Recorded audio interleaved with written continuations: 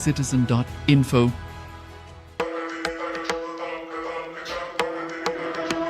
With Paramashiva's grace, we have evolved UAN, United Nations for Ancient Nations.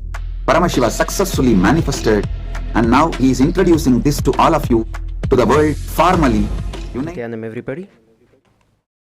It's time for every one of us to settle down. I request all of you to please come to a seated position.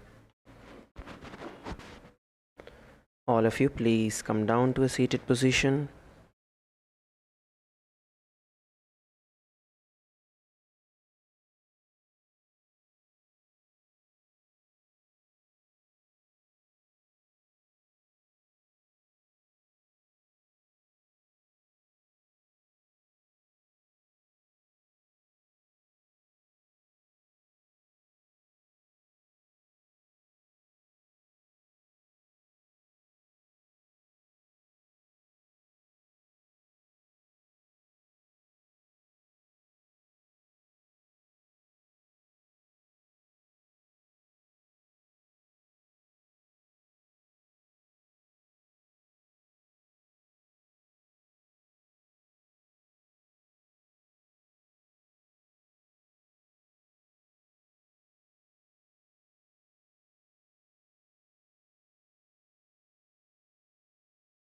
We request every one of you to please settle down with your head, neck and spine in a straight line.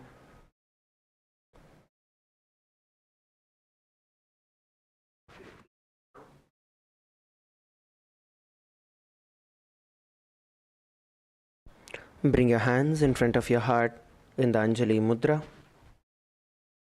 Let us now enter the session with the Sadguru Vandanam.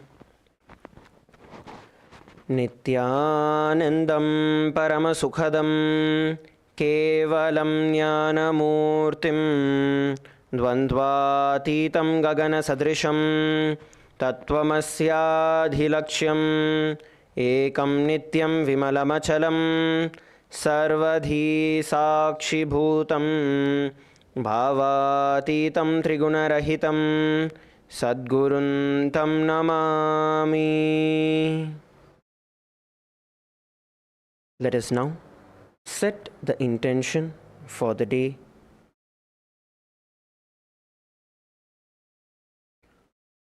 Visualize how you want your entire day to be.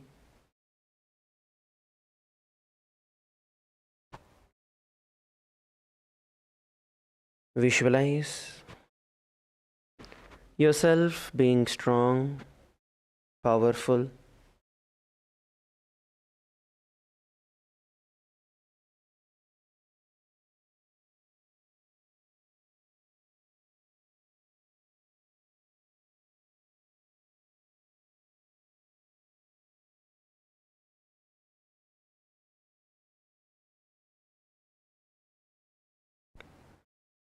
visualize yourself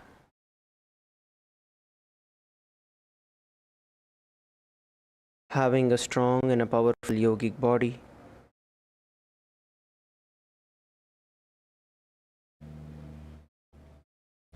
Your body cooperating with you, supporting you to manifest every reality that you want in your life.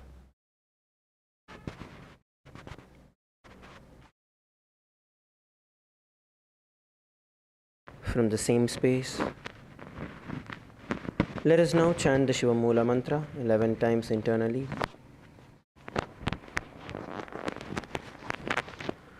Om Ham Hom Shivaya Namaha. Om Ham Hom Shivaya Namaha. Om Ham Hom Shivaya Namaha. Om Ham Hom Shivaya Namaha. Om Ham Hom Shivaya Namaha. Om Ham Hom Shivaya Namaha. Om Ham Hom Shivaya Namaha. Om Ham Hom Shivaya Namaha.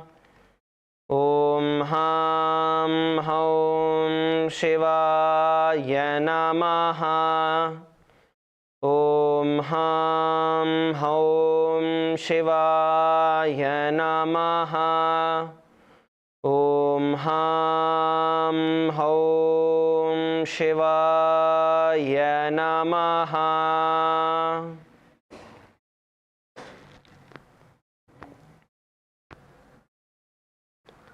Let us now enter into the Tattvachamanam. Now please take an udarni of water in your right palm and sip the water from the base of the right palm along with the mantra Om Atmatattvam Shodhayami Swada. Om Vidyatattvam Shodhayami Swada. Om Shivatattvam Shodhayami Swada. Now wash your hands and with the base of the right thumb wipe your lips twice from the right to the left along with the mantra Om Ham Hridayaya Namaha. Wash your hands again. Now with the tips of your right index, middle and ring finger, touch your upper lip and the lower lip. With the tips of your right hand index finger and the thumb joined together, touch your right nostril and the left nostril. Wipe the tips of your right hand, ring finger and the thumb joined together. Touch your right eye, left eye, right ear and the left ear. Now wash your hands with the udarni of water. Now with the tips of your right hand, little finger and the thumb joined together, touch your navel center. Once again wash your hands with the udarni of water. Now with your little finger and the thumb joined together, touch your right chest and your left chest. Now with all the 5 fingertips joined together, touch the top of your head and touch your right shoulder, your left shoulder and your heart center and wash your hands. We are now going to be entering into the Sankalpa, which is the conscious resolution. When we create a conscious resolution, the very power of the Sankalpa itself will manifest the results that we want to achieve by performing the action. Here, we are going to be creating the conscious resolution, the Sankalpa, to experience and to manifest the state and space of oneness with Swamiji and aligning our geometry to the cosmic geometry of Paramashiva. Let us now enter into the Sankalpa. Please clasp your left hand with your right and place it on your right thigh. Om Mamopata Samasta Duritakshaya Dvara Bhagavat Shri Nithyananda Paramashiva Prityartam Shri Nithyanandeshwari Paramashiva Shakti Sameta Shri Nithyanandeshwara Paramashiva Prityartam Cha Shubhe Shobhane Muhurte Adya Brahmanaha Dvitiya Parardhe Shri Shvetavaraha Kalpe Vaivasvatamanvantare Ashtavimshati Tame Nitya Yuge Prathame Pade Jambudvipe Bharatavarše Bharatakande Meroho Dakshine Parshve Shakhabdhe Asmin Vartamane Vyavaharike Prabhavadinam Shashtyaha Samvatsaranam Madhye Vishwavasunama Samvatsare Uttarayane Lakshmi Venkateshwara Ritau मिथुन मासे शुक्ल पक्षे द्वादश्यां शुभदितौ सोमवासर युक्तायां अनुराधा नक्षत्र शुभ योगा भवकरण एवं गुण विशेषण विशिष्टायां अस्यां शुभदितौ श्री कैलासोन्नत द्वादशान्त श्यामला पीठारूढ़ श्री मीनाक्षी सुंदरेश्वरा भिन्न स्वरूप परशिवपुत्र रत्नकुमार गुरुमन्यतुल्यावतार श्रीपार्वती स्तन्यपानलब्ध दिव्यज्ञान विश्रुत सकल निगमागमसारभूत द्राविड वेद प्रवक्तृ श्रीमत्परमशिवकरुणा समधिगत मुक्तामय चतुरश्रयान गीयमान छत्र चामर श्रीचिह्नकाहलाधि समस्त बिरदावल्यलंकृत ज्ञान विज्ञान चक्रवर्ती सर्वजन संग सद्यो निर्वाण दीक्षा व्ययापवर्गवर्ष विश्रानजीमूत परमतकलभकेसरी शैव सिद्धांत स्थापनाचार्य श्रीराजाधिराज पांड्य महाराज गुरु शपन शाक्यादि महांधकार निवारण ज्ञान भानु वीक्षणानर्हार्ह ध्वजोच्छेदन पूर्वक श्रीमद्वृषभध्वज स्थापक शैव समयकर्तृ सर्वज्ञपीठारूढ़ श्री जगद्गुरु श्री ज्ञान संबंध देशिक स्वामी वागीश सुंदर माणिक्य वाचक स्वामिनाम अवतार भूत श्री ज्ञान संबंध स्वामी पुनरुद्धृत श्यामला पीठ सर्वज्ञ पीठ तृणवत्युत्तर द्विशततम गुरु महासन्निधान अरुणगिरि योगीश्वर परंपरागत अरुणाचल सर्वज्ञ पीठ गुरु महासन्निधान कैलास परंपरागत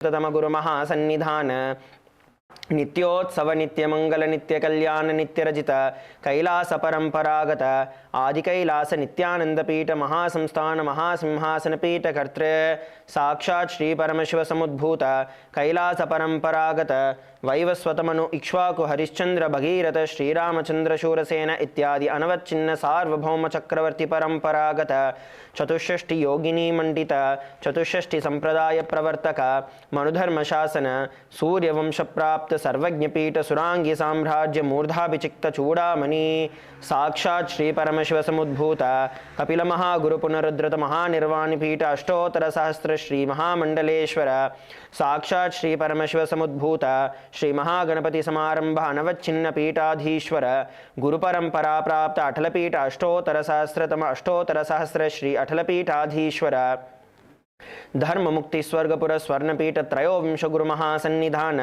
कैलास परंपरागत आदिपीठ सर्वज्ञ पीठ जगद्गुरु श्री कैलास पुनरुद्धारक श्री कैलास परमाचार्य श्रीमत् परमहंस परिव्राजकाचार्य वर्य सच्चिदानंद प्रणव स्वरूप श्रोत्रिय ब्रह्मनिष्ठ श्रीमज्जगद्गुरु श्रील श्री भगवत श्री नित्यानंद परमशिव श्री ज्ञान संबंध देशिक परमाचार्य स्वामिनां प्रीत्यर्थम तेषां पादारविन्दयोः भक्तिसिद्ध्यर्थं गुरुकृपाकटाक्षसिद्ध्यर्थं क्षेमस्थैर्य वीर्य विजय आयुरारोग्य ऐश्वर्याणाम् अभिवृद्ध्यर्थं धर्मार्थकाममोक्ष चतुर्विध फलपुरुषार्थ सिद्ध्यर्थं समस्त दुरितोपशान्त्यर्थं समस्त मंगलावाप्यर्थं भगवत् श्री नित्यानंद परमशिव प्रसादेन सकुटुम्बस्य ज्ञान वैराग्य जीवन मुक्ति प्राप्त्यर्थं पूर्णारोग्य युक्त दृढ़गात्र यौगिक शरीर सिद्ध्यर्थं परमशिव शक्ति आविष्करणार्थं नित्यानंद योगाभ्यासं करिष्ये.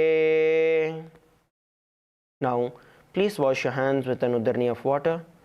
Om abhaupasprisya. Now please place the panchapatram and the uddarni aside.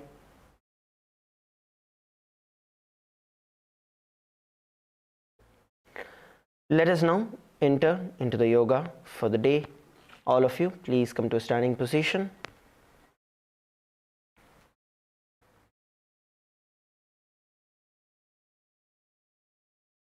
Please stand up on your mat.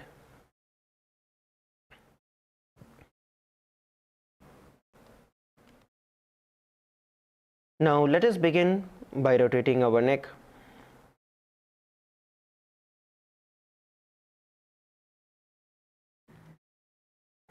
Start off by rotating your neck in the clockwise.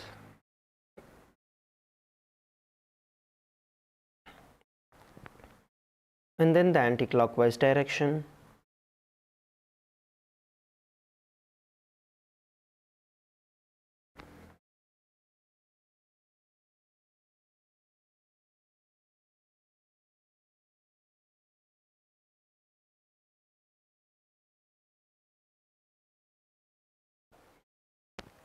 Now interlock your hands behind your neck and you're going to pull your head towards the ground.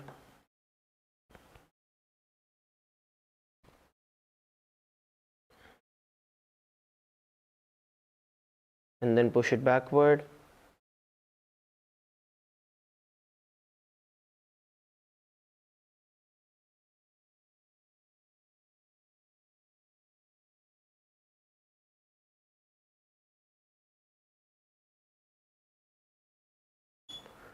When you're doing it, make sure you're stretching completely.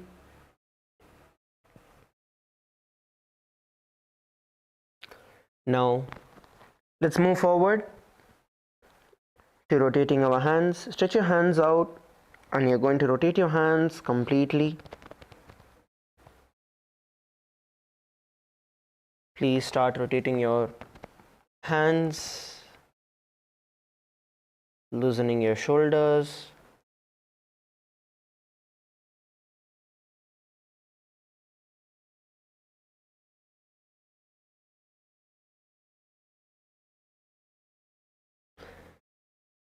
And rotate it in the opposite direction.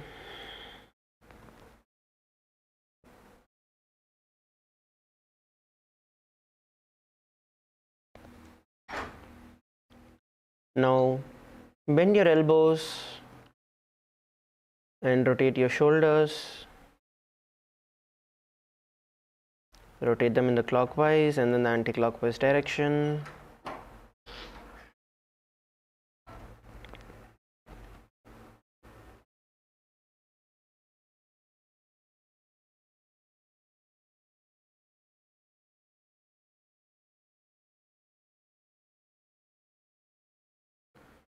Relax. Let us now start twisting ourselves from the left to right. Leave your body loose and twist yourself from the left to right.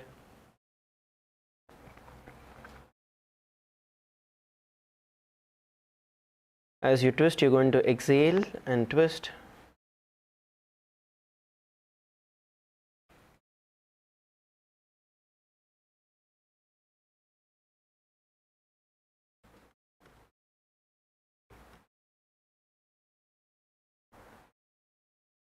As you twist, you're going to be exhaling and you twist.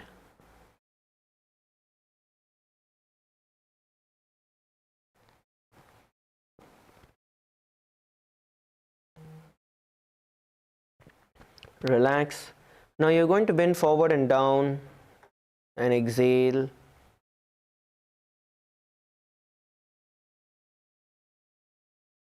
Bend forward and down and exhale.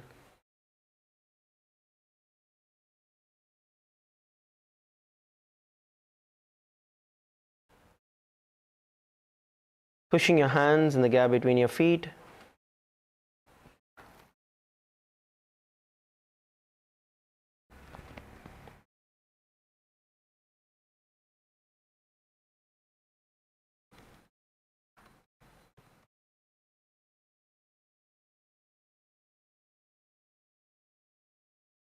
Relax. Now slowly come back to standing position.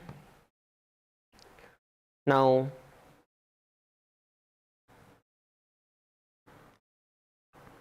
start rotating your wrist.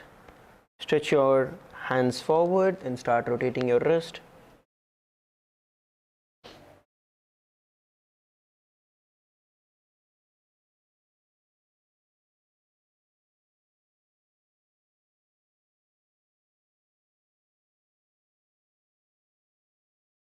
You're going to rotate it clockwise and then the anti-clockwise direction.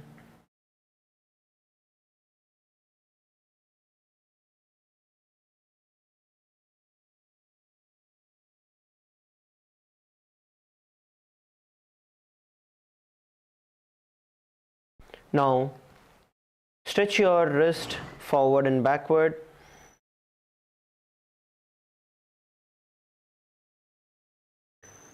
Stretch your wrist forward and backward. Switch your wrist and repeat the same. And relax.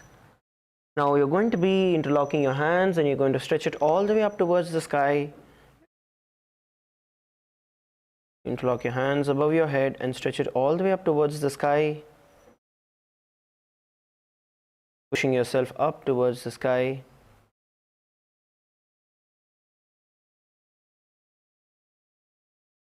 And then slowly you're going to bend towards the left and then towards the right.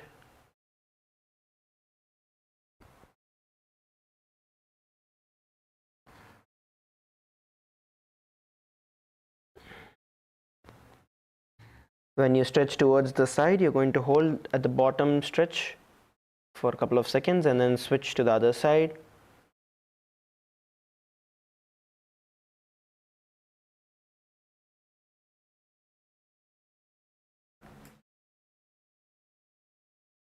Now you're going to interlock your hands behind your back, and then you're going to bend forward and down. You're going to bend forward and down.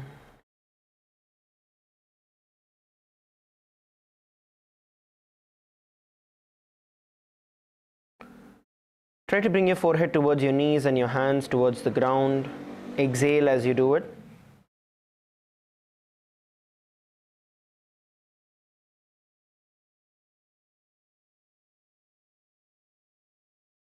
And relax. Come back to a standing position. Let's move forward with rotating our hips.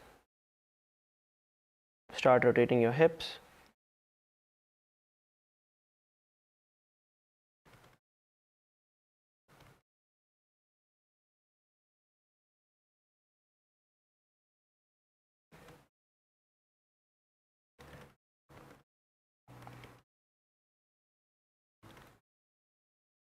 Rotate it in the opposite direction.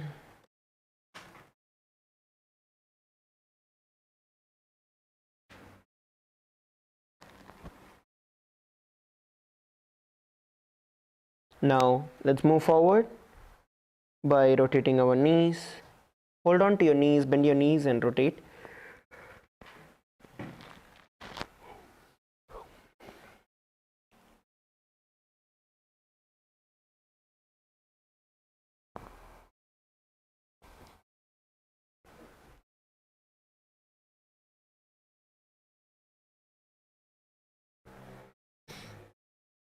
Now let's move forward to rotating our ankles. Raise one leg at a time and start rotating your ankles.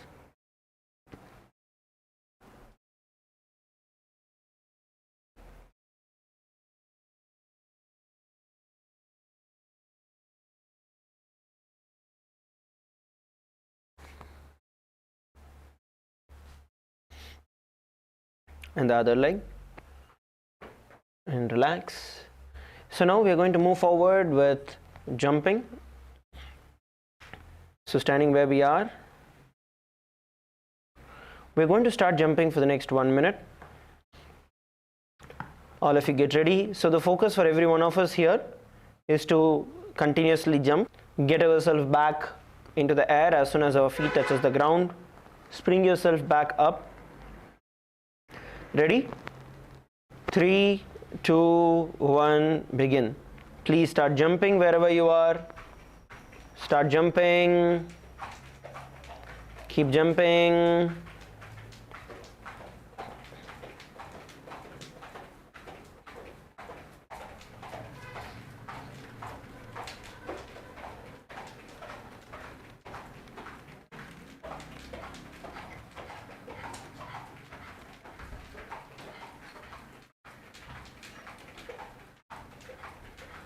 Come on, keep going. We're 30 seconds in.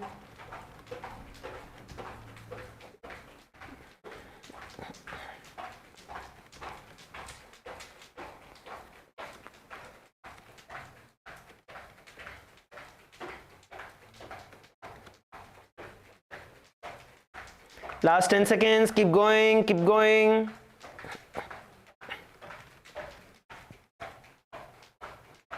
And relax. Just stop and start walking towards the forward and backward of your mat.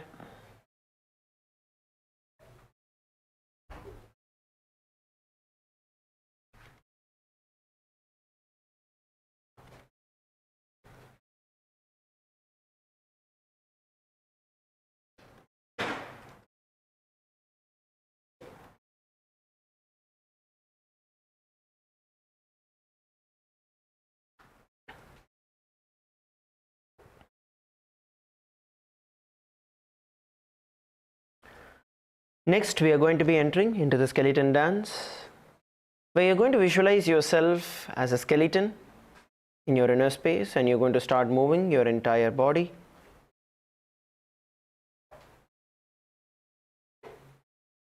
Let us now get ready to enter into the skeleton dance.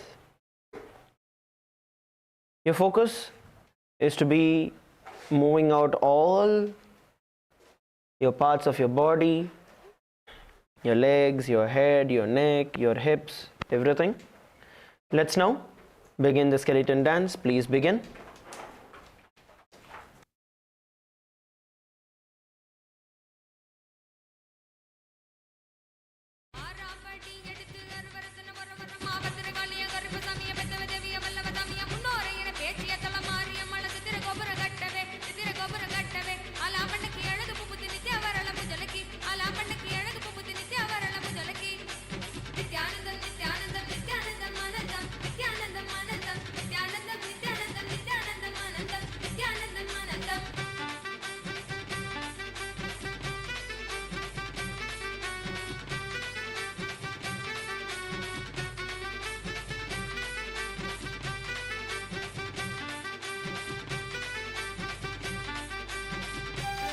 Come on, keep moving, keep moving.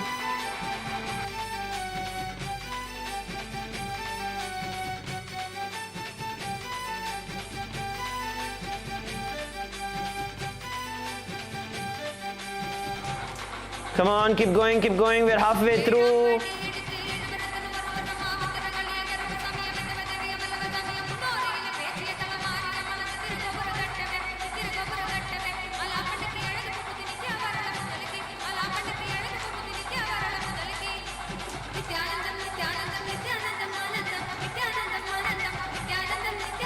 Come on, last 30 seconds.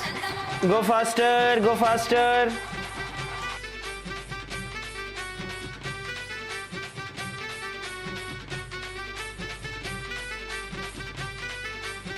Come on, last 15 seconds. Keep going.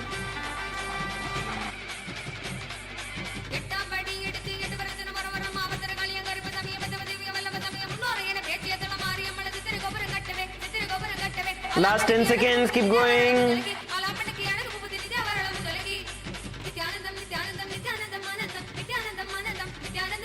Last 5 seconds. Go faster, faster. And relax. Stand wherever you are.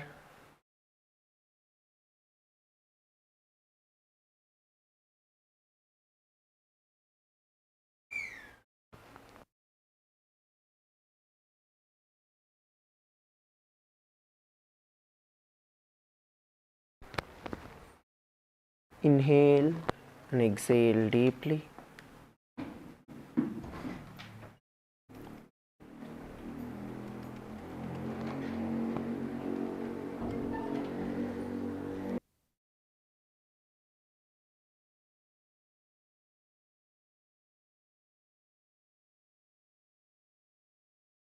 Inhale and exhale deeply.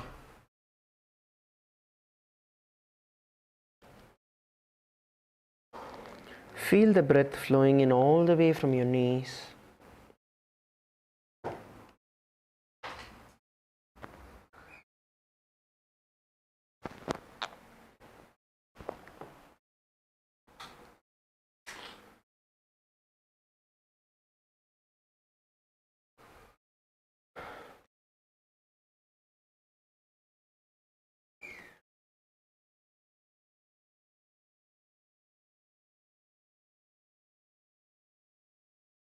Feel the blood coursing through your entire body.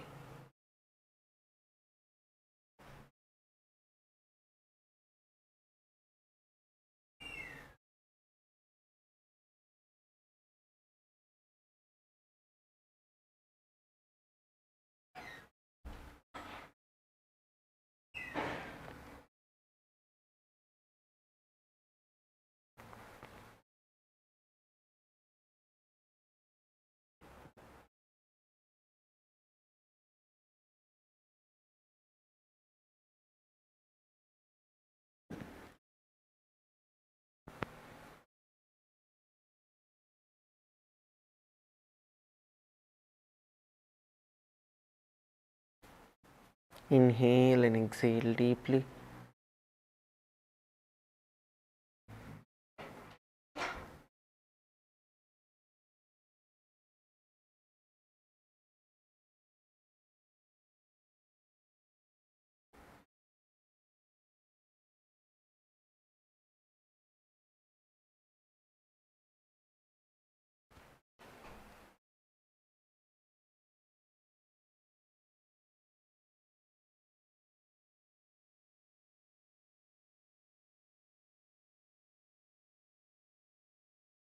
Slowly open your eyes and settle down.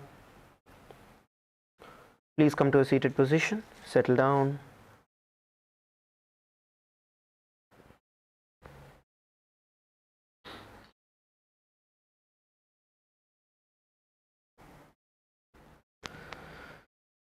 We are now going to be entering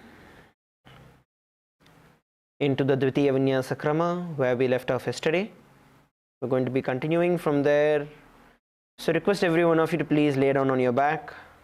All of you lie down on your back. Stretch your feet forward and lie down on your back.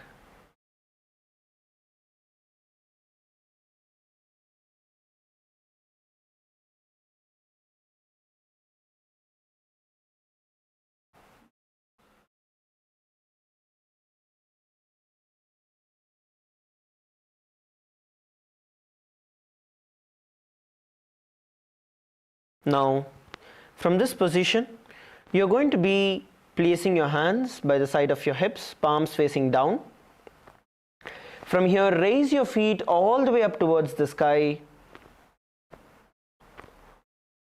and push it all the way towards your shoulder, lifting off all the way from your shoulder, entering into the Viparita Karani.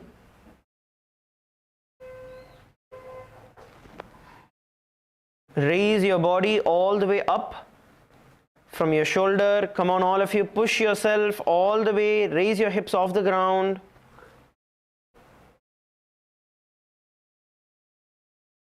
Raise your hips off the ground. Pushing yourself.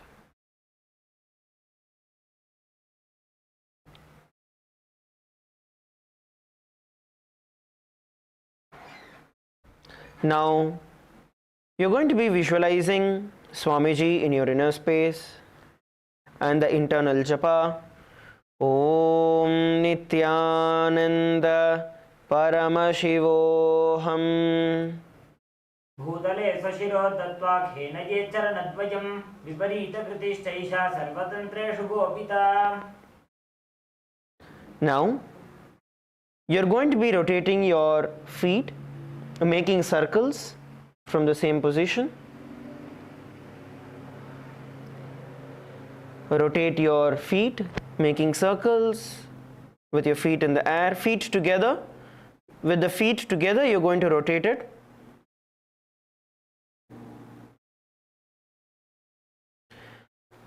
Continue to visualize Swamiji in your inner space. You can place your hands under your hips if you want for support.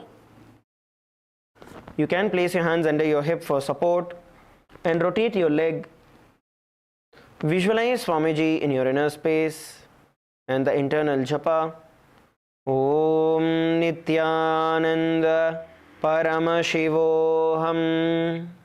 करणी विपरीताख्या सर्वाधिव्याधिनाशिनी नित्यमभ्यासयुक्तस्य जाठराग्निविवर्धनी आहारावहवस्तस्य सम्पाद्य साधकस्य च. Now from this position, slowly bend your leg backward and drop your feet onto the ground behind your head.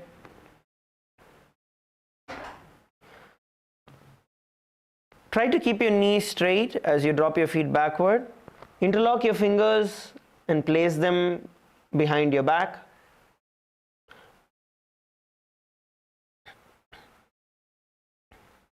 Oh, come on, all of you, try to bend backward. Try to get your feet as close as possible towards the ground.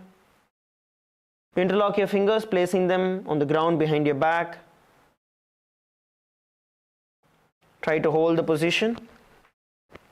You're going to visualize yourself as a plow in your inner space as you're doing this.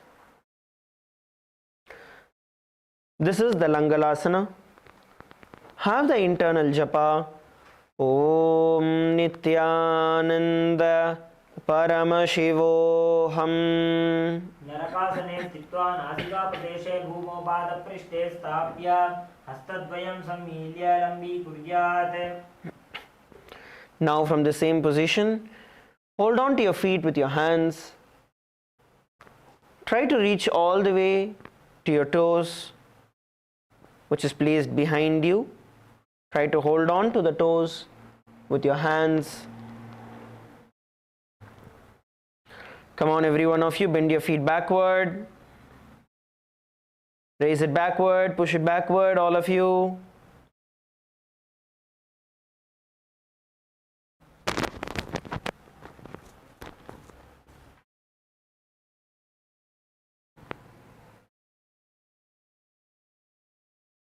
Now, visualize Paramashiva in your inner space and the internal japa. Om Nithyananda Paramashivoham. तानं सृजित्वात् कुर्वीत शैतपश्चिमतानकम्. Relax. You can drop your feet backward. Just relax. Stretch your feet forward. Shake out your feet. Shake out your feet. Okay. We are going to go back to the same position once again. So you're going to be raising your feet off the ground and take it all the way behind your head, placing it on the ground behind you. This time, as we perform the Supta Konasana, you're going to hold on to your feet with your fingers and stretch your feet wide apart, as wide as possible. You're going to stretch your feet as wide as possible and hold the position. Your hips are off the ground, your body is all the way lifted on your shoulders.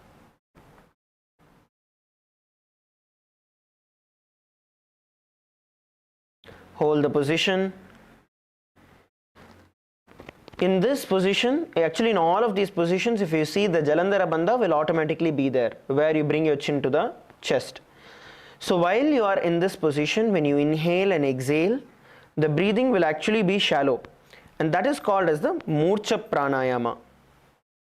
So that happens by default as you are performing these asanas. Visualize Swamiji in your inner space and the internal japa. Om Nithyananda Paramashivoham. परिवृत्ति कुक्षि भागे त्रिदाहि परिकीर्तितः बद्धकोणं सुप्तकोणं ऊर्ध्वकोणमथापि च. Now from the same position, we are going to be moving forward into the Chakrasana. So for you to move into Chakrasana, you are going to be first laying down on the back. Lay down on your back.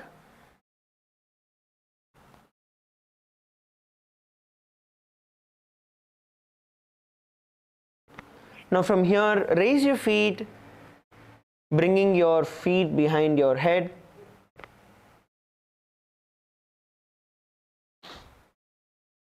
Now hold on to the ankles. Try to keep the knee straight. Hold on to the ankles, trying to keep the knee straight.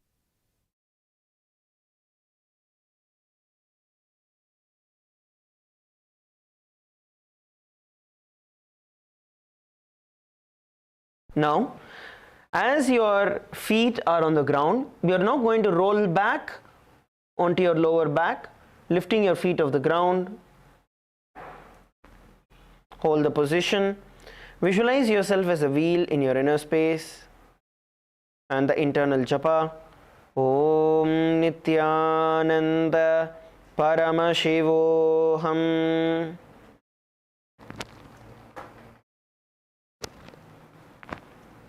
शवासनस्तद्वौ पादौ कुर्यान्मस्तकतः परो युत्क्रमेण ततः शीघ्रमेतत् सर्वस्य साधनम्. Relax, lay down on the back.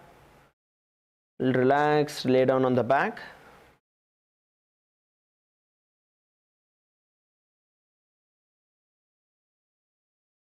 The next asana that we are going to be entering into is going to be the Supta Prasarita Padangushthasana. Now, your hips are going to be on the ground and you're going to raise your feet up. So instead of going all the way to your shoulder, you're only going to be placing it until your hip level. Hold on to your toes with your fingers. Hold on to your big toes with your index and middle finger and open it out. Open it outward. Get it as wide as possible. Open your feet as wide as possible. Open your feet as wide as possible. Come on, all of you. Try and pull your feet as wide as possible. Come on, pull it, pull it, pull it. Perform the Ujjayi Pranayama. Visualize Swamiji in your inner space as you're performing the Ujjayi Pranayama. In the Ujjayi Pranayama, you're inhaling through your nose and your mouth and exhaling through your nose. Continue to perform the Ujjayi Pranayama and the internal japa. Om Nithyananda Paramashivoham. उत्तानपादं क्रौञ्चं च भरीचिं वीरभद्रकं नटराजं त्रिकोणं च सुप्ताङ्गुष्ठप्रसारणे. Now, let's enter into the Supta Padangushthasana. It is the same, but instead of splitting your feet outward, you're going to keep your feet straight above you. Hold on to your big toes with your fingers and hold the position. Try to keep your knees straight. Try to keep your knees straight.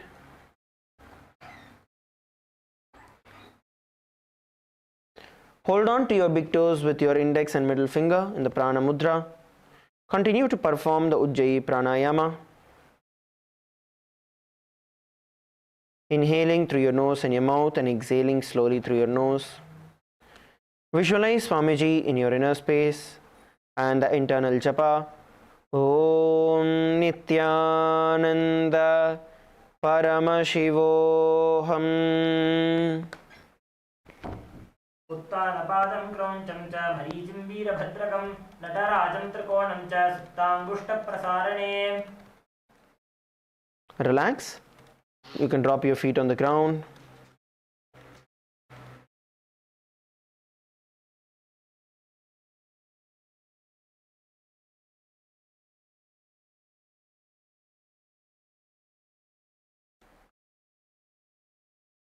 Relax. You can drop your feet on the ground.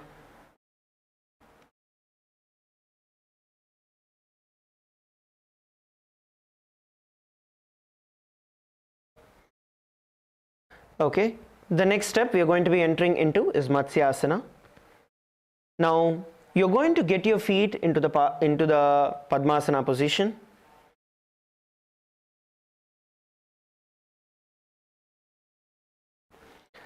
Place your feet in the Padmasana position as you're lying down. Bring your feet into the Padmasana position.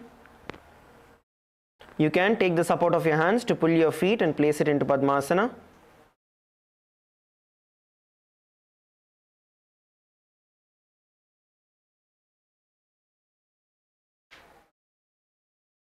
Now, once you place your feet in Padmasana, you're going to be holding on to your opposite elbows behind your head.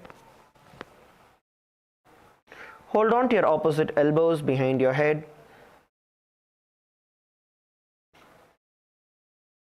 Hold on to your opposite elbows behind your head.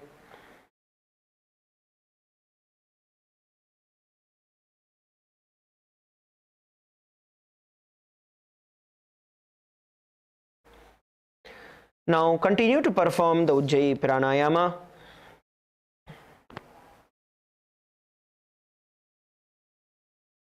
Inhale through your nose and your mouth.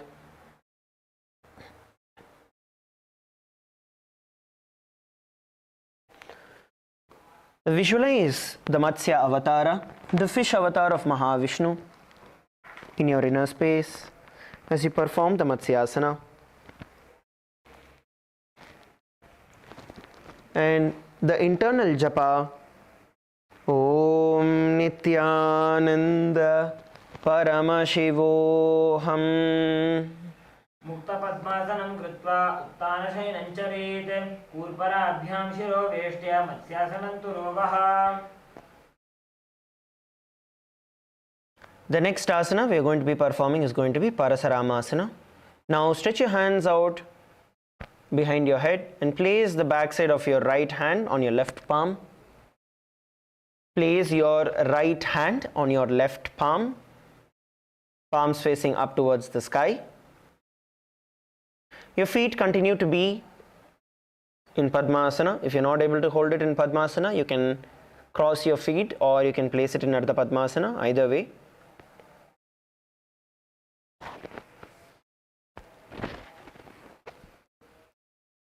Continue to perform the Ujjayi Pranayama. Please continue to perform the Ujjayi Pranayama.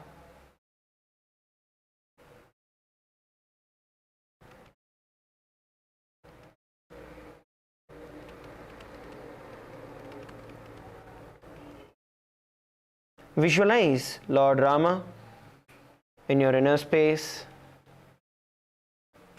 and the internal japa.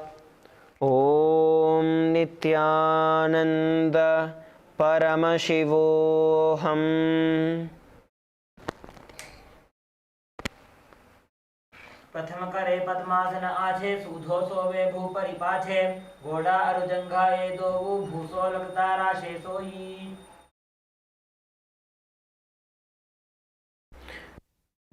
The next asana we are going to be entering is going to be the Sarvangasana.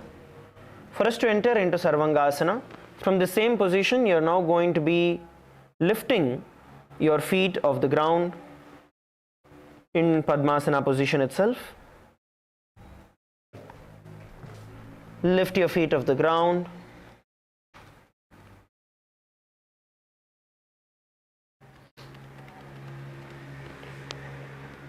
Stretch it all the way up from your shoulders. Stretch your feet all the way up from your shoulders. Come on, all of you, lift, lift, lift, lift. Even if you enter into the shoulder stand and then cross your feet, that is fine. But lift your feet all the way up from your shoulders, entering into the Sarvangasana. And continue to visualize Swamiji in your inner space. And the internal japa, Om Nithyananda Paramashivoham. अथवा क्षेत्र संक्षेपात् सर्वांगासनम् उत्तमं यत्कृत्वा योग निपुनो विद्याभिः पंडितो यथा.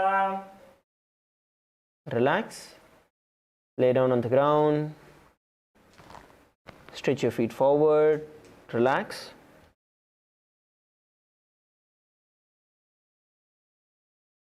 All of you lay down on the ground, on your back.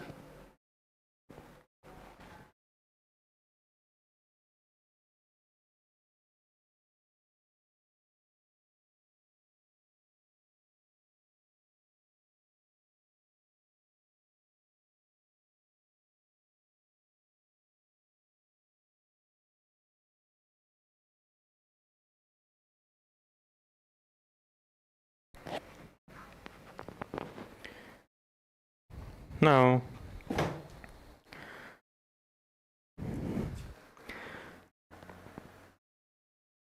as you are laying on the back, place one foot on the opposite thigh. You can take your right foot and place it on the left thigh. And stretch your hands up behind your head and bend your fingers inwards like a hook. And now the knee that is straight, bend that and bring it towards your chest, as close as you can towards your chest, and lift your head and your upper back a little bit up using the strength of your core muscles. This is the Vrishchikasana. Keep your gaze towards the third eye.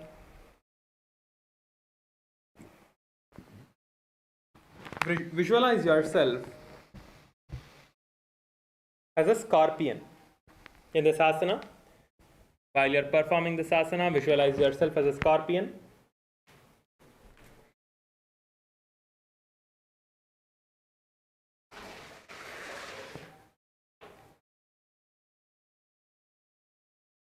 Continue to perform the Murcha Kumbhaka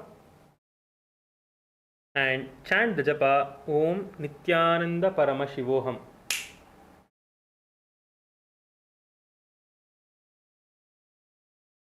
प्रथमशेन सुदोषी शिकेशिकी सन्ति सुदाखे.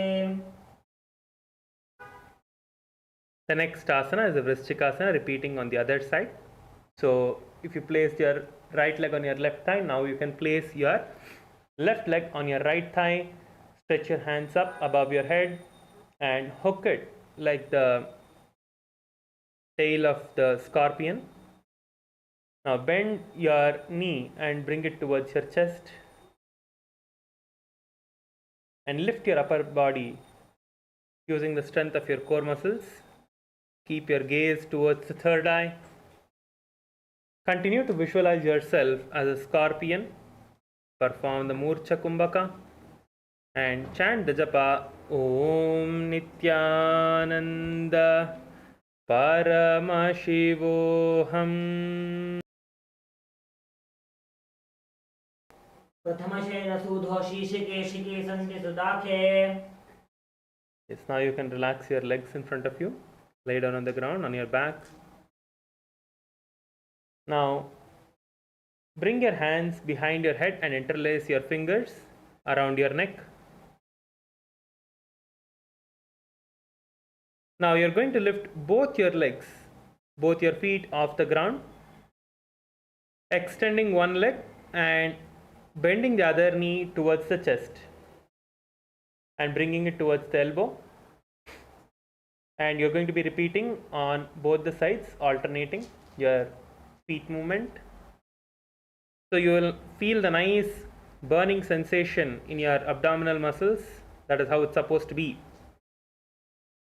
As you're performing this, visualize Swamiji in your inner space.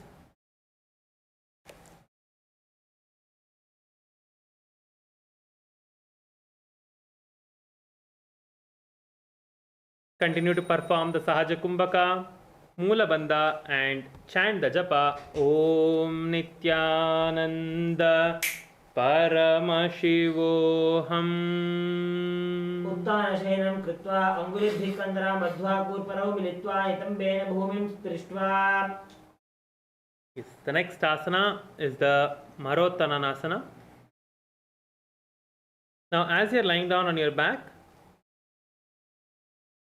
lift the legs one by one and try to touch it towards your ears. Alternate and bring the other leg up. Yes, please continue to repeat this and try to bring your knee towards your ears. Your respective knee towards your ears, alternating your legs.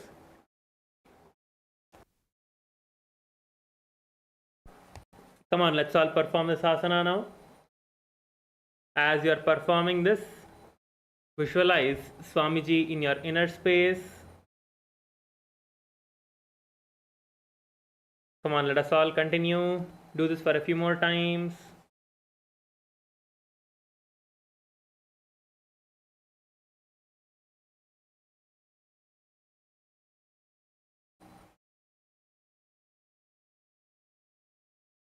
Please continue to do this for a few more times.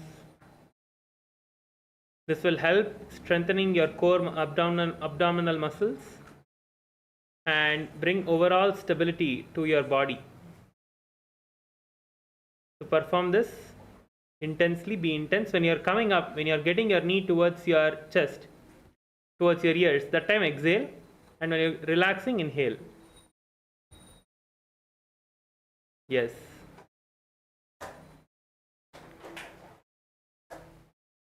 Continue to visualize Swamiji in your inner space. Perform the Sahaja Kumbhaka, Moola Bandha and chant the japa Om Nithyananda Paramashivoham. श्रोतानवत् संसिद्धि कृत्वा जानुद्वयं पर्यायेन कर्णयोः संस्पृशेत् मायोत्तनं भवति. Yes. The next asana is the Brikasana. So now please look at how to perform the asana first. So as you are lying down on your back, you need to place the feet flat on the ground by bending your knees up, and now stand up like this, and then again go back to lying down position. If you need to use your hand, you can use your hand to come up and go down. If you need the support of your hand, you can use the support of your hand. But if you can't do it without your hand support, do it without the hand support. This is the Brikasana. Yes, come on, all of you perform this asana.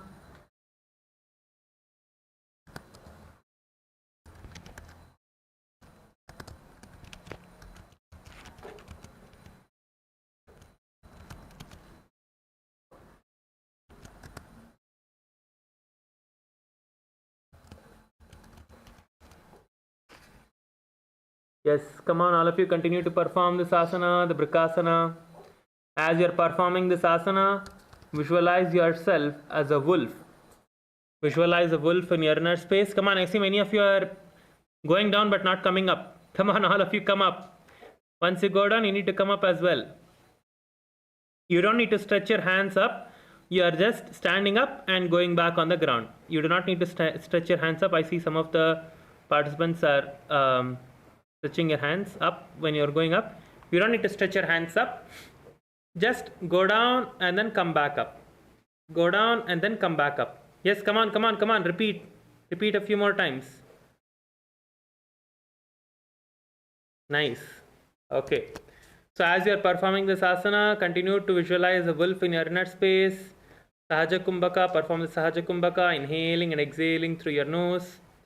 Moola Bandha, and chant the japa Om Nithyananda Paramashivoham.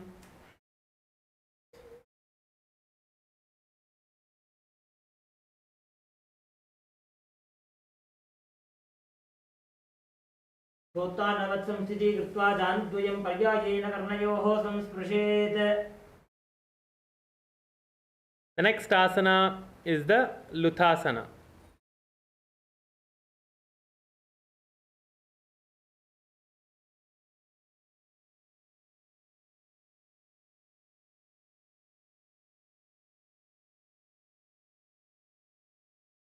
So all of you can see how to perform the Luthasana first. All of you please look at the screen. We are going to be showing how to perform the Luthasana. So this is actually tumbling backwards. So you can see how to perform the Luthasana. So this is the Luthasana. Okay. So now you'll come back to the plank position, stretch your legs in the front of you, and then again tumble backwards. I think all of you might have done this in your kindergarten when you were in school. So let's all perform this now. This is called the Luthasana. Yes, come on, make sure that you have enough space in front of you and just roll. If you need to roll, you can roll a little bit towards the side so you don't come onto your head itself. Come on, come on, come on, all of you try. Give it a try, give it a try. At least do 5 times. Each one at least do 5. Repeat at least 5 times, as much as you can. I'm seeing many people simply sitting. Come on, come on. Roll backwards. Try, try, try. Yes, yes. I see in the male side one person is doing. Nice, Aya. Very nice. Try to roll towards the side a little bit. If you're not able to go straight on your head, right?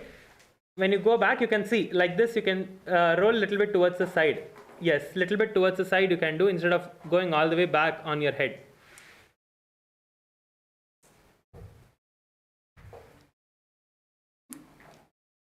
Yes, come on, come on.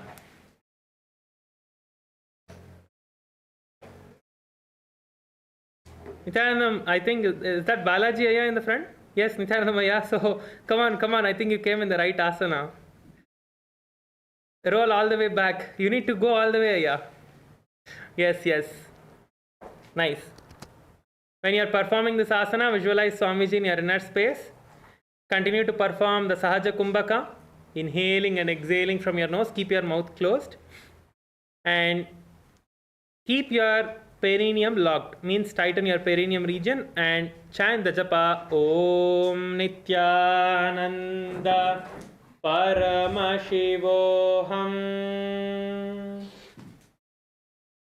उत्तानशयनं पादौ शिर उल्लङ्घ्य भूमौ स्थापयित्वा. Yes. Now as you are in the plank position, just go down from the plank position. Lie down on your stomach. All of you lie down on your stomach. We are going to be performing the Sarathasana now. We are going to be performing the Sarathasana. So all of you go down on your stomach. All of you lie down onto your stomach. So as you are lying down on your stomach, you are placing your hands by the sides of your chest. You are having your hands by the sides of your chest. And keep your chest down. Your chest is on the ground. Your chest is on the ground. Your hands, only your palms are on the ground. Your elbows are up. Your elbows are lifted up. Your hands are only on the ground. Your palms are on the ground. And in this asana, your head is not on the ground. So you are going to be whistling, inhaling and exhaling through your mouth while making a whistling sound.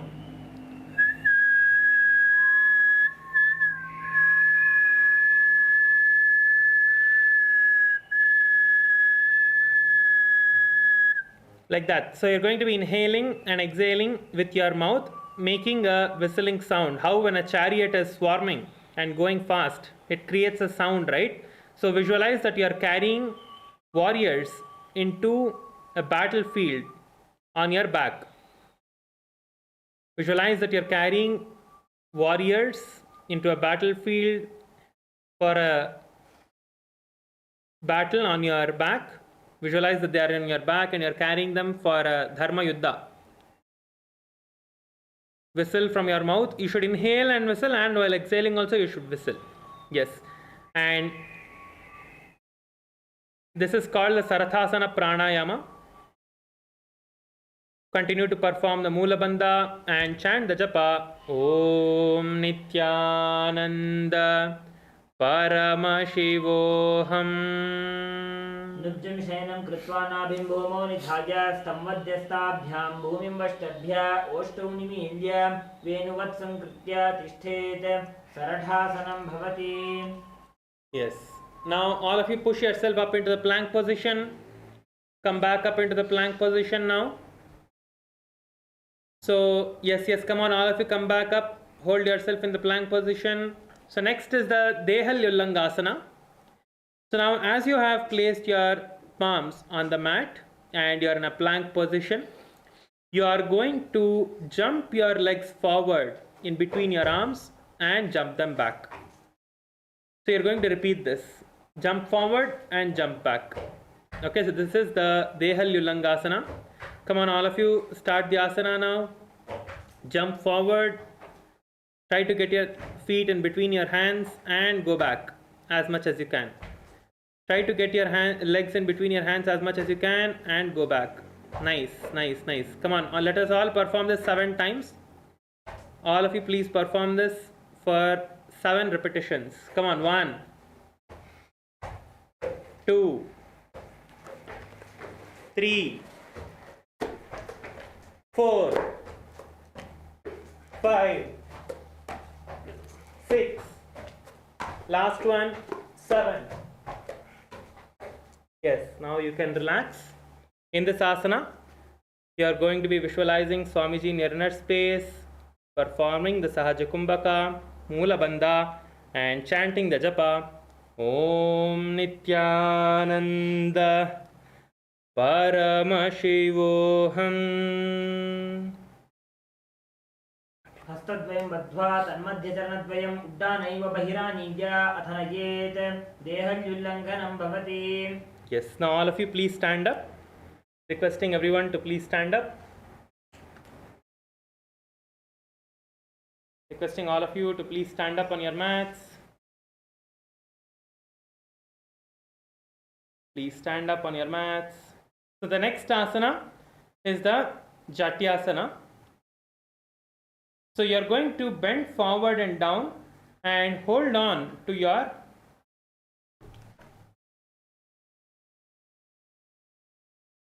palms on the mat. Sorry, you're not going to hold on to your feet. You're going to place your palms on the mat.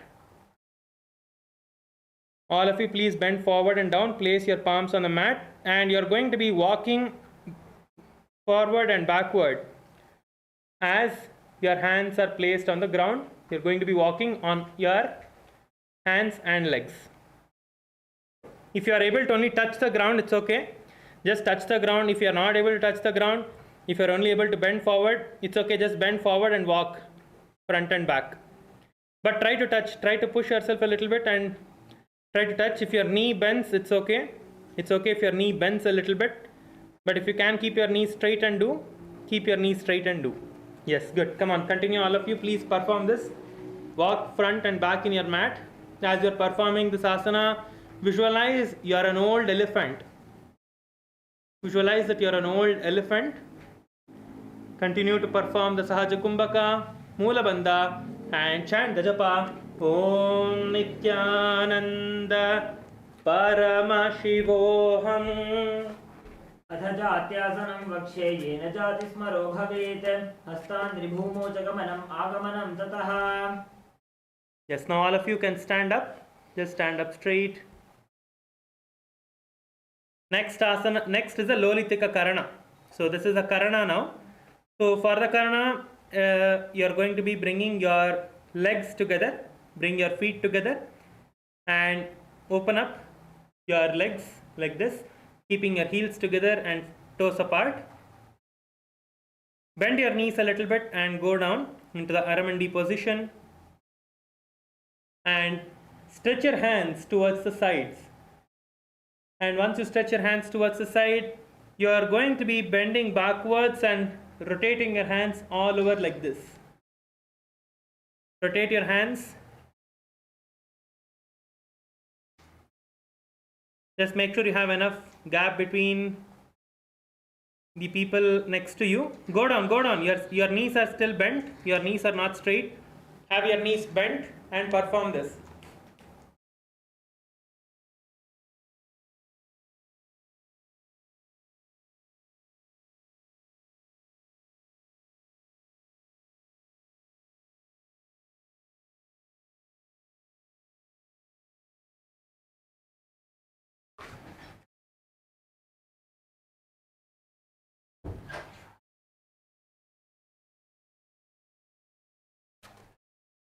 Yes. Okay, now you can relax. Just stand on the mat now with your legs straight, your hands by the sides of your thighs, just your hands by the sides of your thighs. Make your body completely stiff.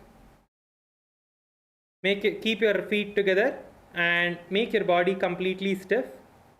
Have your body tight and stiff.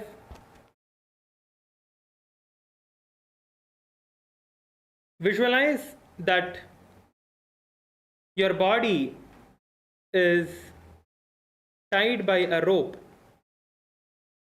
and the Kundalini Shakti is raising and curling all around you. It's raising up your back and curling around you. Visualize that your Kundalini Shakti is raising up and curling around you. Keep your eyes closed and visualize this as you have your hands by the sides of your thighs. Visualize that the Kundalini Shakti is raising up and curling all around your body. In this asana, continue to perform the Sahaja Kumbhaka, inhaling and exhaling from your nose.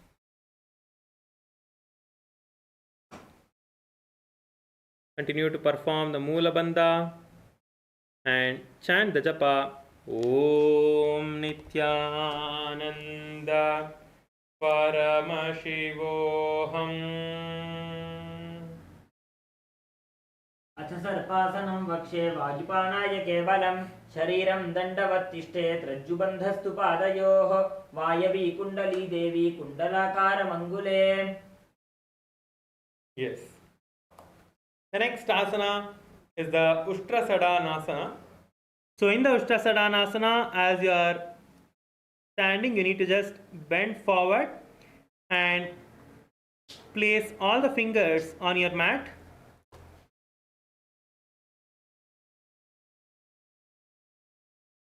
Place all the fingers on your mat like this.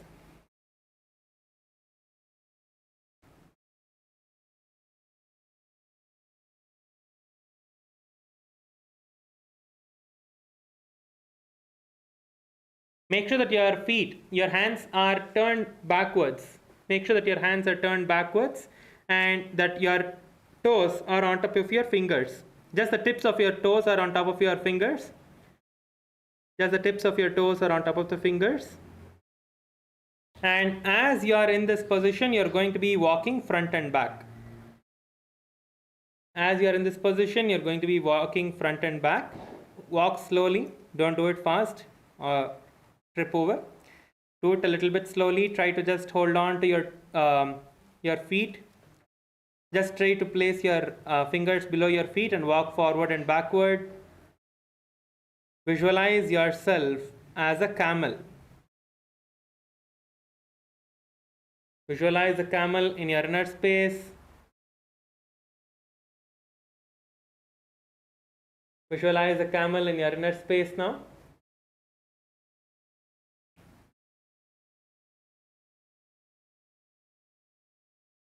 Visualize the camel in your inner space and continue to perform the Sahaja Kumbhaka.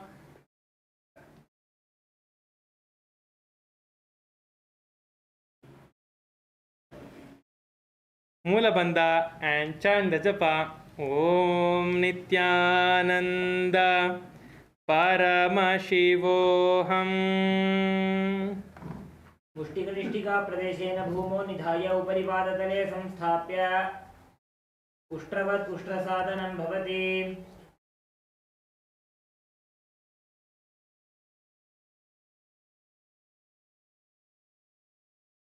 Yes, the next asana is the Ashwasana. So again we are going to be bending forward, but this time instead of holding your feet from the forward, you are going to be holding your feet from the side. You are going to be placing your hands under your feet from the side. See, the previous asana you did it from the front. This asana you are going to be doing it from the side. This is the Ashwasana. Okay, come on, all of you bend forward and place your hands below. Come on, all of you bend forward now. Let us start. Start walking forward and backward in your mat, visualizing yourself as a horse.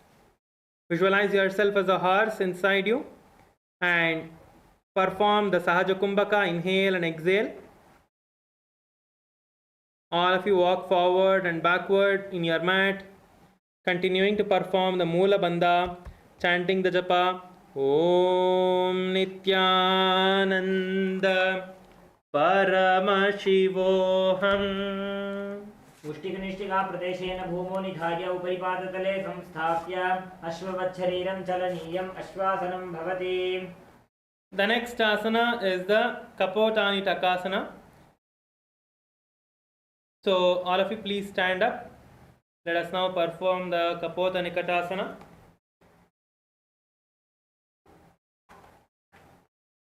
As you are standing up, bring your feet together, place your feet together and get your hands behind you, lock your fingers behind your back.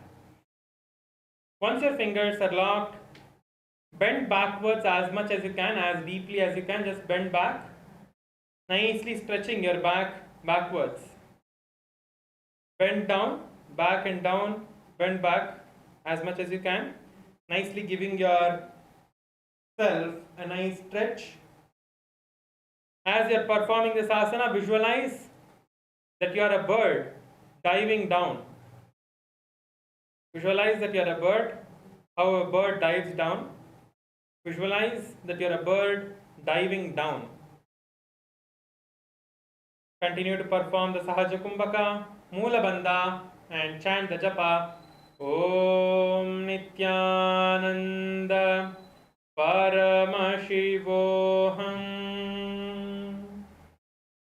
पादतले भूमौ निधाय पृष्ठभागेन हस्तौ जङ्घापर्यन्तं नीत्वा कपोतनिटकं भवति. Yes, you can raise up now. The next asana is a Talapushpa Putam Karana. So this is the Karana now we are going to be performing. So again get back into the Aramandi position with your heels together, toes apart, knees bent. All of you get into the Karana with your heels together, toes apart. And from here, you are going to be bringing your hands in the Anjali Mudra in front of your heart center. And once your hands are in the Anjali Mudra, you are going to be slightly turning towards the left and bring your hands into a position as you are offering the flowers to Paramashiva. Yes, as you are offering flowers to Paramashiva, and then come back to the center and do the same to the other side. And while you are performing this, your legs, your one leg is raising up as you are performing this. The side that you are turning to, that leg raises up and you come back to the center. Perform this gracefully. All the Karanas are to be performed gracefully. So perform this gracefully and slowly. Visualize that you are offering the flowers to Paramashiva, to Swamiji. Visualize that you are offering the flowers. Yes. Now you can stand up. Now you can relax and stand up. Now keep your feet together. We are going to be performing the Khadgasana. Keep your feet together. And now you first look at how to perform this asana. From this position, you are going to be bending down, jumping backward and coming back up. You're going to do a push-up, come back up and get your hands into this position. You're going to get your hands in front of you like the horn of a rhinoceros. So go down, jump your feet back, do a push-up and come back up into the standing position. Come on, all of you perform this. All of you are doing only the last step. Jump back, do a push-up, come back up and get your hands in front of you, your elbows together. Your elbows together. When you are coming up, your elbows are together. Visualize that you are a rhinoceros. Visualize yourself as a rhinoceros and keep your gaze towards the nose. You only perform this one time. You don't need to repeat this again and again. Just perform this one time and get your elbows together. Make sure that your elbows are together. Yes. Bend forward. Keep your back straight.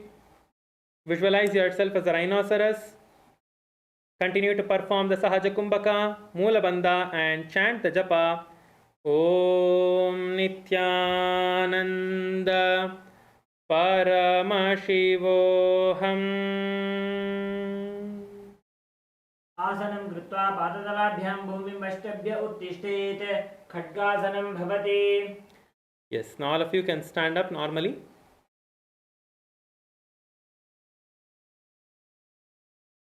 The next asana we are going to be doing is the Uttanottanam. So in the Uttanottanam, it is very simple. You are just going to be sitting down and coming back up. It is just squats. So just go down as low as you can and come up. So let's do the Uttanottanam together now. We are going to be performing the squats. Okay. So all of you first lock your hands together in front of your chest like this and let us perform. How many do you want to perform? Let us perform 21. Yes? Or let us all perform 21 repetitions. Yes? If all of you are ready, please wave your hands. If all of you are ready for 21, please wave your hands. Okay, great. Yes, come on. We are going to be counting. Let us all do it together. See, you are going down from your hips. Your hips are going down all the way. You are not bending your back forward. I see that many of the participants are bending your back forward. Your back is up straight. You are only going down from your hips and coming up. Okay, let us start now. Let us all get ready and let us start. Hold your hands in front of you. Position your feet properly. And let us start on the count of 3, 2, 1. Start. 1, 2, 3, 4, 5, 6, 7, 8, 9, 10, 11. Come on, 10 more. 12, 13, 14, 15. Come on, 16. Keep going, keep going. 17, 18. Come on, last three. 19, 20, and 21. Nice. All of you did a good job. Nice, nice, nice. Just shake your feet out. Relax your feet a little bit. In this asana, we will be visualizing Swamiji performing the Sahaja Kumbhaka and chanting the japa.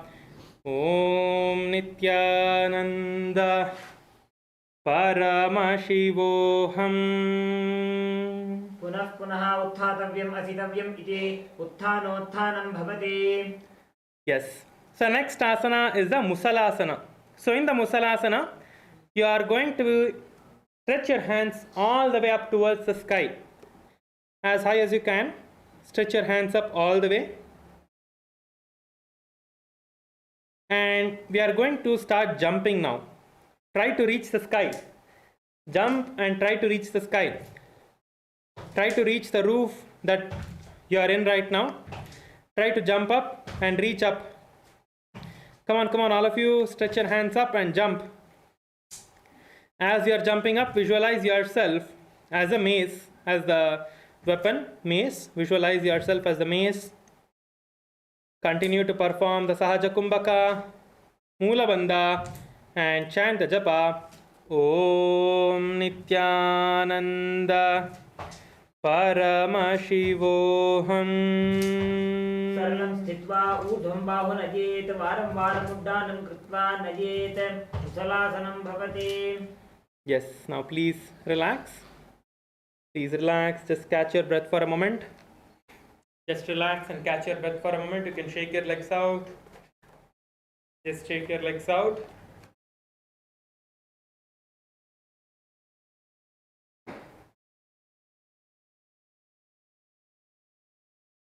Yes. The next asana we are going to be performing is the Uchir Shakasana. So from the standing position, pull the soles of one foot. You can start with your right leg, stand on the left leg, and pull the soles of your right leg towards your stomach, and you are going to squat down on one leg and come back up. Go as low as you can and come back up. If you can just hold your leg and just move a little bit also, that is fine. But do as much as you can. If you can go down, you can go down. If you need to take the support of the hand to go down and come back up, you can do that as well. Come on, all of you, perform this asana. You can use the support of your hand to go down and come back up. And you're going to repeat this on the other side. So you're going to keep alternating between your right and left. Keep alternating between your right and left. Keep your gaze towards the nose. Visualize Swamiji in your inner space as you perform this asana. Come on, all of you, visualize Swamiji in your inner space. Continue to perform the Moola Bandha and chant the japa. Om Nithyananda Paramashivoham. एकैकं पादतलं दोक्षौ निधाय तिष्ठेत् उच्छीर्षकं भवति. The next asana is the Parshvajanukarana. This is not an asana, this is a karana. So the Parshvajanukarana, first stand in the Aramandi position. All of you please get into the Aramandi position with your heels together, toes apart. Stand in the Aramandi position. Bend your knees and go down a little bit. So from this position, you are going to switch your balance towards the left side and lift your right knee up towards your chest and hold it with your hand, and your hand is placed as a fist. Your right hand is as a fist and your left hand is by your hip. your left leg is bent, you are only holding with one leg. Hold it with your forearms, not with your hands. Hold it with your forearms. You're holding your leg with your forearms, not with your hands. Do it only on the right side. We'll repeat it on the left side when we are coming to it. So this we are doing it only on the right side right now. So bring your right knee towards your chest and hold your right knee using your forearms and balance here.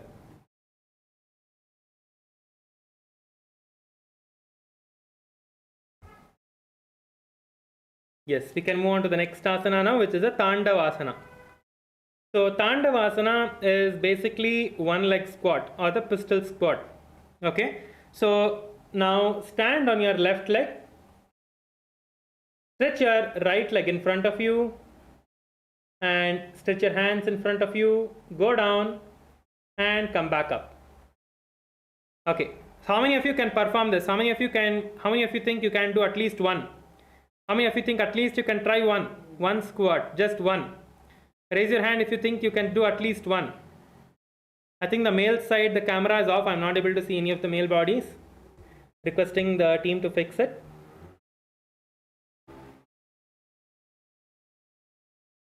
Yes, okay. Let us all perform. You can use the support of your hands. You can use the support of your hand if needed. Now, you can use the support of your hand if needed. How many of you think you can do it? Come on, raise your hands. If you can do it with the support of your hand. I am sure all of you can do. Come on, let us all give it a try. Stretch your hands forward. Stretch one leg forward. Stretch your right leg forward. Just go down with the support of your hand. Even if your right leg is bent, it is fine. Yes. Come on, go down. If you need support of your hand, you can take the support of your hand. If you need the support of your hand while going down and to push yourself up, you can take the support of your hand. And when you are coming up, you can just place the leg on the ground. When you are coming up, you can place the leg on the ground. Come on, all of you perform the asana now. Just try at least one. Just try one. Come on, all of you give it a try. Yes. Good. I see many of you are trying. See, only if you try, it is going to happen. So try, even little bit is fine. Visualize yourself as a fierce form of Paramashiva doing the Tandava, doing the dance, doing the cosmic dance. Visualize yourself as Paramashiva who is doing the cosmic dance, the fierce dance. Visualize yourself as that. Continue to perform the Sahaja Kumbhaka, Moola Bandha and chant the japa Om Nithyananda Paramashivoham. एकेन पादेन स्थातव्यं ताण्डवासनं भवति. Yes. Good. I see that still some of you are trying. You can quickly try.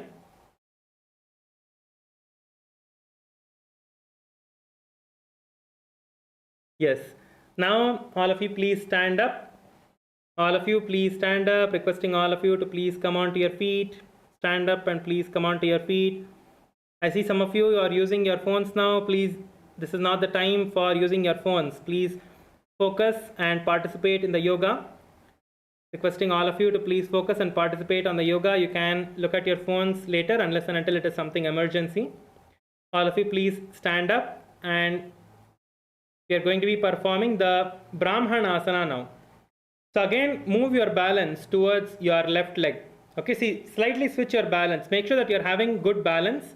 Don't jump around while you're performing the asana. Have a balance on your leg and keep your drishti, means your focus, your eyes on one point in front of you.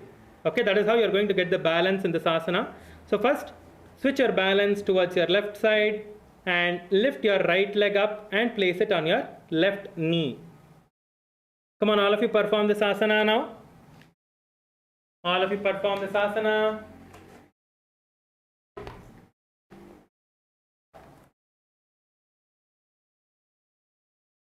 Keep your focus on one point in front of you. Keep your gaze on one point.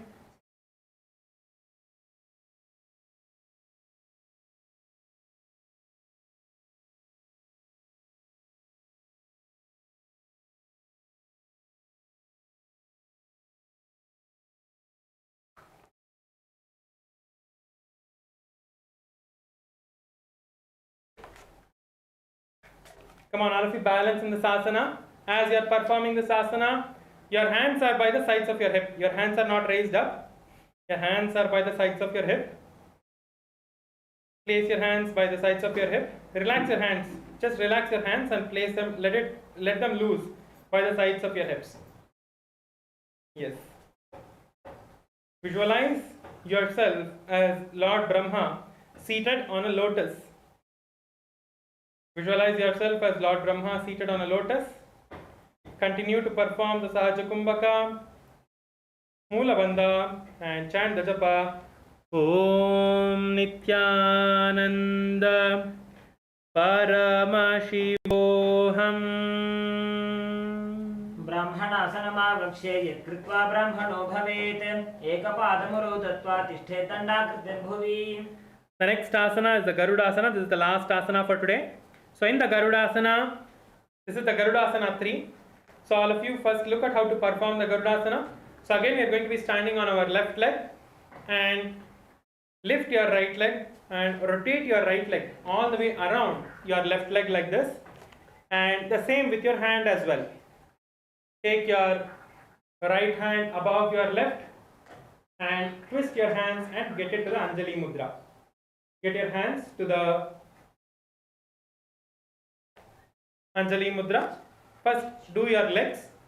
First lock your legs around and then lock your hands around as well. Gaze towards the point in front of you and hold in this asana. Or gaze towards the point in front of you and hold yourselves in this asana, in the Garudasana 3. Visualize yourself as Lord Garuda in your inner space. Come on, all of you. I see that your hands are locked, but your legs are all straight. Come on, all of you, get your legs also into the position. Get your legs as well into the lock position. Perform the Sahaja Kumbhaka. Inhale and exhale. Lock yourself into the Moola Bandha and chant the japa. Om Nithyananda Paramashivoham. उत्तानकूर्मपीठं च सिंहद्वारुडमेव च वातायनं गोमुखं च भारद्वाजं त्रिविक्रमम्. Yes. Now all of you can relax. Please lie down on your mats. Please go down and lie down on your mats. Stretch your feet out. Place your hands by the sides of your hips.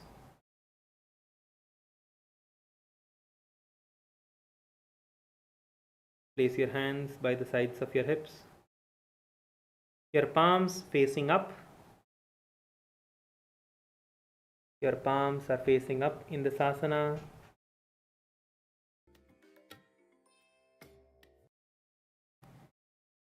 Your head is also straight. You do not bend your head towards the sides. Keep your head straight up. Inhale and exhale in this asana. Visualize that your body is being liberated by Swamiji.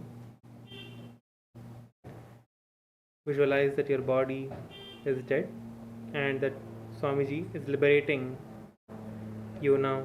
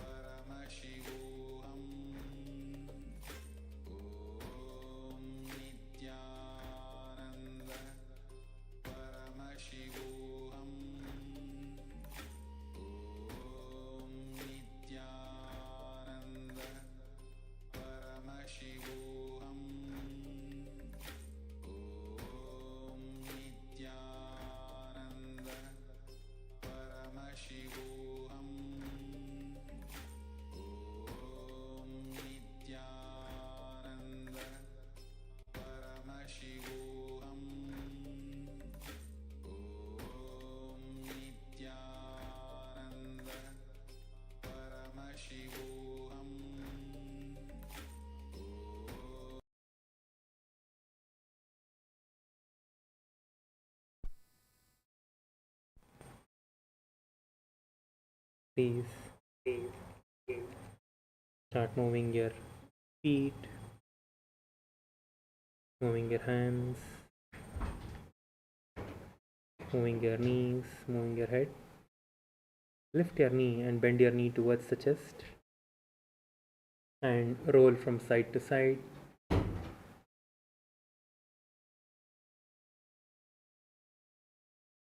And please be seated up.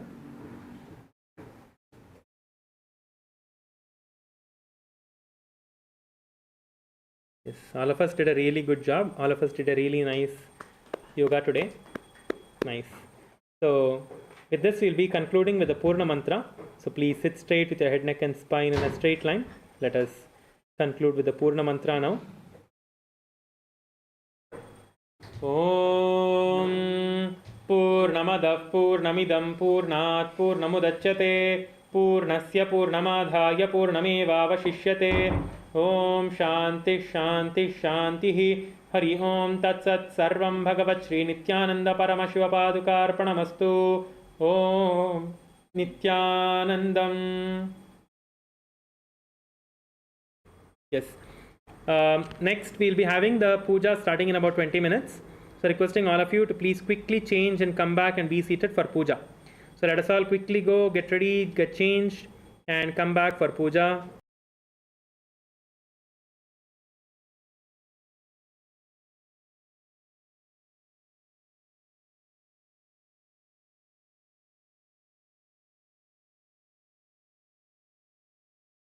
Paramashivoham Om Nithyananda Paramashivoham Om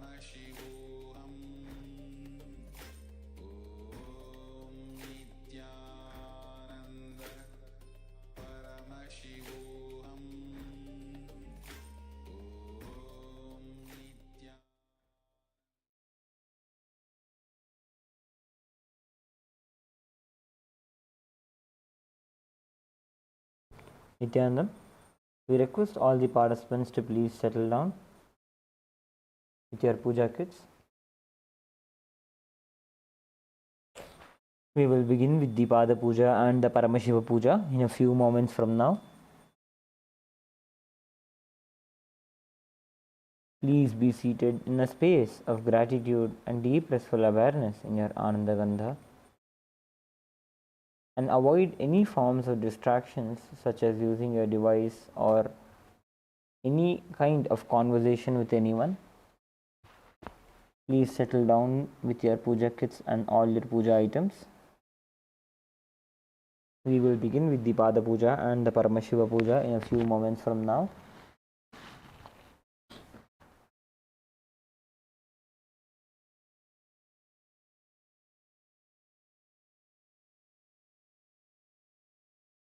Remember Swamiji in your Ananda Gandha as you establish yourself into a meditative space to enter into the Pada Puja and the Paramashiva Puja.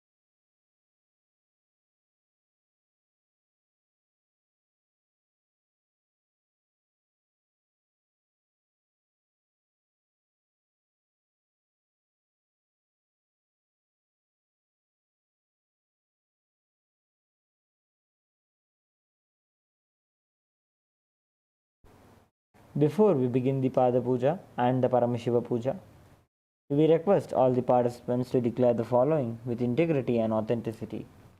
If you agree to the following, please say yes loudly. I authentically cognize, which is internally process, understand and declare the truth that the cosmic energy exists. Yes. I authentically cognize, which is internally process, understand and declare the truth that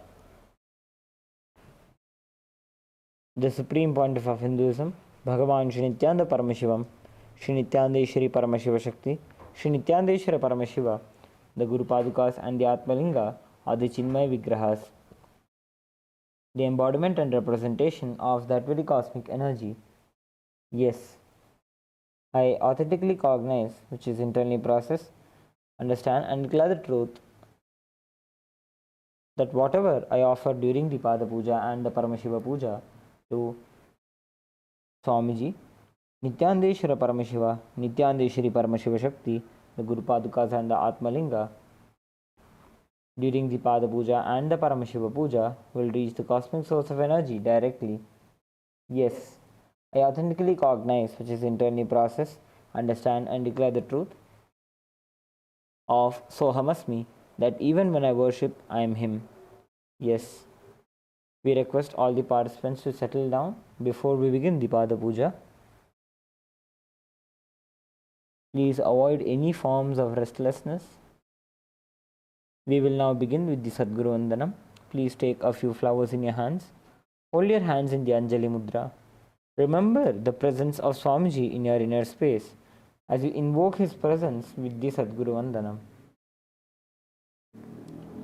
Nithyanandam Paramasukhadam Kevalam Jnanamurtim Dvandvatitam Gaganasadrisham Tattvamasyaadilaksham Ekam Nityam Vimalavachalam Sarvadi Sakshibhutam Bhavatitam Trigunarahitam Sadgurum Tam Namami Nithyanandeshwara Paramashiva Samarambham Nithyanandeshwari Paramashiva Shakti Madhyamam Nithyananda Paryantam Vande Guru Paramparam Lalate Tripundri Nitila Kritakasturi Tilakaham स्फुरन्मालाधारस्फुरितकटिकौपीनवसनः दधानो दुस्तारं शिरसि फनिराजं शशिकलां प्रदीपः सर्वेषाम् अरुणगिरियोगी विजयते.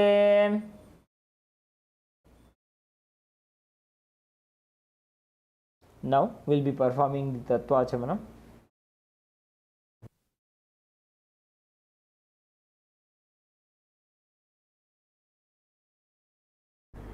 Keeping your right hand in the Gokarna Mudra, take an udarni of water into your right palm. Sip the water from the base of the right palm along with the mantra. Om Atmatattvam Shodhayami Swadha. Please take another udarni of water. Om Vidyatattvam Shodhayami Swadha. Please take another udarni of water. Om Shivatattvam Shodhayami Swadha. Please wash your hand with an udarni of water. With the base of the right thumb, wipe your lips twice from the right to the left.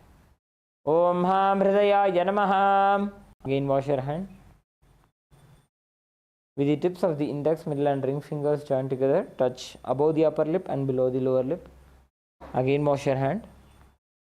With the tips of the index finger and thumb joined together, touch the right nostril, the left nostril. With the ring finger and thumb joined together, touch the right eye, the left eye, the right ear and then the left ear. Again wash your hand. With the little finger and thumb joined together, touch the navel center, the right chest, the left chest. With all 5 fingers joined together, touch the top of the head, the right shoulder, left shoulder and then the heart center. Again wash your hand. Next is the Shuklambaradharam. Please take a few flowers and akshata into your hand, into your right hand. Clench both your hands into fists, bringing them into the Mushti Mudra. Tap the sides of the forehead along with the mantra. Om Shuklambaradharam Vishnum Shashivarnam Chaturbhujam Prasannavadanam Dhyayet Sarvavighnopashantaye. Next is the Pranayama, the inhalation, retention and the exhalation of the breath.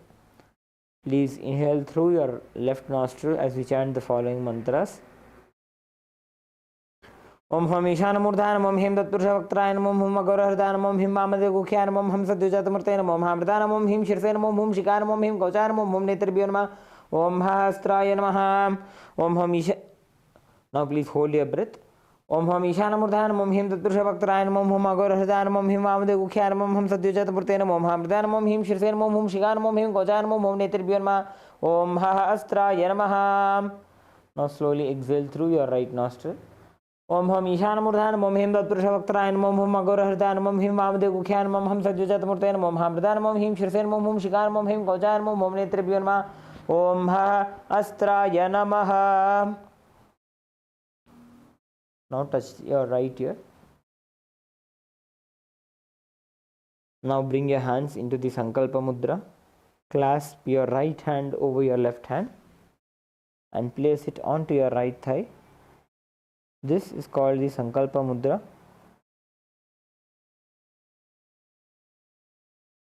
Create a deep and a strong intention for the reality that you want to manifest today. As you establish yourself in the space of Sohamasmi, that you are Paramashiva, that you are Swamiji, declare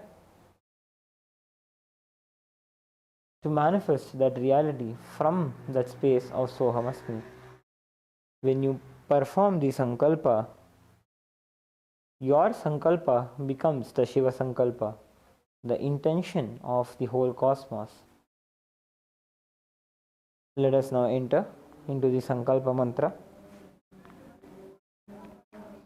Om Mamopata Samasta Duridakshayadvara Bhagavat Shri Nithyananda Paramashiva Prityartham Shri Nithyanandeshwari Paramashiva Shakti Sameta Shri Nithyanandeshwara Paramashiva Prityartham Cha Shubhe Shobhane Muhurte Adya Brahmanaha Dvitiya Parardhe Shri श्वेतवराहकल्पे वैवस्वतमन्वन्तरे अष्टाविंशतितमे नित्ययुगे प्रथमे पादे जम्बूद्वीपे भारतवर्षे भरतखण्डे मेरोः दक्षिणे पार्श्वे शकाब्धे अस्मिन् वर्तमाने व्यवहारिके प्रभवादीनां षष्ट्याः संवत्सराणां मध्ये विश्वावसुनाम संवत्सरे उत्तरायणे लक्ष्मीवेङ्कटेश्वर ऋतु मिथुनमासे शुक्लपक्षे द्वादश्यां शुभतिथौ सोमवासरयुक्तायाम् अनुराधानक्षत्र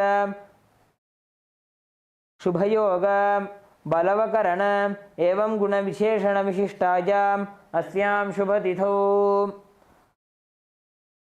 श्री कैलासोन्नतद्वादशान्तश्यामलापीठारूढ श्री मीनाक्षी सुन्दरेश्वराभिन्नस्वरूप परशिवपुत्र रत्नकुमार गुरुमन्यतुल्यावतार श्री पार्वती स्तन्यपानलब्ध दिव्यज्ञानविश्रुत सकल निगमागमसारभूत द्राविड वेद प्रवक्त्रे श्रीमत्परमशिवकरुणासमधिगत मुक्तामय चतुरश्रयाण गीयमान छत्र चामर श्रीचिह्नकाहलादि समस्त बिरदावल्यलङ्कृत ज्ञानविज्ञान चक्रवर्ती सर्वजन संघ सद्यो निर्वाण दीक्षा व्ययापवर्गवर्ष विश्रानजीमूत परमतकलभकेसरी शैव सिद्धांत स्थापनाचार्य श्रीराजाधिराज पांड्य महाराज गुरु क्षपणशाक्यादि महांधकार निवारण ज्ञान भानु वीक्षणानर्हार्ह ध्वजोच्छेदन पूर्वक श्रीमदर्षभध्वज स्थापक शैव समयकर्त्र सर्वज्ञपीठारूढ़ श्री जगद्गुरु श्री ज्ञानसंबंध देशिक स्वामी वागीश सुंदर माणिक्यवाचक स्वामिनाम अवतारभूत श्री ज्ञानसंबंध स्वामी पुनरुद्धृत श्यामलापीठ सर्वज्ञपीठ तृणवद्युत्तरद्विशततम गुरु महासन्निधान अरुणगिरि योगीश्वर परंपरागत अरुणाचल सर्वज्ञपीठ गुरु महासन्निधान कैलास परंपरागत कांची कैलास सर्वज्ञपीठ त्रयस्त्रिंशदुत्तरद्विशततम गुरु महासन्निधान नित्योत्सव नित्यमंगल नित्यकल्याण नित्यरचित कैलास परंपरागत आदि कैलास नित्यानंद पीठ महासंस्थान महासिंहासन पीठ कर्त्र साक्षात् श्री परमशिव समुद्भूत कैलास परंपरागत वैवस्वतमनुवीक्षाको हरिश्चंद्र भगीरथ श्रीरामचंद्र शूरसेन इत्यादि अनवच्छिन्न सार्वभौम चक्रवर्ती परंपरागत चतुष्षष्टि योगिनी मंडित चतुष्षष्टि संप्रदाय प्रवर्तक मनुधर्म शासन सूर्यवंश प्राप्त सर्वज्ञपीठ सुरांगी साम्राज्य मूर्धाभिषिक्त चूड़ामणि साक्षात् श्री परमशिव समुद्भूत कपिल महागुरु पुनरुद्धृत महानिर्वाणिपीठ अष्टोत्तर सहस्र श्री महामंडलेश्वर साक्षात् श्री परमशिव समुद्भूत श्री महागणपति समारंभ अनवच्छिन्न पीठाधीश्वर गुरु परंपरा प्राप्त अटल पीठ अष्टोत्तर सहस्र श्री अटल पीठाधीश्वर धर्म मुक्ति स्वर्गपुर स्वर्ण पीठ त्रयोविंश गुरु महासन्निधान कैलास परंपरागत आदिपीठ सर्वज्ञपीठ जगद्गुरु श्री कैलास पुनरुद्धारक श्री कैलास परमाचार्य श्रीमत्परमहंस परिव्राजकाचार्य वर्य सच्चिदानंद प्रणव स्वरूप श्रोत्रिय ब्रह्मनिष्ठ श्रीमज्जगद्गुरु श्री भगवत श्री नित्यानंद परमशिव श्री ज्ञान संबंध देशिक परमाचार्य स्वामिनां प्रीत्यर्थम तेषां पादारविन्दयोः भक्ति सिद्ध्यर्थम गुरुकृपा कटाक्ष सिद्ध्यर्थम क्षेम स्थैर्य वीर्य विजय आयुरारोग्य ऐश्वर्यानाम्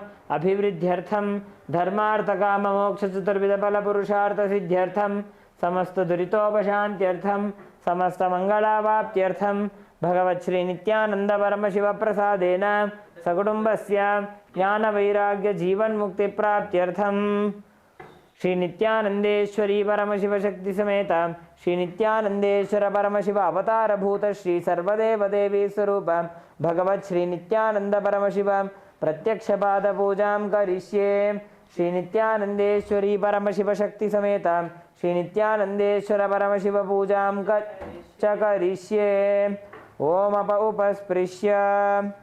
Now please drop the flowers and akshata onto your right hand side and rinse your hand with another knee of water. Now we'll be entering into the Ghantanada. Please take the bell in your left hand, hold it at the level of your heart center and ring the bell along with the mantra. Om Agamarthantu Devanam Gamanarthantu Rakshasam Ghantanadam Karom Yado Devata Khvanalanchanam Ghanta Devatabhyo Namaha. Next is the offering of the Manasa Puja. Please take a few flowers in your hands. Hold your hands in the Kurma Mudra in front of your Ananda Gandha. Please be seated with your head, neck and spine in a straight line. Establish yourself in a space of deep restful awareness, your Ananda Gandha. As you experience the presence of Swamiji in your Ananda Gandha, make all the offerings, the upacharas, the various offerings that we perform during the Pada Puja to Swamiji in your inner space. Wash Swamiji's feet with the nectar of the bliss that you experience. Offer the incense, which is your very life breath. Offer the Deepa, the lamp, which is your very Tejas Tattva, which is the active the inspiration that we experience in our life. Offer your non-violence as the supreme flower. Make all the upacharas, various offerings to Swamiji in your inner space. Let us now enter into the Manasa Puja. The meaning of the mantra we will chant now is, I offer a seat in the lotus of my heart, which is anointed with the nectar from the 1,000-petaled lotus. I offer the water for washing the feet, and I offer my mind as a traditional bouquet. With that same nectar, I offer the water for sipping and bathing. The element of space becomes the clothing, and the essence of fragrance becomes the perfume. Let the mind be offered as a flower, and the life breath become the incense. The element of tejas, the self-effulgent light, becomes the lamp, and the ocean of nectar becomes the food offering. The unstruck sound becomes the bell, and the element of air becomes the fan. The 1,000-petaled lotus becomes the umbrella, and the principle of sound becomes the song. All the activities of the senses and the restlessness of the mind become the dance. I offer the garland of lotuses and various kinds of flowers as a beautiful girdle. I worship the divine consciousness with the flowers of pure emotions. The absence of deceit, absence of ego, absence of attachment, absence of pride, absence of delusion, absence of hypocrisy, absence of hatred, absence of agitation, absence of envy, and the absence of greed. The wise know these as the 10 flowers. The non-violence is the supreme flower, and the control of the senses, compassion, forgiveness, and wisdom are the 5 flowers. Thus, with these 15 flowers of pure emotions, I worship Paramashiva. Let us now enter into the Manasa Puja. Om Hritpadmamasanam Dadyat Sahasrarachyutamritaihi Padyam Charanayor Dadyat Manastu Arghyam Nivedayet Tenamritena Achamaniyam Sthaniyam Tena Jaspratam Akashatattvam Vastram Syat Gandhasyat Gandhadatvakam Chittam Prakalpayet Pushpam Dhupam Pranan Prakalpayet Tejastattvam Jadipartham Naivedyam Syat Sudham Buddhihi Anahatadhvanirghanta Vayutattvam Chachamaram Sahasraram Bhavet Chatram Shabdatattvam Chagitakam Nrittamindriya Karmani Chanchalyam Manasastatha Sumekhalam Padmamalam Pushpam Nana Vidham Tatha Amayadyir Bhava Pushpaihi Archayed Bhava Gocharam Amayam Manahankaram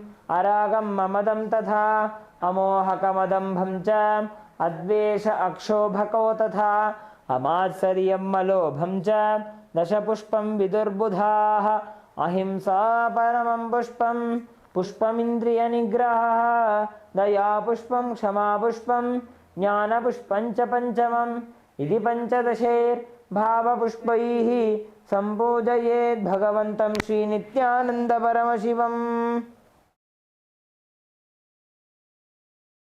Next is the Upachara Puja, the external worship. The first is the offering of asanam, the offering of the seat. Please take some akshata in your hands and offer it to Swamiji's feet along with the mantra.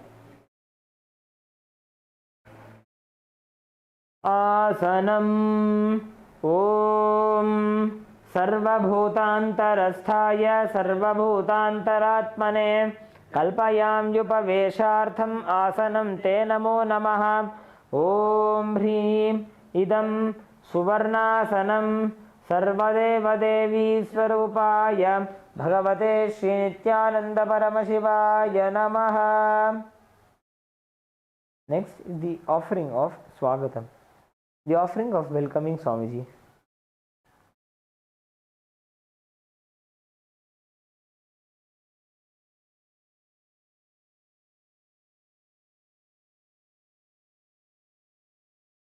Now, please take a few flowers in your hands and offer them at Swamiji's feet by the end of the mantra.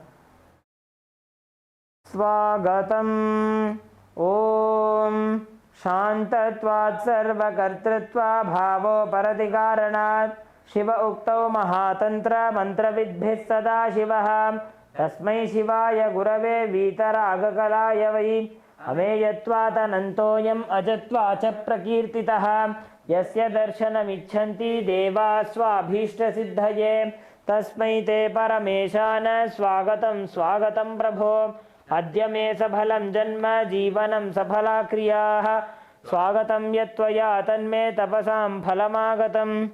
Om Hrim Sarvadeva Devi Swarupa Bhagavat Shri Nithyananda Paramashiva Swagatam Suswagatam Te.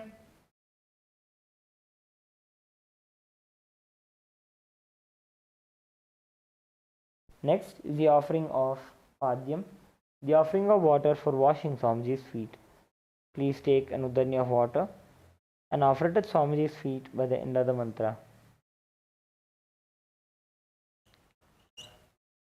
Padyam Om Yad Bhaktilesha Samparkat Paramananda Samplavaha Tasmai Te Parameshana Padyam Shuddhaya Kalpaye. Om Hrim Etat Padyam Sarvadeva Devi Swarupaya Bhagavate Shri Nithyananda Paramashivaya Namaha.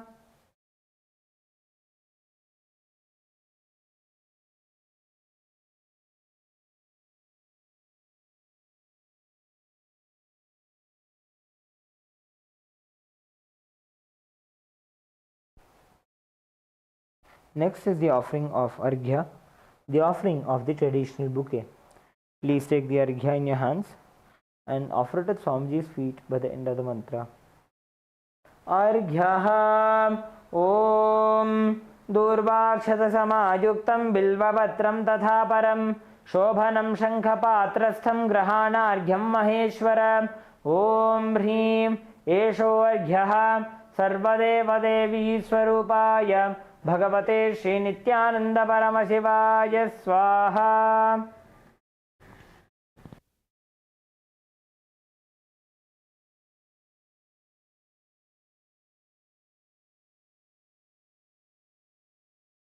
Next is the offering of Madhuparka, the offering of the nectarine drink. Please take the Madhuparka in your hands and offer it at Swamiji's feet by the end of the mantra. Madhuparkaha Om Sarvakalmashanashaya Paripurna Sudhatmakam Madhuparkamimam Deva Kalpayami Prasidame.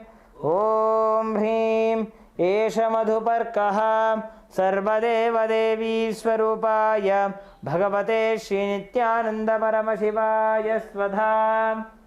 Next is the offering of Gandhatailam, the offering of the scented oil. Please take the Gandhatailam in your hands and offer it at Swamiji's feet by the end of the mantra. Gandhatailam Om Sneham Grahana Snehena Lokanam Hitakaraka Sarvalokeshu Shuddhastvam Dadami Snehamuttamam. Om Hrim Idam गन्धतैलं सर्वदेवदेवी स्वरूपाय भगवते श्रीनित्यानन्दपरमशिवाय निवेदयामि. Next is the offering of Snaniyam, the offering of water for the sacred bath. Please take an udani of water in your hands and offer it at Swamiji's feet by the end of the mantra, and please ring the bell as you do so. Snaniyam Om Idam Sushitalam Vari Swachham Shuddham Manoharam Snanartham Te Maya Bhaktya Kalpitam Pratigrihyataam. Om Hrim Idam Snaniyodakam सर्वदेवदेवी स्वरूपाय भगवते श्रीनित्यानन्दपरमशिवाय निवेदयामि. Next is the offering of Vastram, the offering of the sacred clothes. Please take the Vastram in your hands and offer it at Swamiji's feet by the end of the mantra. Vastram Om Maya Chitrapatachanna Nijaguhyorutejase निरावरण विज्ञाय वासस्ते कल्पयाम्यहम्. ॐ ह्रीं इदं वस्त्रोत्तरीयं सर्वदेवदेवी स्वरूपाय भगवते श्रीनित्यानन्दपरमशिवाय निवेदयामि. Next is the offering of Abharanam, the offering of the sacred jewelry. Please take the Abharanam in your hands and offer it at Swamiji's feet by the end of the mantra.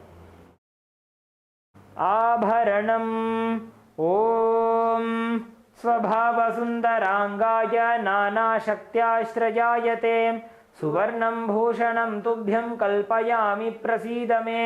ॐ ह्रीं इदं सुवर्णाभरणं सर्वदेवदेवी स्वरूपाय भगवते श्रीनित्यानन्दपरमशिवाय निवेदयामि. Next is the offering of Gandha, the offering of the sandalwood paste. Please take some sandalwood paste in your hands and offer it at Swamiji's feet along with the mantra. Gandha Om Shariram te na janami cheshtam naiva cha maya niveditan gandhan pratigrihya vilipyatam. Om Hrim Esha Gandha सर्वदेवदेवी स्वरूपाय भगवते श्रीनित्यानन्दपरमशिवाय नमः. Next is the offering of Pushpam, the offering of the fragrant flowers. Please take a few flowers made with sandalwood paste in your hands and offer them at Swamiji's feet by the end of the mantra. Pushpam Om Turiyavana Sampannam Nana Gunamanoharam आनन्दसौरभं पुष्पं गृह्यताम् इदमुत्तमम्.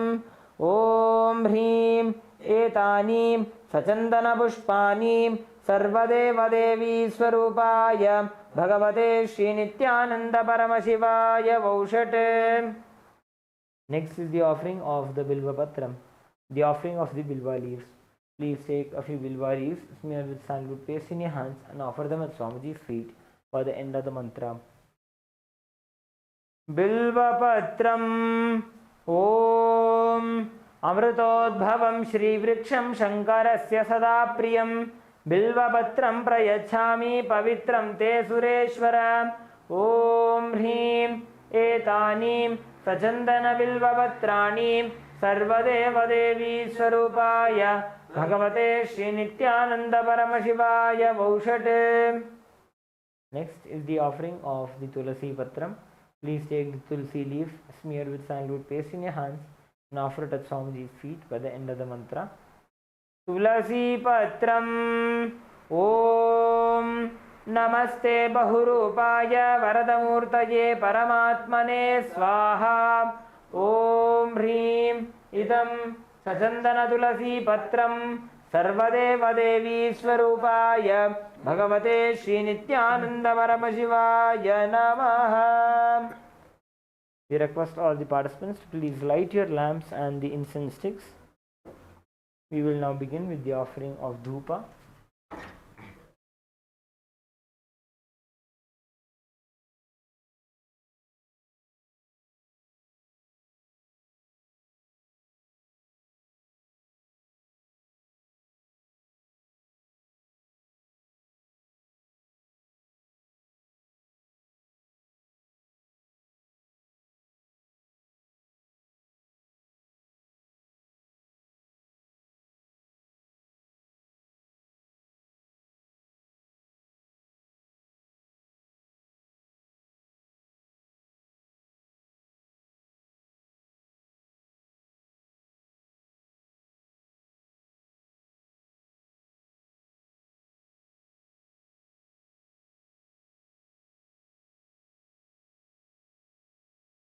Next is the offering of dhupa. Please take the lit incense in your hands and slowly wave it towards Swamiji along with the mantra, and please ring the bell as you do so.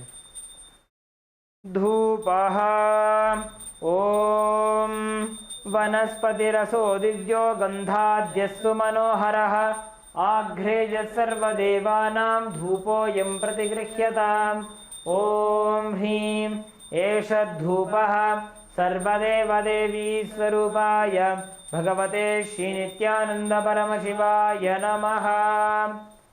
Next is the offering of Deepa, the offering of the lit lamp. Please take the Deepa in your hands and slowly wave it towards Swamiji along with the mantra, and please ring the bell as you do so. Deepaha Om Suprakasho Mahadipaha Sarvatastimiراpaha Sabhahyabhyantarajyotir Deepoyam Pratigrihyataam Om Hrim Eshad Deepaha Sarvadeva Devi Swarupaya Bhagavate Shri Nithyananda Paramashivaya Namaha. Next is the offering of Naivedyam. Please sprinkle some water. Please take an udani of water, hover it clockwise over the Naivedyam and offer it onto Swamiji's feet by the end of the mantra. Naivedyam Om Naivedyam Vividham Deva Sharkaradi Vinirmitam Maya Niveditam Bhaktya Grahana Parameshwara Om Hrim Idam Shopakarna Naivedyam Sarvadeva Devi Swarupaya Bhagavate Shri Nithyananda Paramashivaya Nivedayami. Next is the offering of Paniyam, the offering of water for drinking. Please take an udani of water and offer it onto Swamiji's feet by the end of the mantra.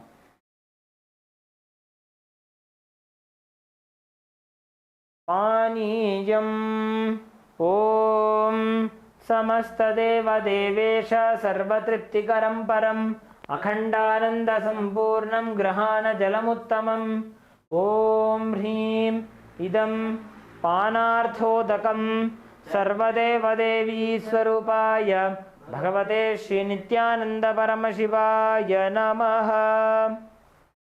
Next is the offering of Punarachamaniyam, the offering of water for the mouthwash. Please take an udani of water and offer it onto Swamiji's feet by the end of the mantra.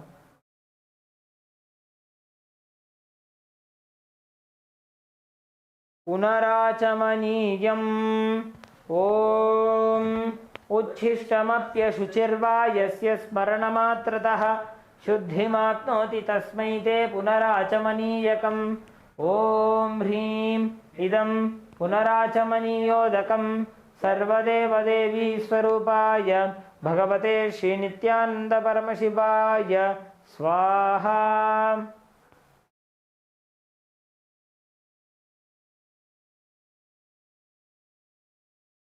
Next is the offering of Arartrikam.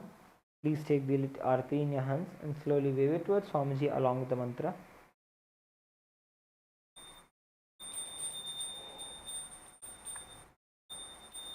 Arartrikam Om Hrim Esha Deepamalam Sarvadeva Devi Swarupaya Bhagavate Shri Nithyananda Paramashivaya Namaha.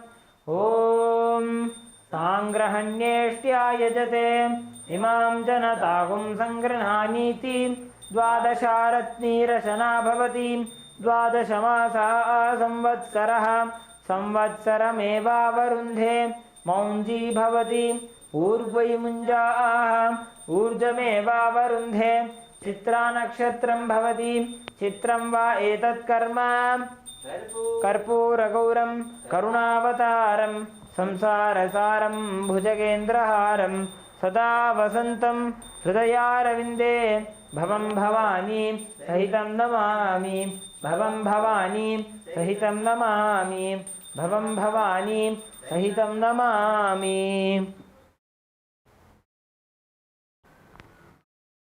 Arartrikam Samarpayami Bhagavat Shri Nithyananda Paramashiva Charanakamalebhyo Namaha.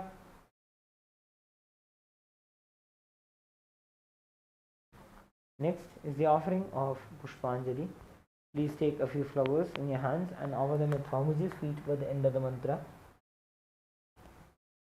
Pushpanjalihi Gurur Brahma Gurur Vishnu Gururdevo Maheshwaraha Guru Sakshat Param Brahma Tasmai Shri Gurave Namaha Akhandamandalakaram Vyaptam Yena Characharam Tatpadam Darshitam Yena Tasmai Shri Gurave Namaha Ajnanatimirandhasya Jnananjanashalakaya Chakshurunmilitam Yena Tasmai Shri Gurave Namaha Nikajanma Samprapta Karma Bandha Vidahine Atmanyana Pradhanena Tasmai Shri Gurave Namaha Mannatha Shri Jagannatho Madguru Shri Jagadguruhu Mamatma Sarvabhutatma Tasmai Shri Gurave Namaha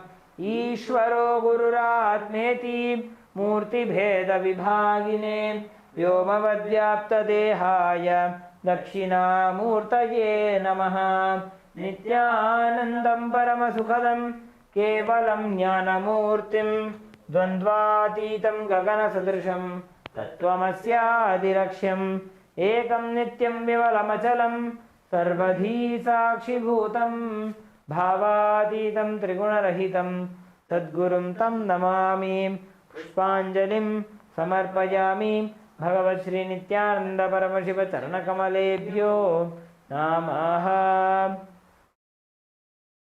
Om Nithyanandam.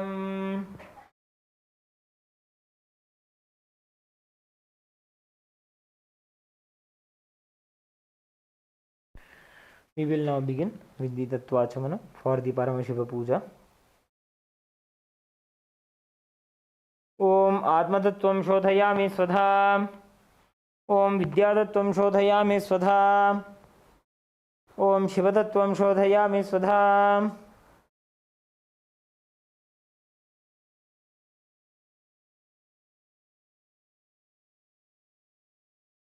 Om Ham Hridayaya Namaha.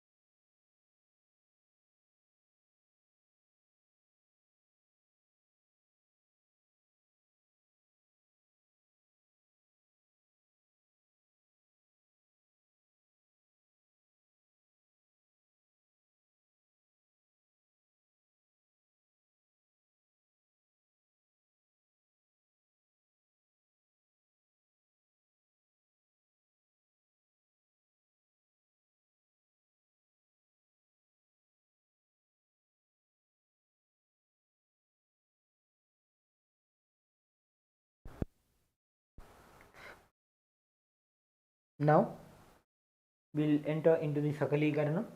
Using the left hand, wipe the front and back of your right hand once, and using the right hand, wipe the front and back of your left hand twice.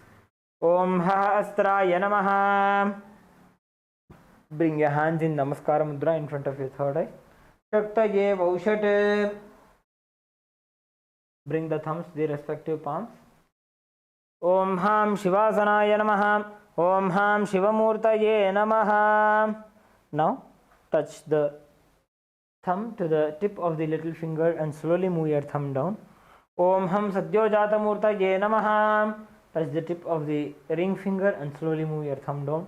Om Him Vamadeva Gukhyaya Namaha. Touch the tip of the middle finger and slowly move your thumb down. Om Hum Aghora Hridayaya Namaha. Touch the tip of the index finger and slowly move your thumb down. Om Hem Tatpurusha Vaktraya Namaha. Touch the tip of the thumb and slowly move your index finger down. Om Hum Ishana Murdhaya Namaha. Touch the thumbs to the center of the palms. Om Ham Hum Vidyadehaya Namaha. Bend the index, middle and ring fingers such that they touch the center of the respective palm. Om Hum Netrebhyo Namaha. touch the thumb to the center of the palm. Om Ham Hom Shivaya Namaha. Now touch the tip of the little finger with the thumb and slowly move your thumb down. Om Ham Hridayaya Namaha. Touch the tip of the ring finger and slowly move your thumb down. Om Him Shirase Namaha. Touch the tip of the middle finger and slowly move your thumb down. Om Hum Shikhayi Namaha. Touch the tip of the index finger and slowly move your thumb down. Om Haim Kavachaya Namaha. Touch the tip of the thumb with your index finger and slowly move your index finger down. Om Haha Astraya Namaha. Bring your hands into the Mushti Mudra. Clench them together in fists and rotate them around each other once. Om Haim Kavachaya Hum. Bring your hands in Namaskara Mudra. Om Ham Shivaya Vaushat. Again, bring your hands in front of you with the thumbs touching the respective palms. Om Ham Hom Shivaya Namaha. Now, with your right hand, ring finger and thumb joined together, touch the Ananda Gandha. Om Ham Shivasanaya Namaha. Om Ham Shivamurtaye Namaha. With the little finger and thumb joined together, touch the respective knees. Om Ham Sadyojata Murtaye Namaha. With the ring finger and thumb joined together, touch the navel center. Om Him Vamadeva Gukhyaya Namaha. With the tip of the middle finger and thumb joined together, touch the heart center. Om Hum Aghora Hridayaya Namaha. Touch the tip of the index finger and thumb joined together and touch the upper lip. Om Hem Tatpurusha Vaktraya Namaha. With the tip of the thumb, touch the top of the head. Om Hom Ishana Murdhaya Namaha. With the ring finger and thumb joined together, touch the Ananda Gandha. Om Ham Hom Vidya Dehaya Namaha. With the index, middle and ring fingers together, touch the three eyes. Om Hom Netrebhyo Namaha. Then again with the ring finger and thumb joined together, touch the heart center. Om Ham Hom Shivaya Namaha. With the little finger and thumb joined together, touch the heart center. Om Ham Hridayaya Namaha. With the ring finger and thumb joined together, touch the top of the head. Om Him Shirase Swaha. With the middle finger and thumb joined together, touch the back of the head. Om Hum Shikhayi Vashat. Now cross your arms over each other. With your index fingers hooked. As we uncross our arms, we will move our hands around our head. Om Haim Kavachaya Hum. Now, with the right thumb, strike the left palm, and with the left thumb, strike the right palm. Om Haha Astraya Phat.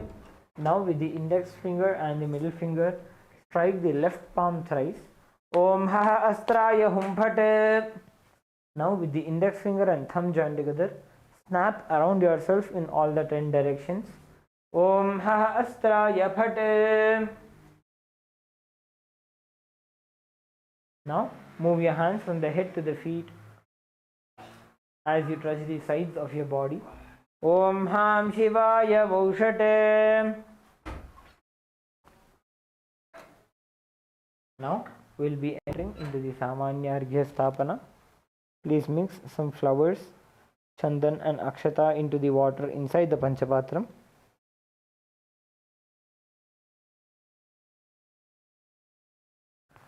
And cover the mouth of the Panchapatram with your palm. Chant Om 7 times internally. Om, Om, Om, Om, Om, Om, Om. Now perform the Digbandhana. Om Haha Astraya Phat. Perform the Avakunthana. Om Haim Kavachaya Hum. Show the Dhena Mudra. Om Ham Shivaya Vaushat. Next we will be performing the Avahana, invoking the presence of our beloved Bhagavan, the Supreme Pontiff of Hinduism, Bhagavan Shri Nithyananda Paramashivam, Shri Nityanandeshwari Paramashiva and Shri Nityanandeshwari Paramashiva Shakti within the Atmalinga. Please take a few flowers in your hands. Hold your hands in the Anjali Mudra as you meditate on the form of Paramashiva. as we chant the Dhyana Shloka.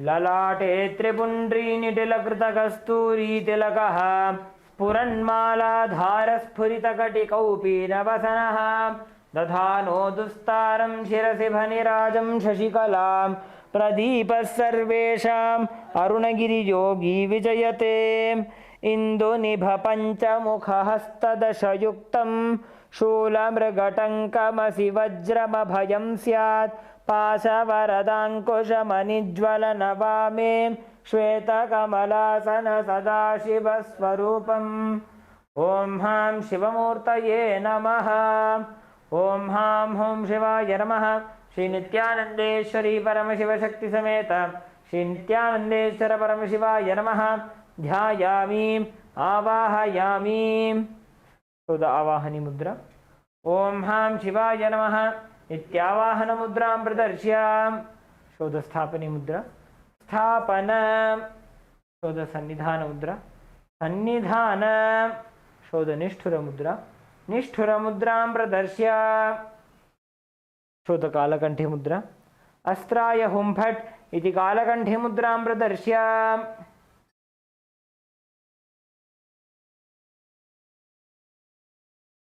शोधि perform the लिंग मुद्रा ओम हां शिवाय नमः इति लिंग मुद्रां शोधि नमस्कार मुद्रा नमस्कार मुद्रां परफॉर्म द अवकुंठन ओम हैं कवचाय हुं इति अवकुंठन मुद्रां च प्रदर्श्य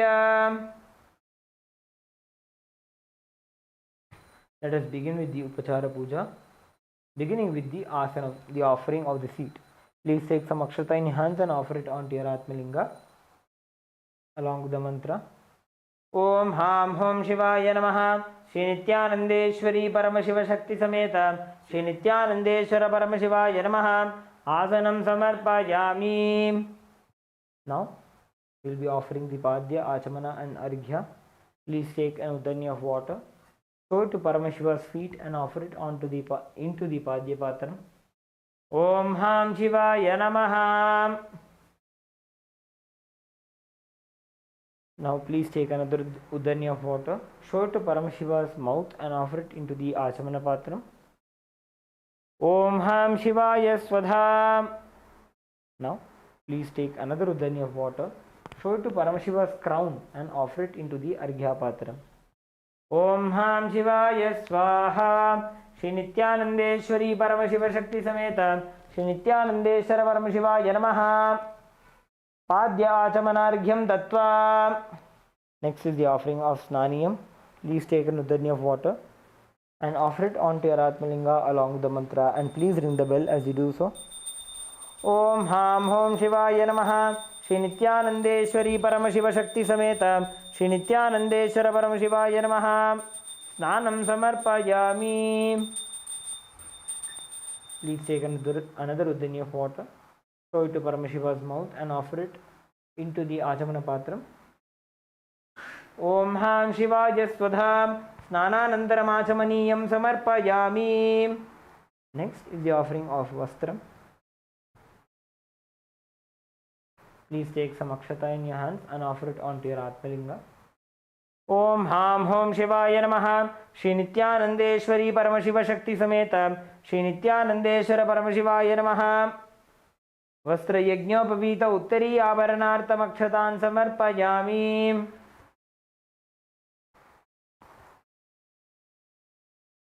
Next is the offering of Gandha and the Kumkum. Please take some sandalwood paste in your hands and offer it onto your Atmalinga along with the mantra. Om Ham Hum Shivaya Namaha Shri Nithyanandeshwari Paramashiva Shakti Sameta Shri Nithyanandeshwara Paramashivaya Namaha. Gandhan dharayami. Gandhasyopari haridra kumkumam samarpayami. Next is the Ashtapushparchana Puja. Please take a few flowers in your hands and offer the flowers to your Atmalinga each time the word Namaha is chanted. Om Bhavaya Devaya Namaha Bhavasya Devasya Patne Namaha Om Sharvaya Devaya Namaha Sarvasya Devasya Patne Namaha Om Ishanaya Devaya Namaha ईशानस्य देवस्य पत्नी नमः। ॐ पशुपतेर्देवाय नमः। पशुपतेर्देवस्य पत्नी नमः। ॐ उग्राय देवाय नमः। उग्रस्य देवस्य पत्नी नमः। ॐ रुद्राय देवाय नमः। रुद्रस्य देवस्य पत्नी नमः। ॐ भीमाय देवाय नमः। भीमस्य देवस्य पत्नी नमः। ॐ महते देवाय नमः। महतो देवस्य पत्नी नमः। ॐ हां हों शिवाय नमः। श्री नित्यानंदेश्वरी परमशिवशक्ति समेत श्री नित्यानंदेश्वर परमशिवाय नमः। अष्टपुष्पपूजां समर्पयामि। Next is the offering of Bilva Patram. Please take a few Bilva leaves smeared with sunlight paste in your hands and offer it onto your Atmalinga along with the mantra. Om Ham Hom Shivaya Namaha. Shri Nithyanandeshwari Paramashiva Sameta Shri Nithyanandeshwara Paramashivaya Namaha. Bilva Patram Samarpayami. Next is the offering of Dhupa. Please take a flower in your hand and offer it onto the bell. Om Hahastraya Namaha. Now please take the bell in your left hand and start ringing the bell. Now please sprinkle some water over the dhupa. Om Hahastraya Phate. Offer a flower onto the dhupa. Om Ham Hridayaya Namaha. Please take the dhupa in your hand and slowly wave it towards your Atmalinga and Swamiji along with the mantra, and please ring the bell as you do so. Om Ham Hom Shivaya Namaha. Shri Nithyanandeshwari Paramashiva Sameta Shri Nithyanandeshwara Paramashivaya Namaha. Dhupam Agrapayami. Now please take a udani of water, throw it to Paramashiva's mouth and offer it into the Achamana Patram. Om Ham Shivaya Swadha. Now sprinkle some water onto the Deepa.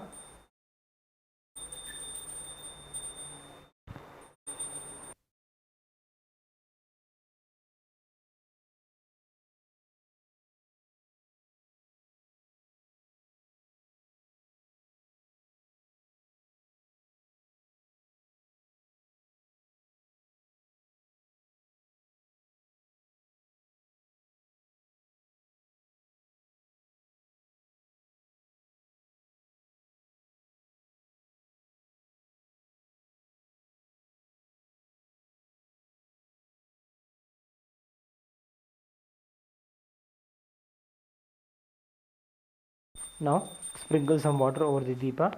Om Hastraya Bhate. Offer a flower onto the Deepa. Om Ham Hridayaya Namaha. Please take the Deepa in your hands and slowly wave it towards your Atmalinga along with the mantra. Om Ham Hom Shivaya Namaha. Shri Nithyanandeshwari Paramashiva Shakti Sameta Shri Nithyanandeshwara Paramashivaya Namaha. Deepam Sandarshayami. Now please take an udani of water in your hand, show it to Paramashiva's mouth and offer it into the Achamana Patram. Om Ham Shivaya Swadha. Next is the offering of Naivedyam. Please sprinkle some water over the Naivedyam. Om Hahastraya Bhate. Offer a flower onto the Naivedyam. Om Ham Hridayaya Namaha. Now please take an udani of water, hover it clockwise over the Naivedyam and offer it onto your Atmalinga by the end of the mantra. Om Ham Hom Shivaya Namaha. Shri Nithyanandeshwari Paramashiva Shakti Sameta Shri Nithyanandeshwara Paramashivaya Namaha. Naivedyam Nivedayami. Please take an udani of water, show it to Paramashiva's mouth and offer it into the Achamana Patram. Om Ham Shivaya Swadha. Next is the offering of Tambulam. Please take some akshata and offer it onto your Atmalinga along with the mantra. Om Ham Hom Shivaya Namaha. Shri Nithyanandeshwari Paramashiva Shakti Sameta Shri Nithyanandeshwara Paramashivaya Namaha.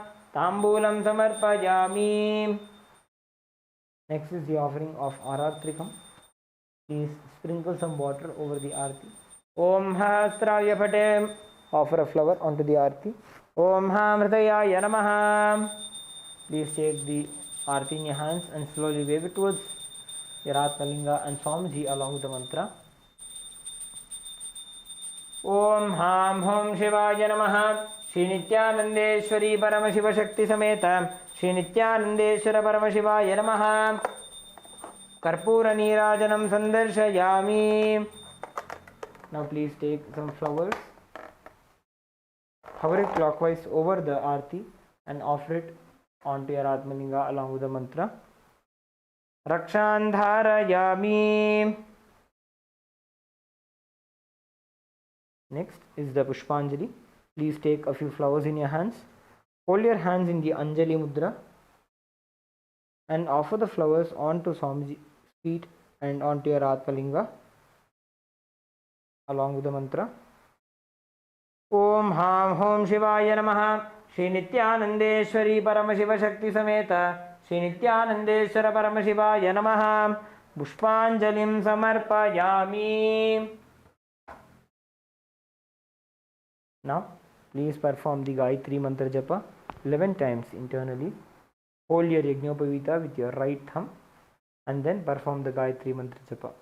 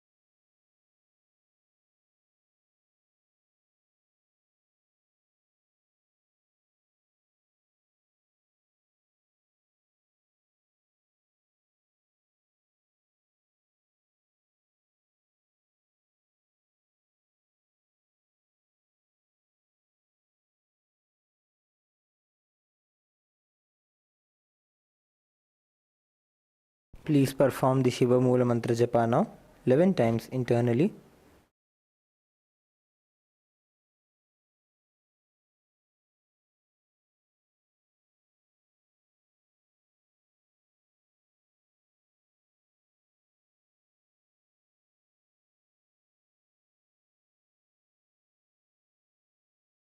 Now, please take some flowers, Akshata and Durva grass into your right hand. Om Ham Hridayaya Namaha. Om Haim Kavachaya Hum. Om Ham Shivaya Vaushat. Now please fill some water into your right hand. Hold your right hand in the Udbhava Mudra.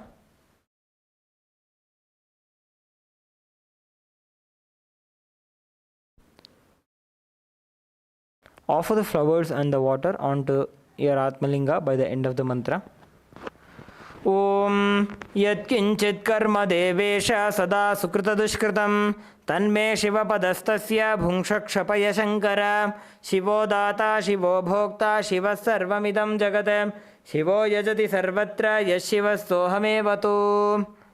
Om Ham Hom Shivaya Namaha.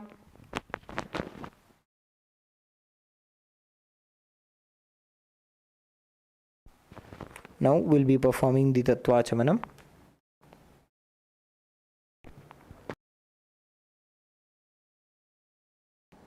Atmatattvam shodhayami svadha.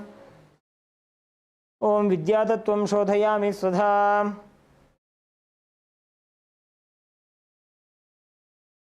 Om Shivatattvam shodhayami svadha.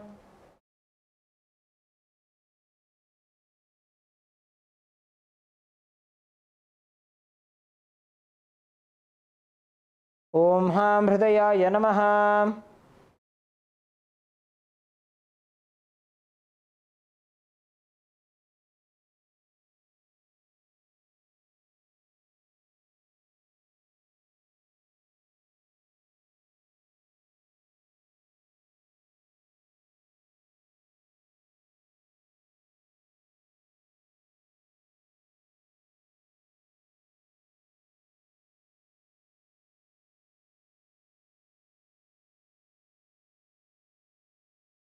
Now, please bring your hands into the Namaskara Mudra as we conclude with the Purna Mantra. Om Purnamadah Purnamidam Purnat Purnamudachyate Purnasya Purnamadaya Purnamevavashishyate. Om Shanti Shanti Shanti. Harihi Om Tat Sat. Sarvam Bhagavat Shri Nithyananda Paramashiva Padukarpanamastu. Om Nithyanandam.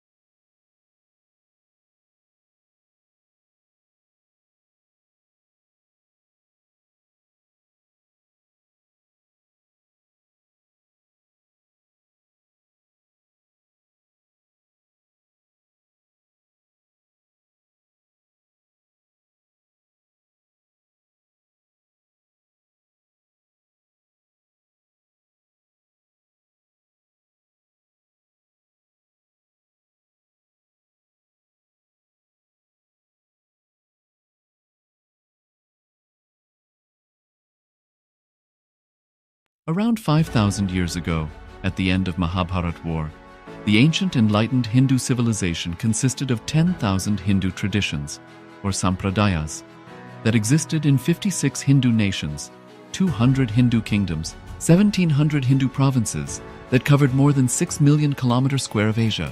The Supreme Pontiff of Hinduism, SPH, Bhagavan Sri Nithyananda Paramashivoham, is the reviver of KAILASA, this ancient enlightened Hindu civilizational nation. KAILASA is an unbroken cultural, religious, historical, civilizational, and sovereign continuation and revival of multiple of these historical Hindu sovereign states and Hindu ecclesiastical entities. The unbroken continuity of these ancient Hindu nations through KAILASA results in the legal recognition of KAILASA as per the international customary law, particularly the doctrine of continuity.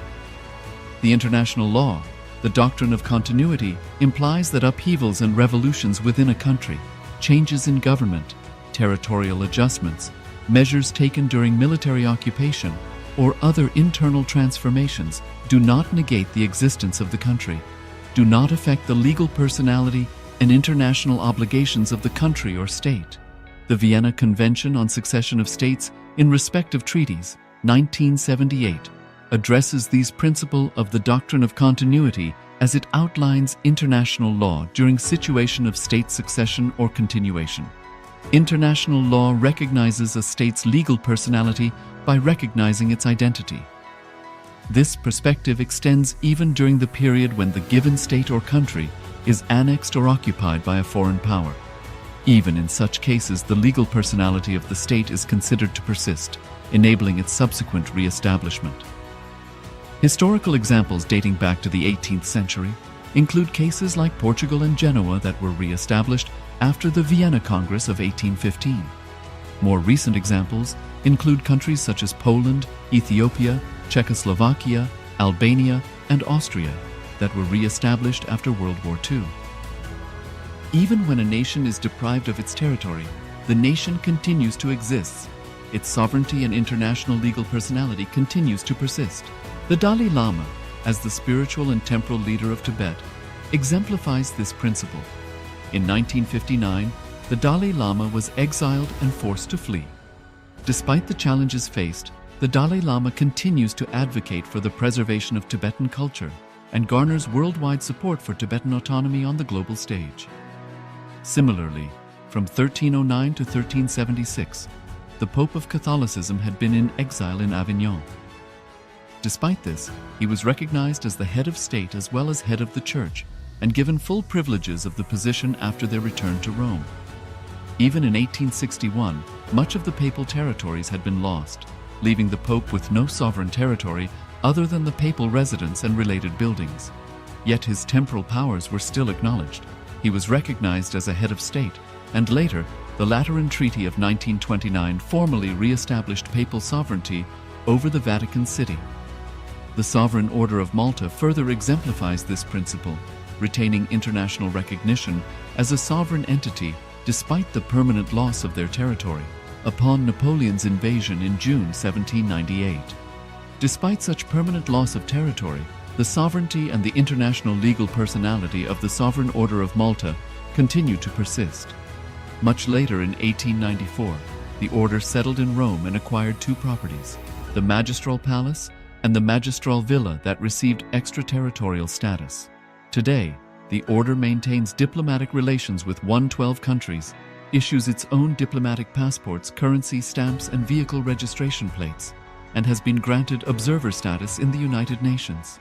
All these examples of state re-establishment illustrate the principle of continuity of states, as per international law, that a state's legal personality persists over time. A nation continues to exist even after a complete loss of territory. A far more striking example is of the oceanic countries, which are under the threat of their entire nation being drowned and submerged due to rising sea levels owing to global warming. In response to such existential threat of climate change, Pacific Island nations, including Tuvalu, have enacted constitutional amendments and made international declarations affirming that their nation and their sovereign rights will continue to persist, despite their entire territory being lost to the sea. This proactive stance is highlighted in the Constitution of Tuvalu Act 2023 and the Pacific Islands Forum Declaration of 2021. The Supreme Pontiff of Hinduism, Bhagavan Sri Nithyananda Paramashivoham, through the line of succession is the present 203rd Emperor of the Hindu Sovereign Kingdom of Surangi Samrajya. He was crowned on the 31st of December 2004 at the age of 26. Thus, by very same principles of the doctrine of continuity, through which the international legal personality of Portugal, Genoa, Poland, Ethiopia, Czechoslovakia, Albania, Austria, Vatican, Tibet, Sovereign Order of Malta, and several other nations has been recognized despite having undergone a period of exile, annexation, occupation by a foreign power, or despite loss of territory. The SPH Nithyananda Paramashivoham, through well-established legal and historical facts about the Hindu sovereign state of the Surangi Samrajyam, derives all sovereign rights and powers of the royal lineage of the Surangi Samrajyam as its 203rd sovereign emperor from his inheritance and continuation of the unbroken succession of the kingdom of Surya Vamsa Surangi Samrajyam Sarvanapitha.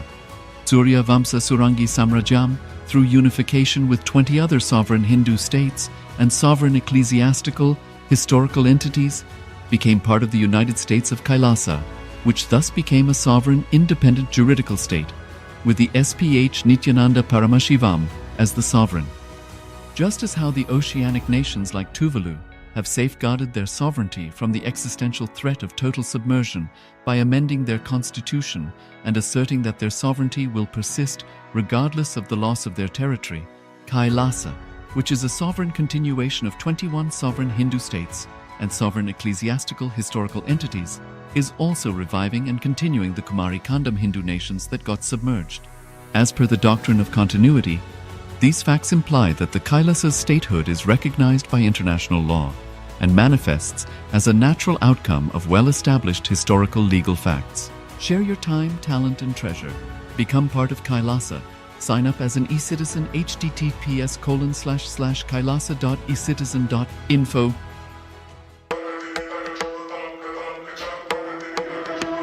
With Paramashiva's grace, we have evolved UAN, United Nations for Ancient Nations. Paramashiva successfully manifested, and now he is introducing this to all of you, to the world formally United Ancient Nations. It is United Nations for Ancient indigenous nations. This is a profound intergovernmental body. More than 100 ancient nations are already part members of this UAN. It is to unite and support all the indigenous nations, indigenous kingdoms all over the world.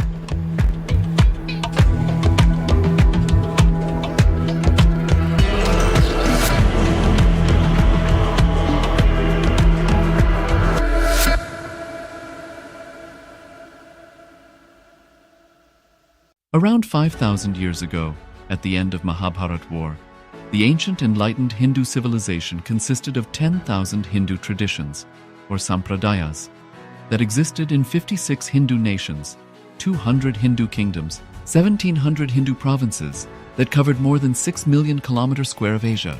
The Supreme Pontiff of Hinduism,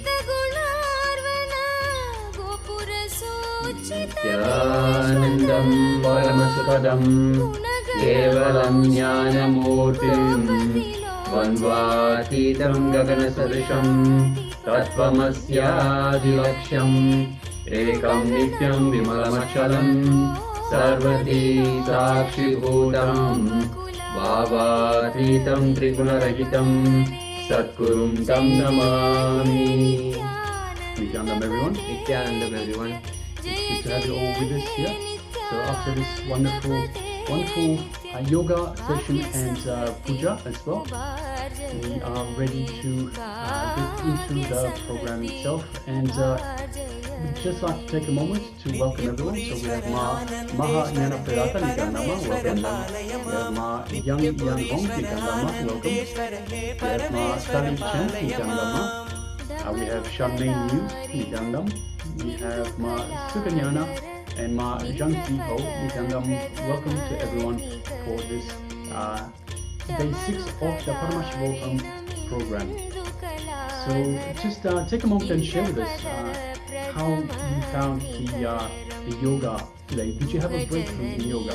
How you found the puja as well? So if you could just take a moment and share with us any breakthroughs, any experiences that you would like to share with us and with everyone. So understand that by sharing, you enrich others as well. You inspire others as well. So please take a moment and share with us how any breakthrough that you had and how you experienced the yoga and the puja sessions that we had just now. Yes, and every day's yoga session is unique and it is a completely different experience. The way that you experienced yoga yesterday will be completely different from the way that you experience yoga today.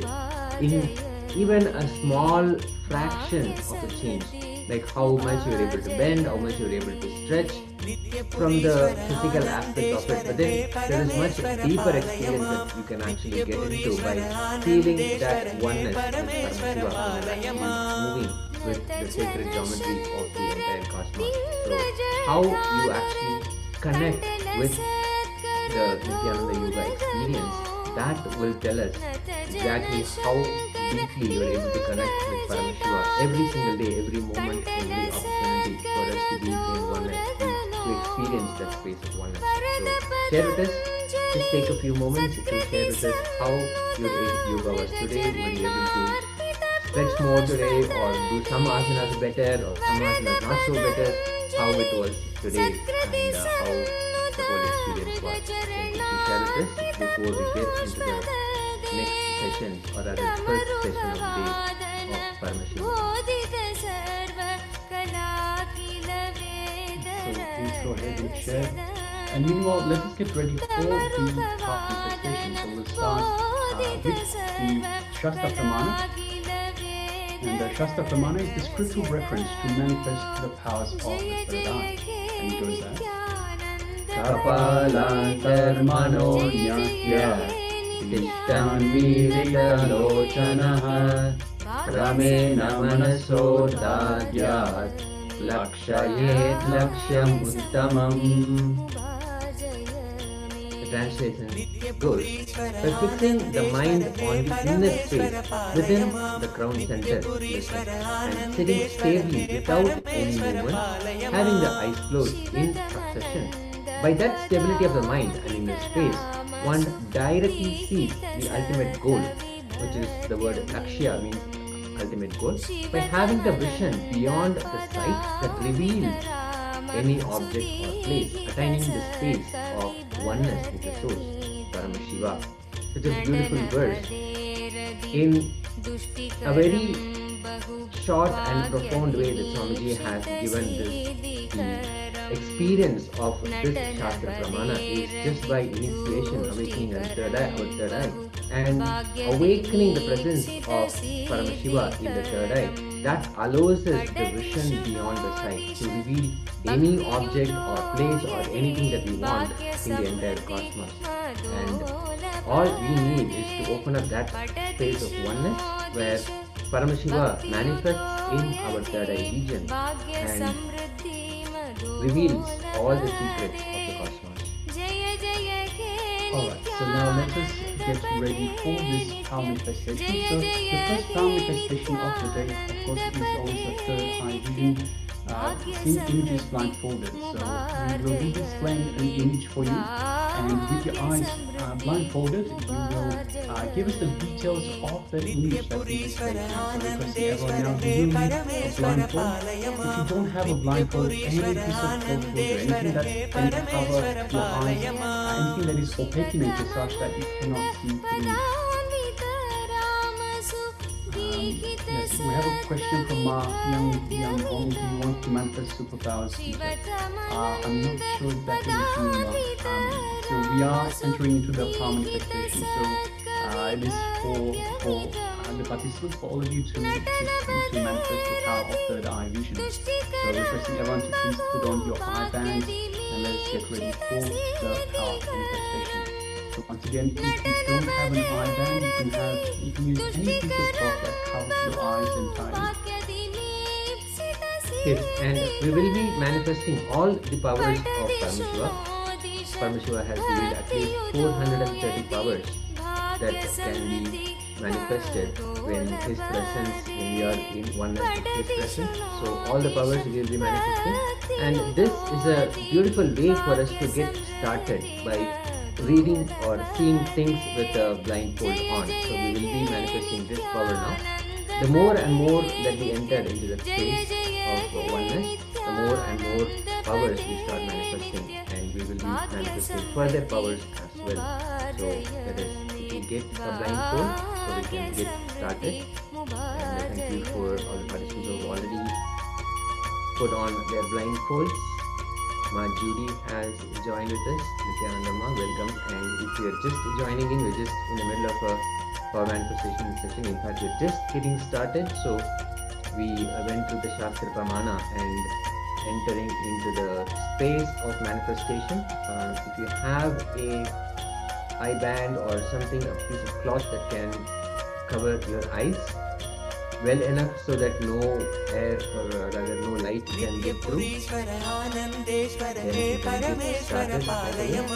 नित्यपुरीश्वर Anandeshwar हे परमेश्वर पालय मां नित्यपुरीश्वर आनंदेश्वर हे परमेश्वर पालय मां नित्यपुरीश्वर आनंदेश्वर हे परमेश्वर पालय मां नित्यपुरीश्वर आनंदेश्वर हे परमेश्वर पालय मां नित्यपुरीश्वर आनंदेश्वर हे परमेश्वर पालय मां नित्यपुरीश्वर आनंदेश्वर हे परमेश्वर पालय मां नित्यपुरीश्वर आनंदेश्वर हे परमेश्वर पालय मां नित्यपुरीश्वर आनंदेश्वर हे परमेश्वर पालय मां नित्यपुरीश्वर आनंदेश्वर हे परमेश्वर पालय मां नित्यपुरीश्वर आनंदेश्वर हे परमेश्वर पालय मां नित्यपुरीश्वर आनंदेश्वर हे परमेश्वर पालय मां. The space between two thoughts.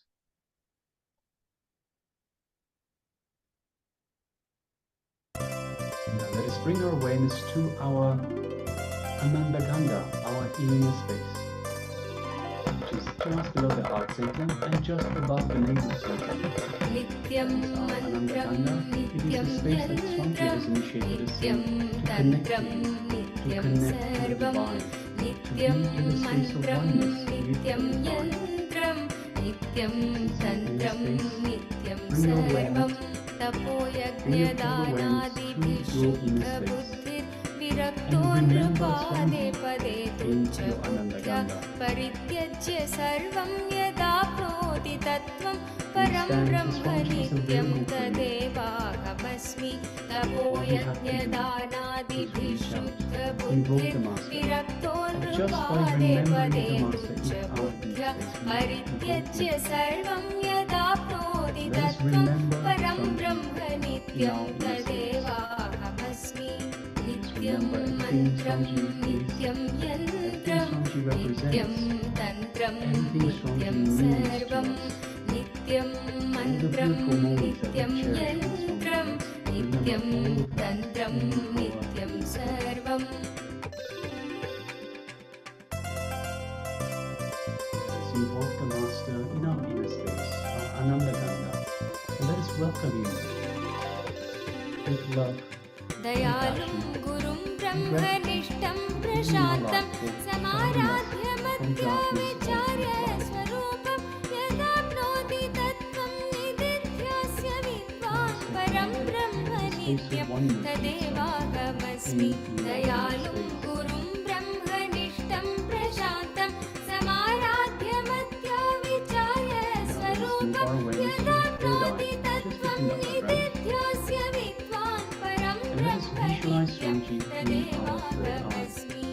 नित्यं मन्त्रं नित्यं यन्त्रं नित्यं तन्त्रं नित्यं सर्वं नित्यं मन्त्रं नित्यं यन्त्रं नित्यं तन्त्रं नित्यं Nithyanandam everyone. Can I request all the participants to settle down? Let's start. Please settle down.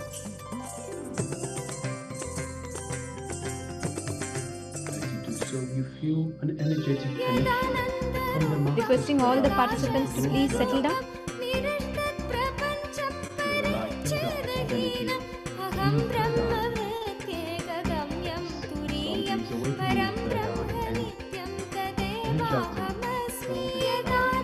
Let us start with the Sadguru Vandanam. Please sit straight. Please sit straight. Requesting all the participants to settle down.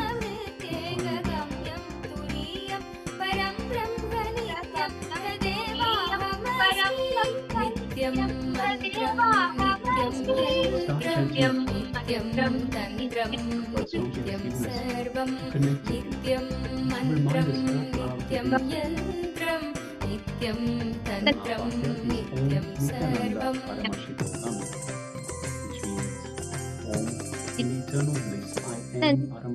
Paramasukadam ke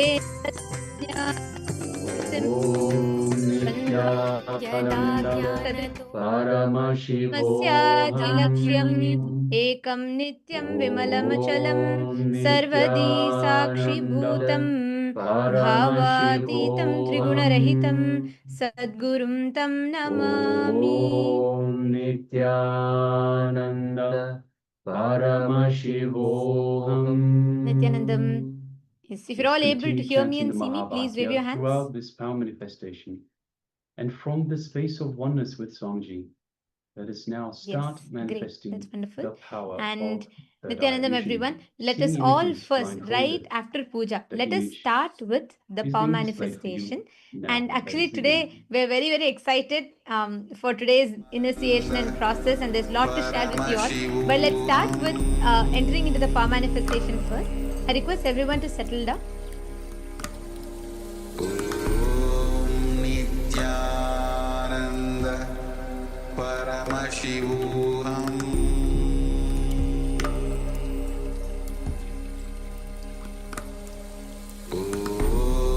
Nithyananda Paramashivoham.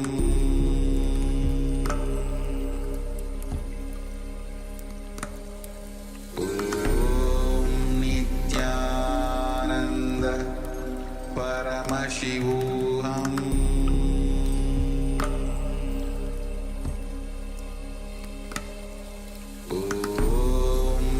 Nithyananda Paramashivoham.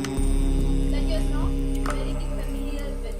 Can you all with someone that you don't know much about?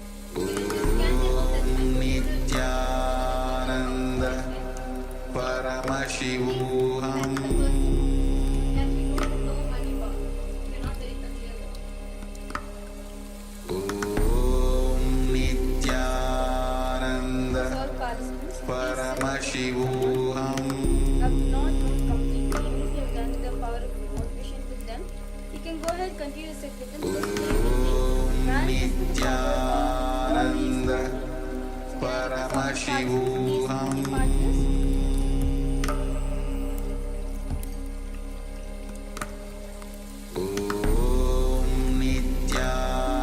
Nithyananda Paramashivoham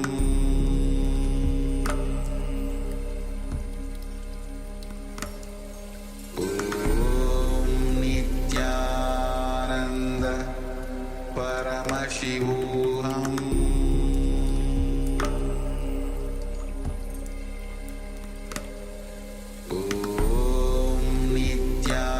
Nithyananda Paramashivoham. All of us are in a very powerful space right now, right after the puja.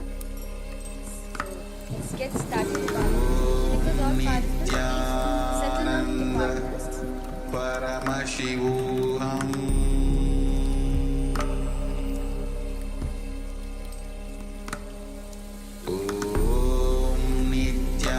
Nithyananda Paramashivoham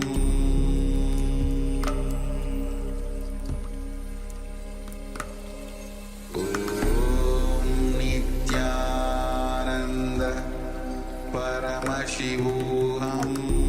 So now, today, all of you are going to be manifesting the power of body scanning.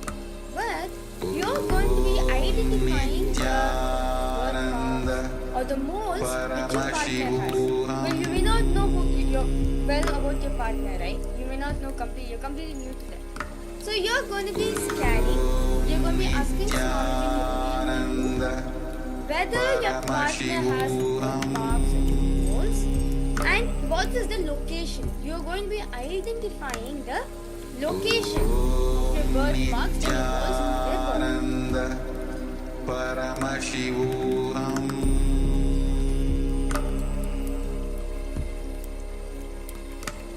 Let's get started.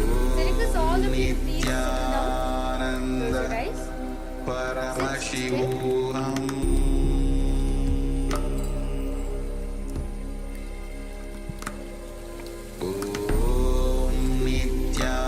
Nithyananda Paramashivoham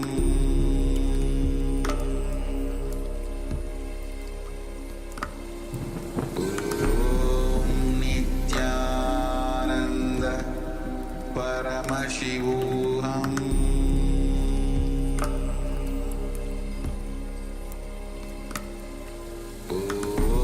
This power of body scanning is having the ability to scan and reveal what is happening inside your body. Like, for example, if anything, like, if you're having any symptoms, if you're having any problems, you go to the doctor examines you, what will happen, from his experience. He diagnoses you and gives you a solution for it. This power of body scan will not just you with this ability, not just with this power, you'll have the ability to scan and reveal what are the disease. That this is your partner, you can say. But you'll also be able to scan and reveal the root cause. Meaning, what is the reason? What is the mental pattern? Swamiji says very beautifully that every pattern, so any physical issue you have, it is nothing but the psychosomatic disorder. Basically, it's an incompletion.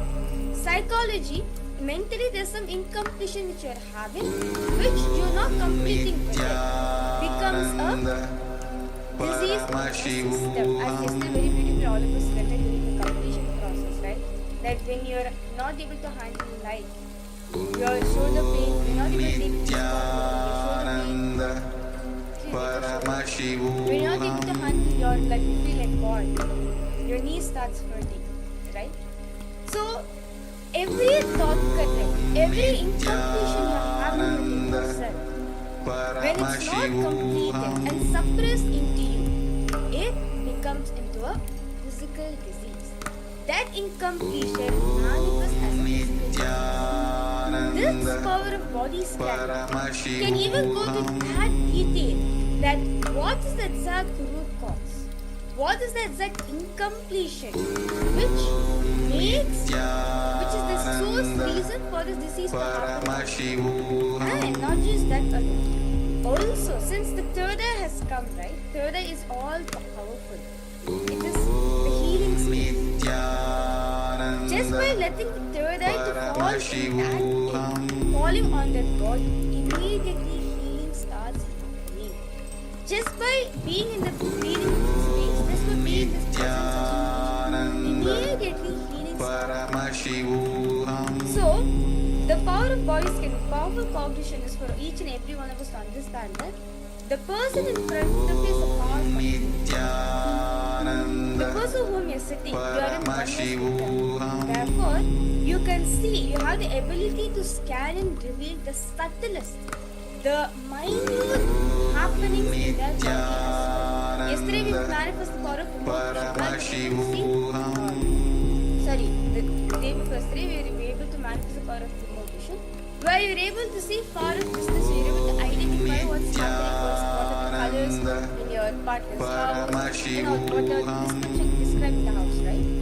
Just like how you're able to see the far of distance, this power of body scan will help you to see the subtlest thing which is happening, such as the molecules, the atoms, the blood flow happening in them.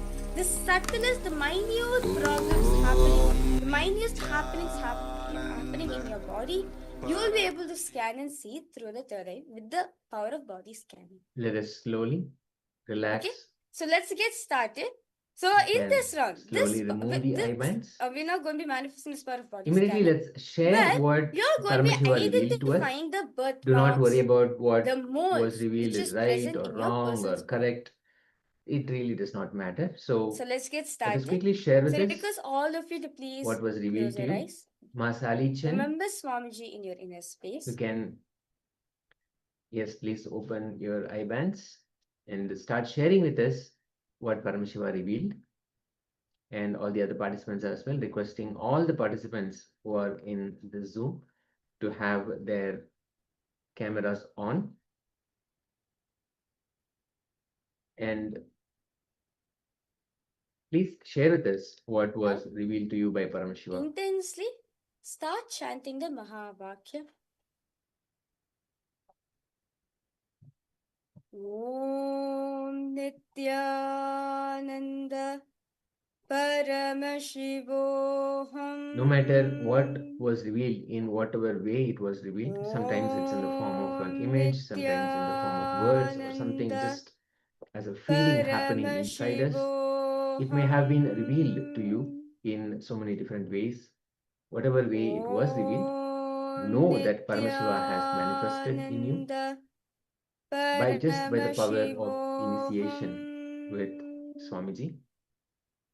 When we sit for manifestation, Paramashiva manifests in us, the oneness manifests within us, and he reveals what we ask. He completely reveals what we're asking for. So intensely chant the Mahavakya. Share with us what was revealed to you. Hello. And those of you joining us from YouTube, Ma, can you hear me? You can share with us in the comment section.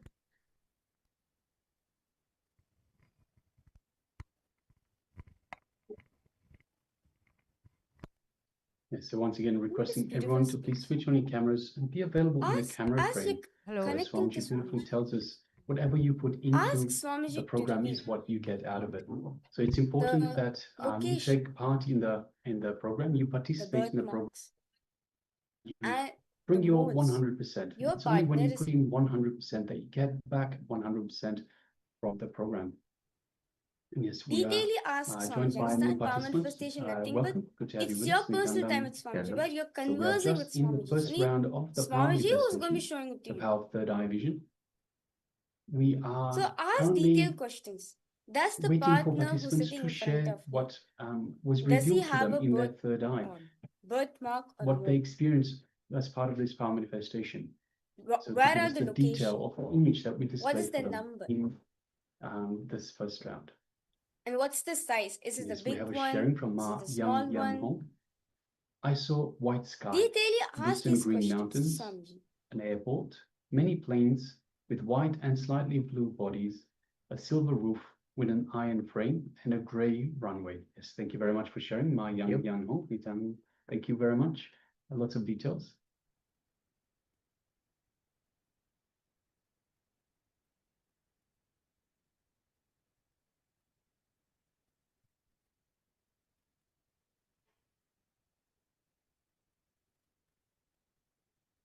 Yes, also requesting Ma Judy, Ma Mahanyana Pradata, Ma Sukanyana, Ma Zhang Ho, and the new participant that has just joined us with a Chinese name, requesting As you are please scanning, switch on your start cameras and be revealing to your available in the partner camera as well. frame. Also, Ma Whatever Sari Swamiji Chen has Ma, shown to you, you can share anything. as well. You can share what was Swamiji could revealed show to it in you various third eye. forms. He'll make you to see it, or you may hear it, or you may feel it in your own body as well. Whatever is happening in you, whatever you're able to see, just immediately start sharing it to your partner.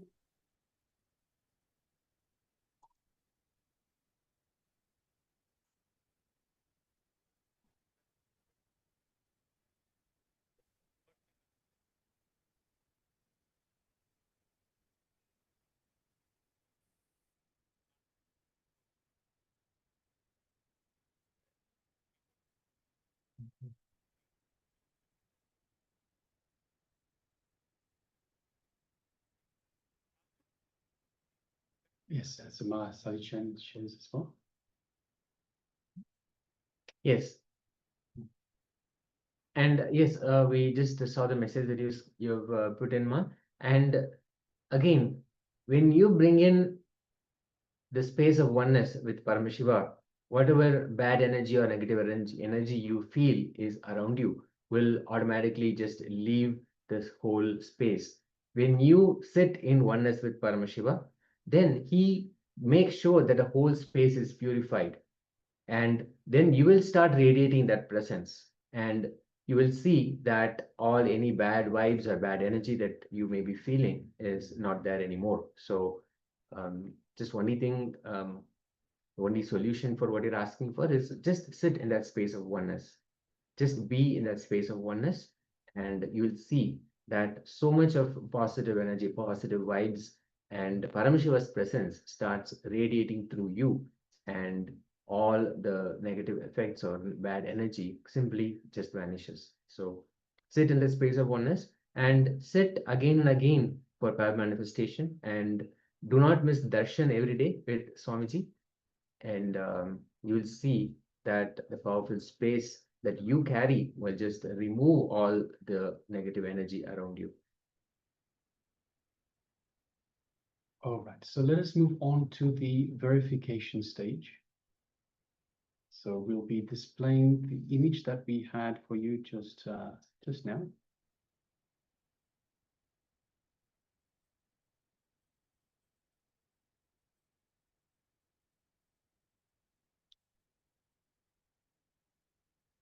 Yes, this is the image that we had displayed for you.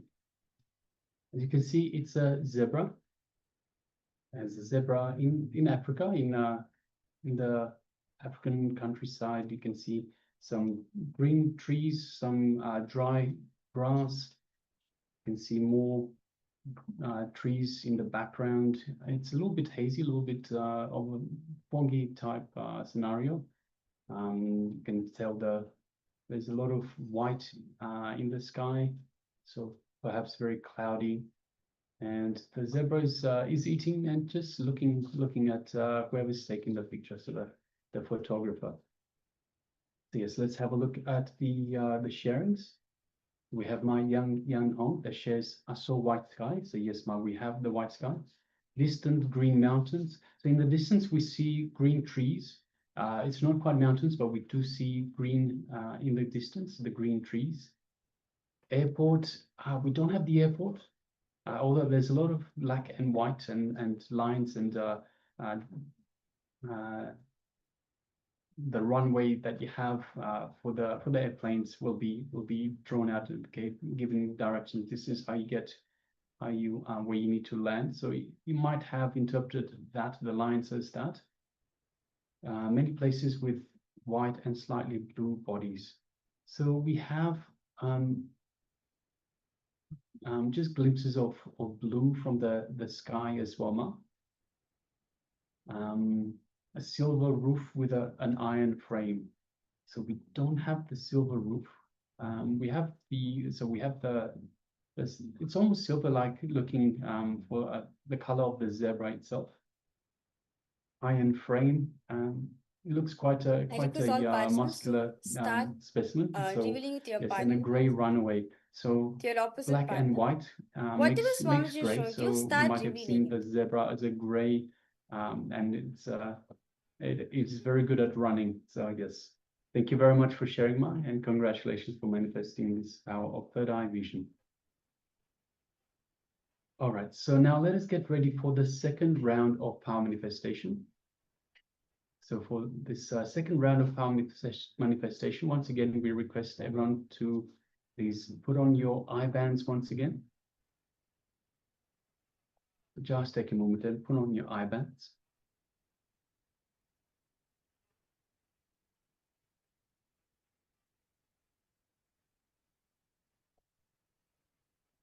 Every opportunity for us to sit in manifestation is a powerful way for us to connect with Paramashiva and be in his presence and connect in oneness.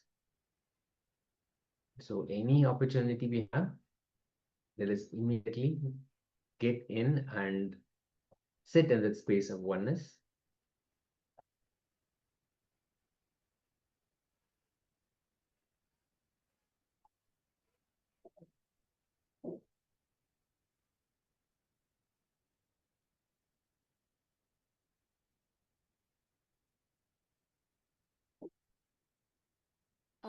Macharana, Nithyanandam, I think you were trying to, I think you came for asking a question, Ma. Yes, you can, I request you to come in, you can Now, speak into the mic, yes. Invite and invoke Sorry, Ma, the presence I of couldn't hear you, Paramashiva so in our third eye I'm just region. requesting Bring you your to come to the attention mic again to and the ask third your eye question. region between your eyebrows. Intensely visualize the Supreme Pontiff of Hinduism is manifesting in the third eye region. Remember his presence, how you connect with him, the intense connection that you have with Paramashiva, with Swamiji. Yes, I request you to come to the mic, Ma, and Intensely ask your question. Sorry, Ma, I just visualize couldn't hear you what you're asking. I'm really sorry for Paramashiva that. is happening Just request in your you to third come eye to the mic region, again and manifesting you can ask your question. in your third eye region. Now, continue to chant the Mahavakya and ask for the contents to be revealed to you. Chant the Mahavakya. Om Nithyananda Paramashivoham. Om Nithyananda Paramashivoham. Om Nithyananda Paramashivoham. Yes, Nithyananda, Ma. The image is being projected. Ask Paramashiva to reveal the contents of the image to you. Paramashivoham.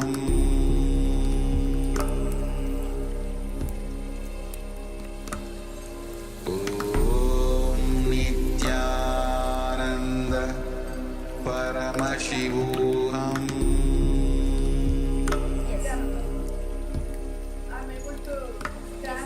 Om Nithyananda Paramashivoham.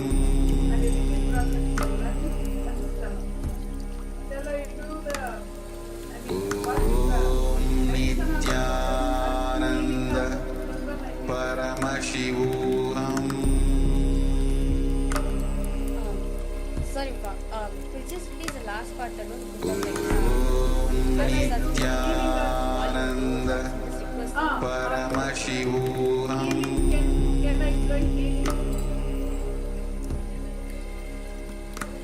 Yes, ma, yes, when you do it, yes, you can do the healing as well. When you're scanning the other person, now, when you're scanning your partner, right? Once the third eye lands on it, once the vision, once the sight of the third eye falls on the other person, naturally healing also starts happening.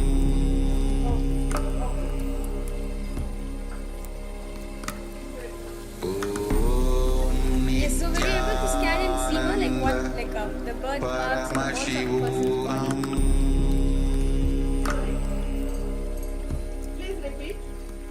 Sorry, like in this round, all of us were scanning and revealing the birthmarks, identifying the location of the birthmarks and the holes your partner is having. So we're able to manifest that, like with it.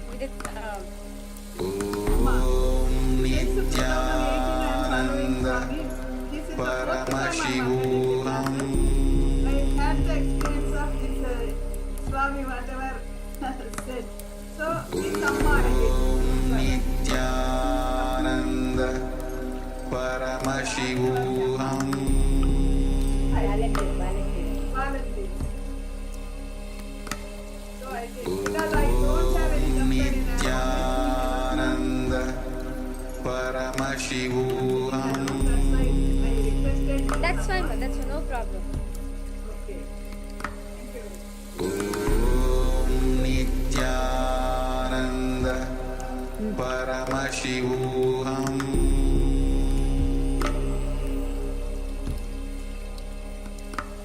Yes. Nithyananda Paramashivoham. Okay, once all of you, how many of you are done manifesting the power? How many of you have revealed to the other person?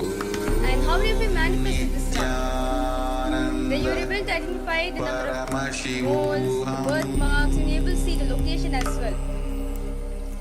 If you have manifested, just can I have a raise of hands, please? Nithyananda Paramashivoham 3 persons I did. Yesterday 2 and now 1. Nithyananda That's great. That's nice. Paramashivoham Swami did. I did not. Through me, Swami did. Swami is doing through the person. Nithyananda Nenu is of Paramashivoham I is of yeah.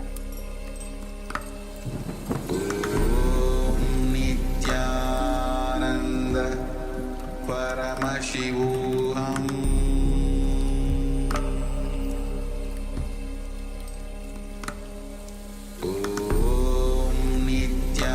Nithyananda Paramashivoham Yes. Can I have a raise of all the participants? How many of you have manifested? Nithyananda Paramashivoham Whether you're able to see the location. Wow, that's so great. That's so nice. Nithyananda Okay. So with this, let's have a 15 minutes break. The breakfast is ready for all of you. So request all of you to you can go ahead, pick up your breakfast and come, and we'll be starting the next session. Paramashivoham So request all of you to go ahead, pick up your breakfast and come, and we'll be now starting with the next session as well. The time now is going to be 9:50. So you're going to be having 15 minutes break. So 10:05 we'll be resuming the next session. Thank you, Nithyananda. Paramashivoham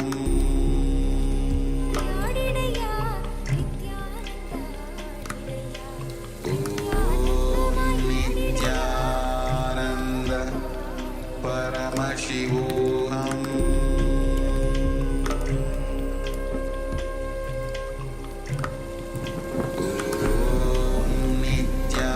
Nithyananda Paramashivoham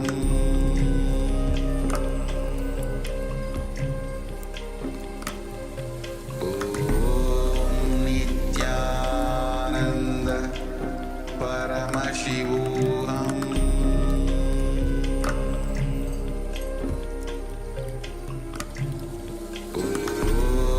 Nithyananda Paramashivoham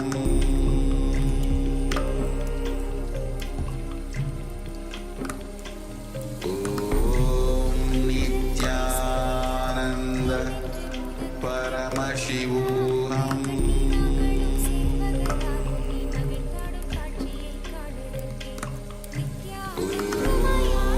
Nithyananda Paramashivoham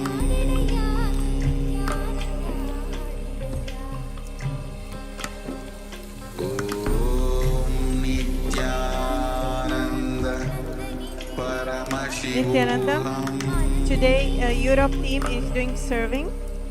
Europe except UK. So Europe team, if you can please proceed and do serving France, Belgium. Thank you. Nithyananda Paramashivoham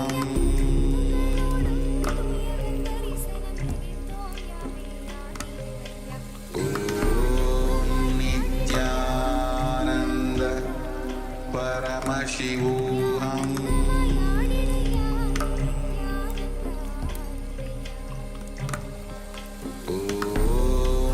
Nithyananda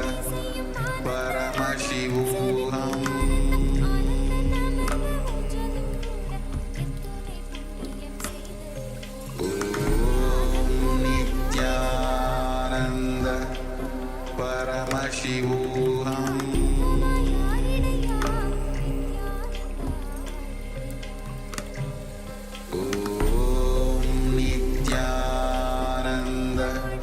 Nithyananda Paramashivoham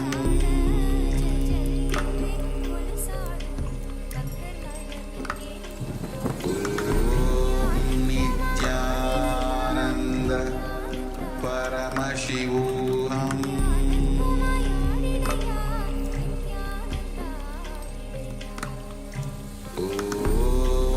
Nithyananda Paramashivoham Nithyananda Paramashivoham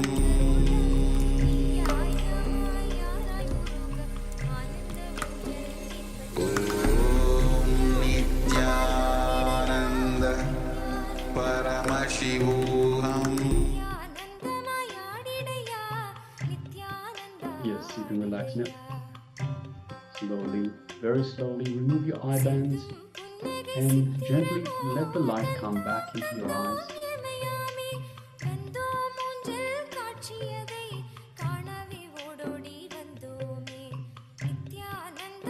And once the light has readjusted for your eyes, then take a moment and share with us what was revealed to you in your third eye.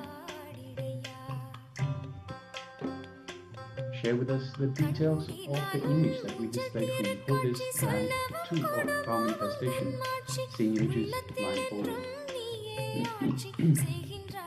Please go ahead and share.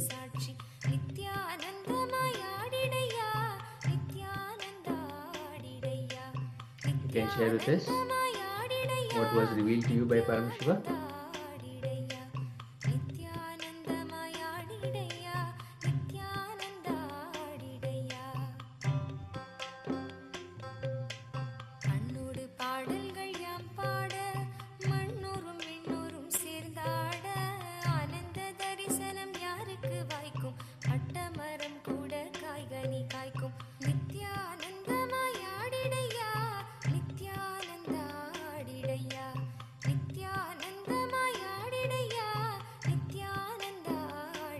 And understand that the powers of Paramashiva, they can manifest themselves in many different ways.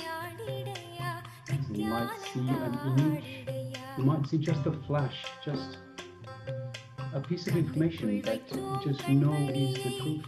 It might be a sensation, a feeling, an emotion, a smell, a sound, anything like that. So just don't discount anything. So anything that you experienced as part of this manifestation, take a moment and share with us. Don't restrict anything, don't discount anything. Just trust in what you experienced and share openly.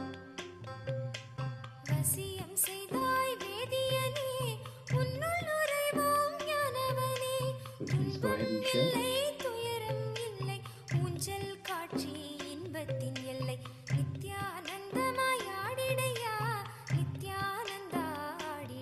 And also, if you're following us on YouTube, you can let us know in the chat box. And let us know what was revealed to you in your third eye. Please go ahead, take a moment to share.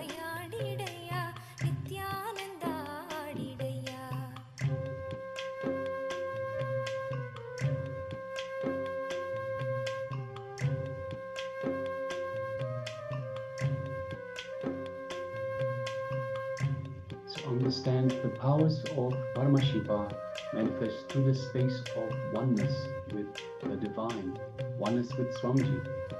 It is in fact the divine, it is Swamiji that is manifesting through you. And as such, it's important, before we enter into power manifestations, that we understand the mind has no role to play in the power manifestation. It only gets in the way. So anytime a thought comes up, let us unclutch from that thought, come back to the space of restful awareness and continue being open to receiving the revelation from the divine, from Swamiji, from Paramashiva.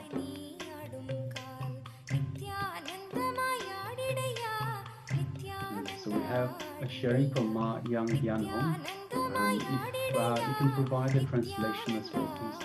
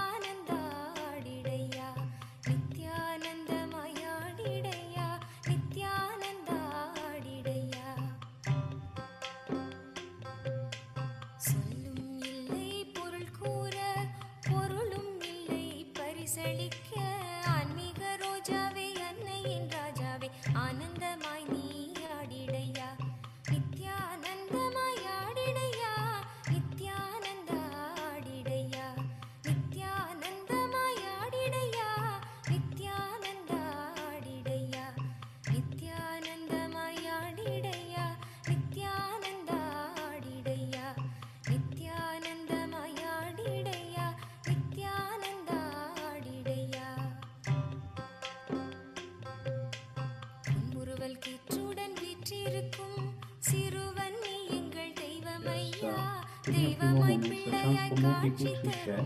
And also Ma Yang Yan Hong, if you could please provide the translation as well. That would be great. Yes, and we are just about to enter into the next session, so let's just take a very quick moment to share the revelations so we can get into the next session. Do not worry about whether the revelation you are able to receive it properly, was it right or wrong, or did you do something. None of that actually matters. What was revealed by Paramashiva. So go ahead and share with us.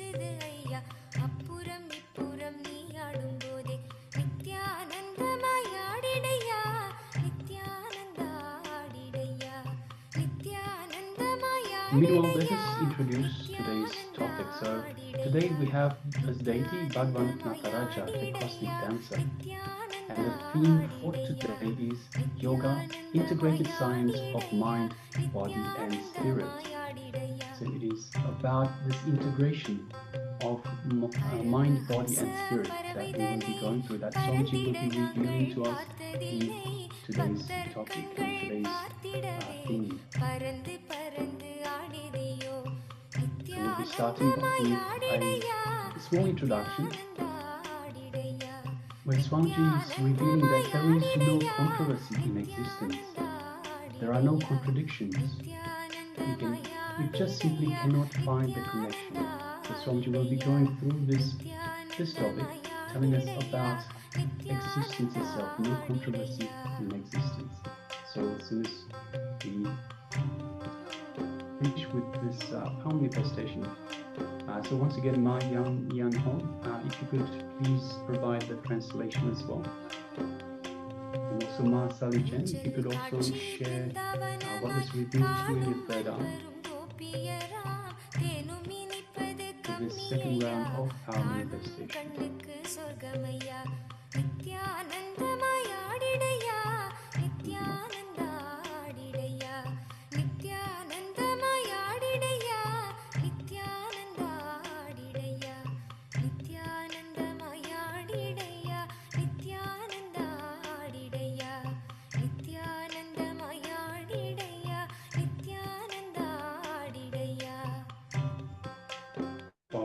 So if you're still sharing, please continue to do so.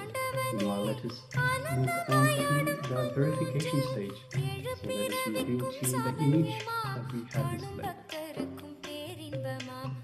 Yes, as you can see, it's a beautiful structure, beautiful temple. The golden temple is an amazing structure. Place of worship, a beautiful temple housing the presence of divine presence, divine energy, and even the background is reflecting the same colors throughout.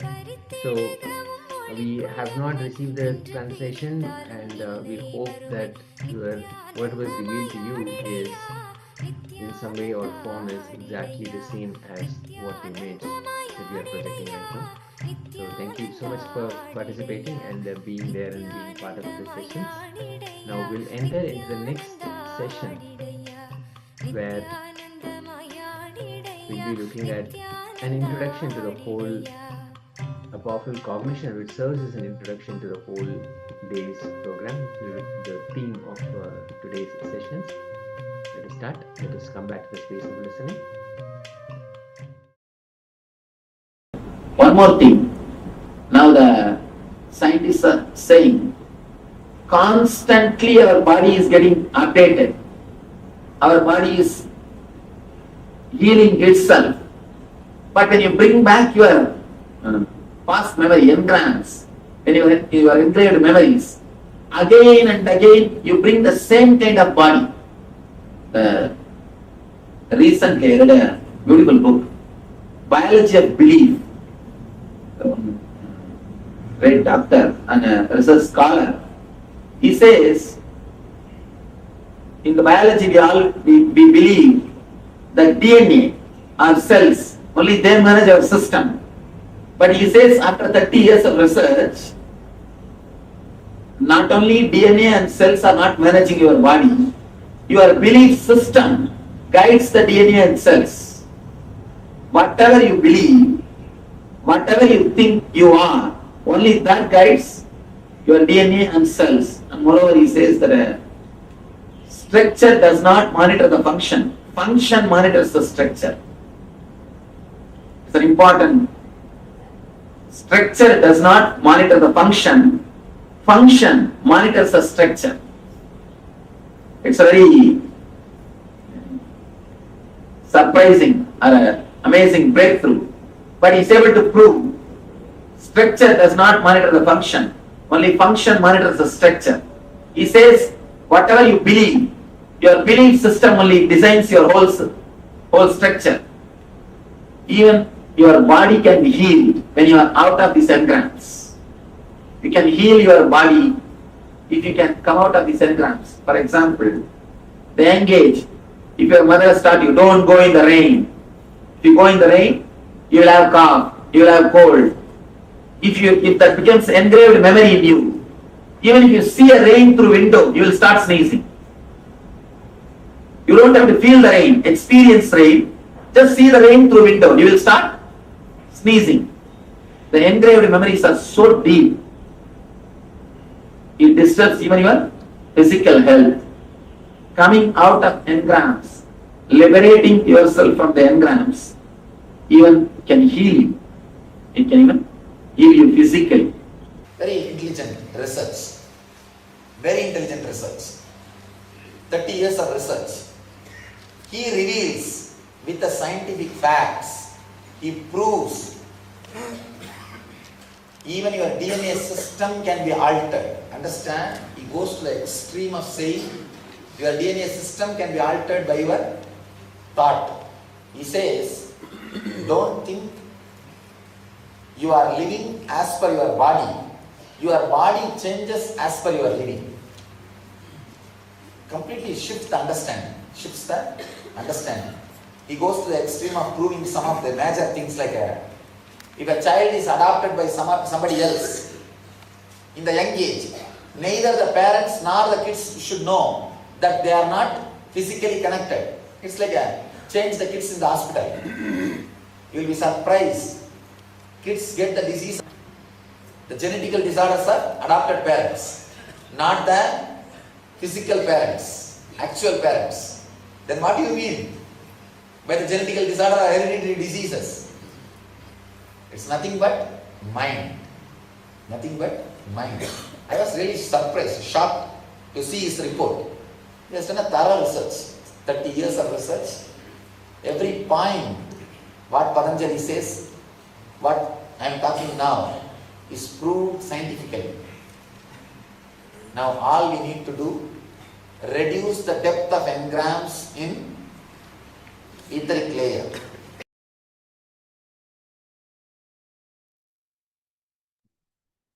Yes. Settle? So that was Did you all just a pick up your brief breakfast? introduction by the Because Supreme now Pontiff we are of going to be Hinduism to entering today's into a theme. very So now important let us session. get So ready I want to and request move everyone to into be the ready. next into the first revelation by the Supreme Pontiff of Hinduism, the first session, which is yoga for the body. So requesting everyone, let's sit comfortably with the head, neck, and spine in a straight line, and let's bring our full awareness to Swamiji as he reveals on this great secret. Let's begin.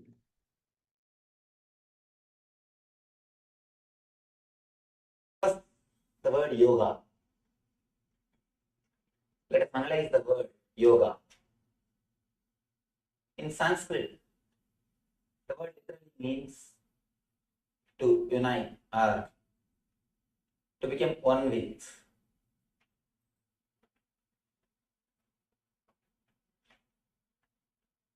Again and again, all the Eastern mystics, they declare, you are energy. The body is not just a biomechanism as we think. Body is the expression of energy. In the Eastern system, we call it Annamaya Kosha, means the sheath covering the energy. It is not just biomechanism as we think. It is the expression of energy. It is outer shell of energy. Again and again, mystics declare body is the expression of energy. You are energy. You are Atman. Whatever word we may use, you are something more than what you think you are. You are something more than what you think you are. Having direct experience with that energy, uniting yourself, having a direct communion with that energy is what we call yoga. Of course, meditation is a technique to achieve yoga. The word yoga should be understood much deeply. It is not just something to do with body. It is something to do with body also, but it is not just something to do with body. Moving the body and doing some asanas helps, but it is not the end. Meditation is a technique to reach the state of yoga. Yoga is the state which can be achieved through meditation. Of course, the word meditation and the medicine both come from the same root. Both are healing powers. Medicine heals the body, meditation heals your being. Both are healing powers. In the next word, healing. The healing also, healing and the word whole, both are same root. When I use the word healing, I mean being complete, achieving your wholeness, reaching the complete fulfillment. What mystics declare as realization, self-realization. Of course, too big word, but it is much easier than we think. Somehow, traditionally, we are made to believe it is too difficult, but it is not. We will analyze about it a little later. Now we will touch the first body part. I want to make few statements, few concepts. Then we will analyze it with questions.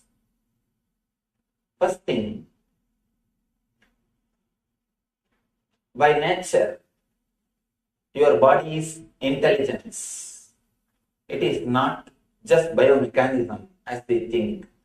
It is not just force. It is force with intelligence which can respond to every single thought of your mind. It can respond to every single thought. It is created, maintained, and destroyed according to your thoughts. You are the Brahma, creator. You are the Vishnu, sustainer. You are the Rudra, destroyer of your body. It is your thoughts which creates your body, sustains and destroys. Second thing, reaching, achieving the zone of intelligence or the space of consciousness which is inside your being is the goal why you have taken the body. Body is alive, body is functioning just to reach the space in which you can experience the deep restful awareness. You can experience deep peace. You can experience the bliss. By statement, I mean the very reason for your existence is to achieve the ultimate experience of your consciousness, to achieve the ultimate bliss. Next thing, it is not so difficult as we think. First, these two are goal. Next, I am speaking about the path. It is not difficult as we think.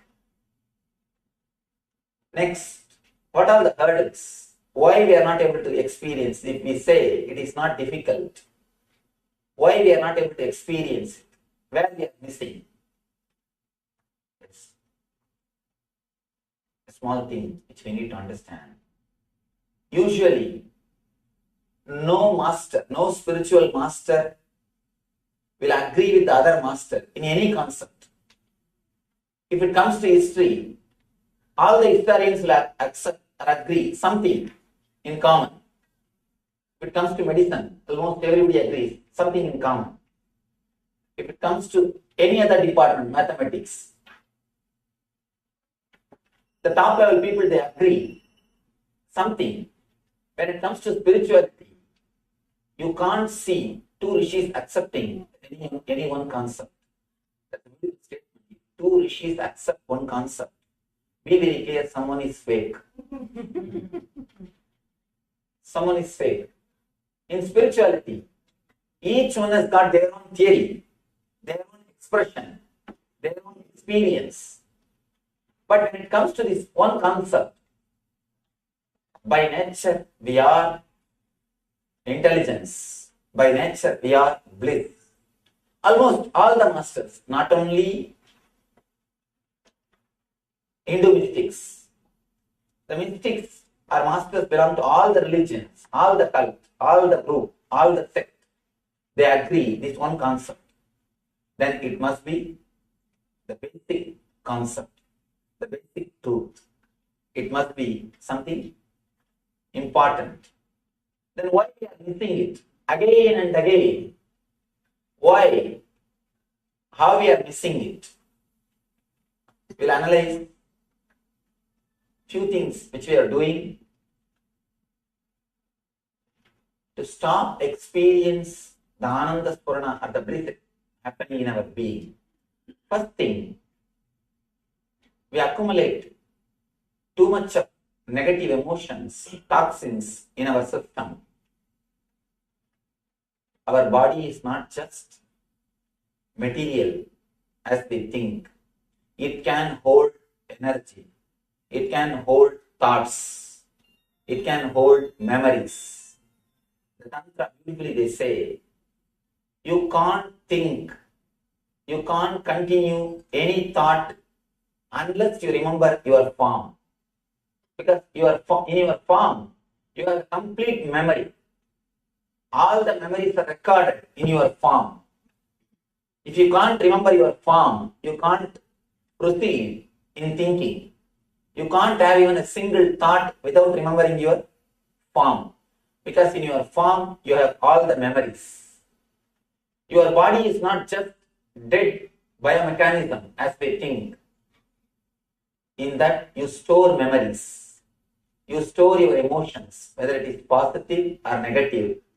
We store emotions in our system, in our body.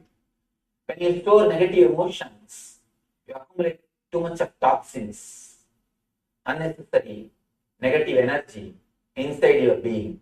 The first reason why we are not able to experience the deep blissful awareness or the restful awareness, why we are not able to be alive like kids. You can see the kids, how alive they are, how bubbly. People ask me, Swamiji, how to bring up the kids? I tell them, you relax, they will grow automatically. Actually, we don't bring them up, we bring them down. All our so-called bringing up only brings them down. All our so-called bringing up, it's nothing but bringing them down from their blissful awareness or blissful deep ecstasy. Again and again, we infuse negative emotions, negative energy inside our being, inside our body, and we stop experiencing the ecstasy. If you look deeply into your being, if you don't have anything to worry, you feel like you are losing your boundary. If you don't have anything to bother, you feel you are losing your identity. Actually, your identity is defined only based on your worries. If you don't create more and more trouble for yourself and others, you feel your identity is lost. Actually, you enter into boundaryless consciousness. You will have your boundary as long as you create trouble for yourself and others. If you stop that one activity, immediately you lose your boundary. You start experiencing the boundaryless awareness, the timeless awareness. That's the first thing. Next thing, the idea I am not enough unto myself. Whether it is physical beauty or mental stability or being level, energy. First we will touch the physical beauty. Again and again, you are made to believe by the society that you are not beautiful. You are not enough unto yourself. The moment you start believing you are not enough unto yourself, you are not beautiful, you start running behind the cosmetics. I think it is a business. Only when you are made to believe that you are not beautiful, you start searching for all the extra things. First, let us analyze. Where is the scale of beauty? There is no scale. If God is an engineer, he would have done a mass production. Miss World or Mr. World have that mold. Do just mass production. But God is not an engineer. He is a painter. He is an artist. He paints every one of us. He carves every one of us. That is the reason. Each one of us are so unique. Be very clear. We are not equal. We are unique. The idea everyone is equal is totally wrong. Everyone is unique. Everyone is unique. We are unique, and not only that, we are enough unto ourselves. If you look little deeply into yourself, you can see we never feel relaxed. We never feel comfortable with our own body. When you have the idea somebody is beautiful, you want to look like that person. You want to look like him. You want to look like somebody. You already created a gap between you and your body. You already started feeling uneasiness. That uneasiness between you and your body is the root for dis-ease. Male feeling attracted towards female or female feeling attracted towards the male is natural. But when a male has got a poster of a male model and wants just to look like him, or a female has got a poster of a female model and she just wants to do makeup and she just wants to look like her, there is something seriously wrong in God is not engineer. If he is an engineer, he would have created everybody in the same mold. He would have done a mass production. But he is an artist. Each one of us are enough unto ourselves. If you can relax into this one idea, you will feel a tremendous homely feeling inside your own body. If you look deeply into your being, this is the main problem. This is one of the root cause why we create distance between ourselves and the body. We may think superficially, we may think it's a very simple problem. But if you look a little deep, I think this is the root. This is the problem. We start rejecting our body unconsciously. We don't live inside our body. Look your life. Early morning, when we get up and start brushing the teeth, we are already in the office. When we are in the office, sitting and seeing the patients, already we are on the beach. When we are at the beach, sitting and seeing the waves, already we are in the house. Start thinking about the house. One thing is sure, you are not where you are. That has become our lifestyle. We are not where we are. If your body is here, we can be sure you are everywhere except here. If your body is here, you will be anywhere else except here. We don't feel comfortable. We don't feel relaxed. We don't feel homely with our body just because we don't love our body as it is. We have an idea. We have particular standard measurements. The so-called Miss Universe or Mr. Universe. We have some particular measurements. Again and again, we wanted to look like somebody. We wanted to be seen like somebody. We don't understand. When we create a model, we just abuse our body. You disrespect your body. Apart from using chemicals from outside to decorate your body, that is different. Even the very thought, the very idea creates a gap. I call this thought as a wedge between you and your body. In India, to break big, wood piece. Once they break, they will insert a wedge so that the wood will not again unite or something. This thought that you are not enough unto yourself, you are not beautiful, is the wedge inserted into your being. If we can remove this one thought, of course, today we will do a meditation technique to relax into our body, to enter into our own home. That's a beautiful book in Advaita Vedanta. They call it Swarajya Siddhi, means reclaiming your own kingdom, achieving your own kingdom. The first part or the first thing which you need to achieve is your body, your own body, but you are not living inside. The body is there, you are there somewhere else. We are almost living like a ghost. Your body is here, but you are somewhere else.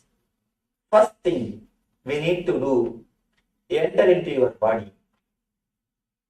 Enter into your body and start living inside it. Try to be inside your boundary continuously.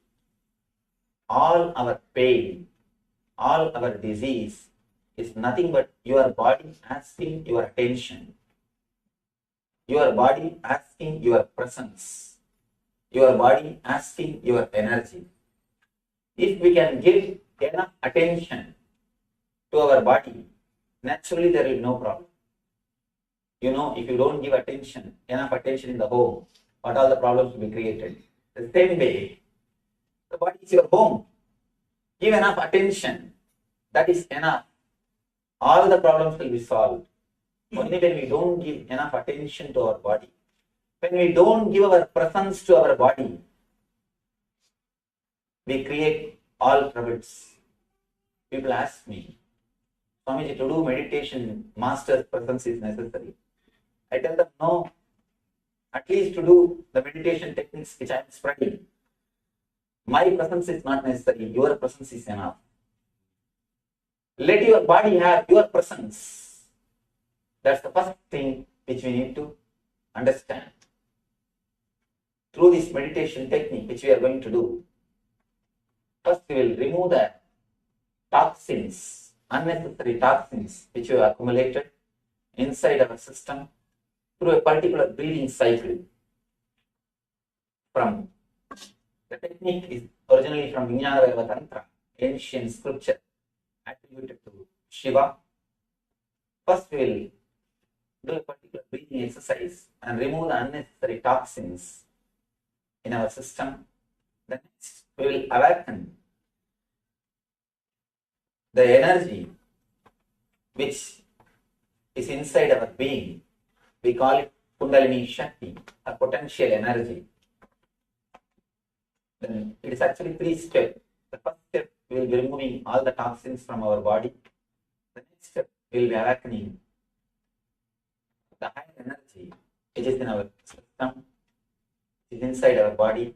Third, we will completely rest and relax. Feel at home with our body. We will reclaim our body. We will start living inside our system. Instead of living like a ghost, your body is here, you are somewhere else, means you are living like a ghost. Instead of living like a ghost, we will start living inside our system, inside our boundary, inside our body, with full awareness. These are the few ideas which I wanted to present to you. We will now internalize these ideas through our questions. One thing, if I just continue to speak, usually we don't believe others. That is the truth. To tell you honestly, we never believe others. I tell you, all lectures, all dialogues, all discourses are just waste. May not be 100%, but 99.9%. When the other person is speaking, You just keep quiet so that you will be allowed to speak. Usually, we never listen, we never allow any words to penetrate our being unless we question, unless we understand, unless we directly involve ourselves into that program. We don't internalize any ideas. Either we sit, we keep quiet out of courtesy, or we don't want to open our mouth. We feel too lazy. Why to ask question unnecessarily? Let's relax. This is the usual thing which happens. Now, let's internalize these ideas through our questions.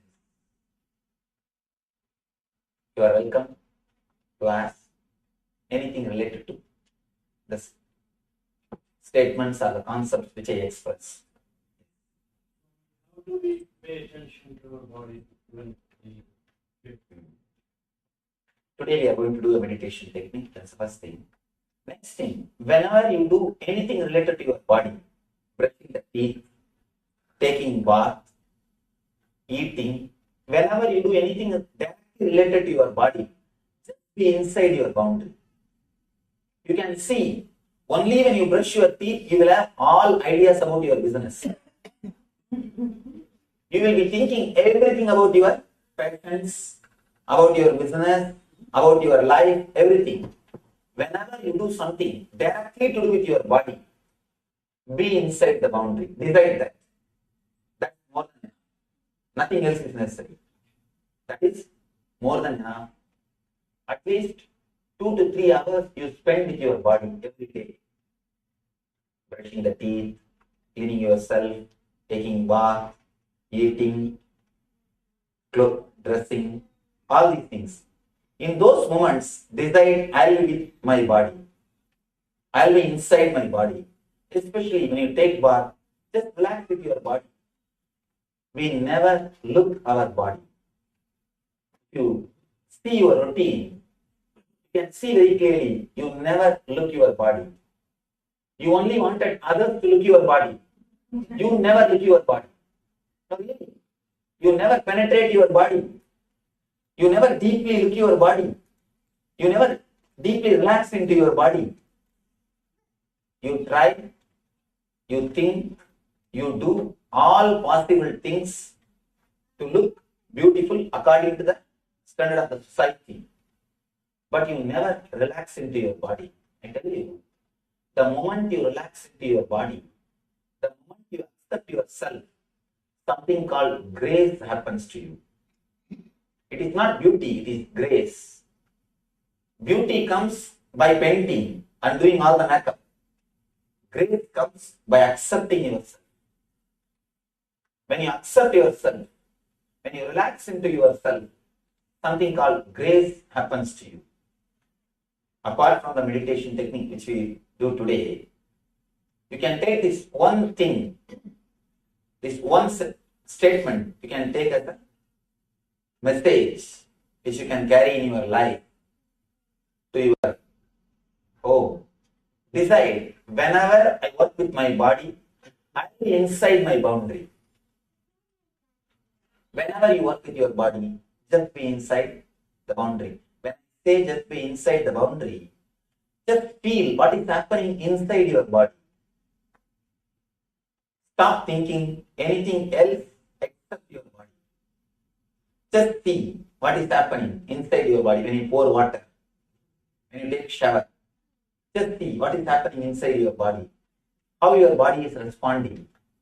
When you brush, just feel how your mouth is feeling. When you are dressing, just feel how your body is feeling. Understand, your body responds to every single thought of your mind. Every single thought of your mind. You can just restructure your whole body with your mind.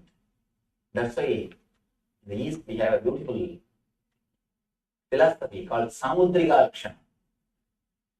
The whole theory is your mind can be studied. The person who has mastered this art can tell everything about your mind just seeing your body. Because Your body is the expression of your mind. Your body is just created by your mind. So whenever you are working with your body, decide, I will be with my body. I will not think of anything else. I will not do anything else. After all, when you are working with your body, you can't do anything else. Am I right? Surely you can't see your patients when you are taking bath. Surely. Not a good idea. At least for patient. I don't know about yourself. For patient. Yes, something. Swamiji, we go to the temples and all religions, we pray, reaching the God. And we pray. And prayer is one way of attaining the awareness of the bliss. What's the difference between the prayer and meditation? Good question. What's the difference between prayer and meditation? When you pray to God. When you meditate, you become God. When you pray to God. When you meditate, you become God. That's all. You became that energy to whom you are praying, or to which you are praying, towards which your prayer is directed. Of course, prayer is a beautiful step. It is a good start, but not to end there. You can start with prayer, but don't end there. It's like a first class, second the grade. See, it is good to start, but not to end there. You can directly work with the energy and see the result. And moreover, prayer needs belief, faith, and all these things, which is outdated. To tell you honestly, how much you try, always one part of your being is ready to raise doubts. It is just waiting. See, God does, as long as God does your homework properly, He can sit in the throne of God. The moment He misses some job which you have given Him through your prayer, immediately He will be dethroned. He will be questioned. He will be dethroned. He has to lose his place. He has to lose his post. So, I feel better build your life on meditation, in which you don't have to believe anybody. You don't have to have faith on anybody. And especially the words believe, faith, all these words are outdated. In the modern day, we can use only words like look, see, experience. We can't use the words believe, have faith, trust, and all those words are lost their meaning. They are no more. Our people, this generation can't even relate with those words. Even if they are able to relate, they will be able to relate with these words only out of fear and greed, not out of understanding and love. Even our so-called prayers, you can see, it is out of fear and greed, which is not going to last long. The fear will disappear when you feel secure. The greed will disappear when your things are fulfilled. Or it will be just going to this extreme to that extreme. So better to drop these initial level ideas. Better you build your life on understanding based on meditation. It will be solid base. It will be solid base. Of course, it takes little time and little more intelligence, little more patience to understand these concepts, to analyze them and to internalize them, then start expressing. It's a little big process, but better to go for this than prayer. Prayer is like it will give immediate effect, but only for few days. You know whatever gives immediate effect, how long it will stay, and what are the side effects, all those things, you know. Yes, somebody behind raising the hand. Yes. Most of the time, the watering of the mind, that's the night time is getting ready to go to sleep. What we do that. Second question is there a right time to meditate? Yes. I'll answer these two questions. And this question also, please, can you? Yes, please. Every individual passes through a stage of loving her own body. It is known as autoerotism. After that stage, the love for body does not remain. What is the reason? First thing, please be seated. This is a beautiful question. Do you have mind? Can you give an answer so that everyone will be able to hear the question? All of you are able to hear the question? Yes. Arrange tomorrow. Arrange for one more tomorrow. Get a little loud so that I'm able to hear. I heard. Every individual, man or woman, passes through a stage of development, at a particular stage, and every individual loves his or her own body. That is known as autoerotism. After that period of stage of development, man or woman, that love for body does not remain. What is the reason? Reason. Society doesn't allow you. You can see you can see a child, it will put the finger into the mouth. It will put the thumb. It will catch the thumb and put it to the mouth and play. And you can see kids whirling, spinning, and you can see kids eating with both hands, playing with their genitals, playing with their whole body. Through all this way, they express their love for their body. They express they are feeling homely with their body. They express they are very happy with their body. But we don't allow them. Do you allow when the kids spin around? Do you allow when the kids eat with the left hand? We suppress them. We suppress their joy. Actually, one more thing. When a person feels happy with his body, when a person loves his body, he will be in ecstasy. He will be continuously smiling for no reason. He will be just bubbling. He will feel like dancing. You can see kids. That's a beautiful definition of health in Ayurveda. They say health means it is not just no diseaseness. No diseaseness or clinically all right is only one part of health. It is not health. Health means feeling like dancing. The early morning when you come out of your bed, you are stepped from bed to the bathroom.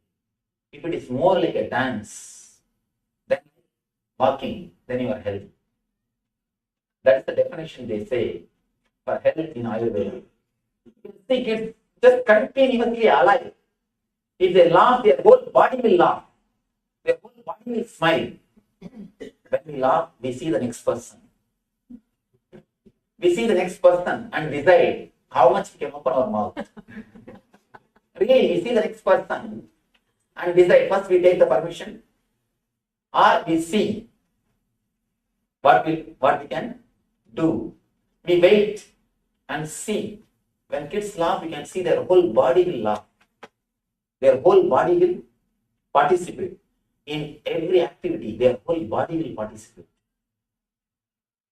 When somebody is homely, when somebody is feeling relaxed with his body, he will be so alive, so ecstatic, so joyful. Society cannot tolerate it. You can't tolerate when somebody is happy. If somebody is sad, things are okay. See, if somebody is sitting silently, sitting very deeply depressed, you feel it's okay. He is as he is. If somebody is just laughing, just bubbling, just singing, or dancing, or expressing himself, it's very difficult. We feel little uneasy. Especially when kids express themselves, we feel little uneasy. The so-called social bringing up, disturbs, and we start feeling disturbed. Naturally, we stop living inside our body. One more thing, when we take up the responsibilities when we take too much of responsibility, which we can't handle, or when we don't create enough energy to take the responsibility, we just take the responsibility without creating enough energy, then we move away from the body. We stop living inside our body. Two things. First thing, take care of your kids that they don't lose this connection. Allow them to live with their body. Allow them to be happy with their body. When they take bath, if they jump in the water, allow them. If they just spin, put a mattress. Even if they fall, they will not hurt themselves. Never stop them. And if they eat with both the hands, just keep the left hand also clean. That's all. Why should we stop them? Allow them to use left and right equally. We don't have to suppress half of the body. And there are a few more things which we can do. Try to avoid separating the upper body and lower body through tight clothes. When we put tight clothes, we separate the upper body energy and lower body energy. We can use these few things to help our kids and in our own life. As I told, try to live inside your body continuously whenever you work with your body. That's more than enough. It is just the social bringing up is the reason why we lose the autoeroticism. What he says, that love for body. And we are taught one more idea. You should not stand in front of mirror and enjoy your body. That's considered as an ego or some kind of disease. Be very clear. Only thing, you should not think that you should look like somebody. Only that is a disease. You enjoying you as you are is perfectly alright. You enjoying yourself as you are can never be ego. It is perfectly alright. You can be with yourself. You don't have to take somebody's permission to be with yourself. Yes, your question. I have not answered your question. Yes, for your question. Yeah, I'm at an active right time when people have the mind wander just when they're getting ready to sleep, when their mind should be at ease or at peace with them. How do you prevent that? Secondly, is that a good time to meditate, or what are the other good times when you should meditate? See, the good time to meditate is when you get up from sleep and when you go to sleep. These two are the good time to meditate. But use very passive techniques. In meditation, 2-3 level techniques are there. Active techniques and passive techniques. In active techniques, your body also needs to be involved. With passive techniques, you don't need to involve your body. You can just do some visualizations. So use that type of techniques in which you don't need your body to be involved. You can just rest within yourself. Use that type of meditation techniques before you fall asleep. Yes. So, can you tell us about your enlightenment? Please speak loud. Your enlightenment. What did it occur? How do you, what changes happen? Give us educate us something about yourself. Is it not too personal to? Can I speak about this? Surely I'll answer this question, but day after tomorrow, let's have a little more time with each other. You understand?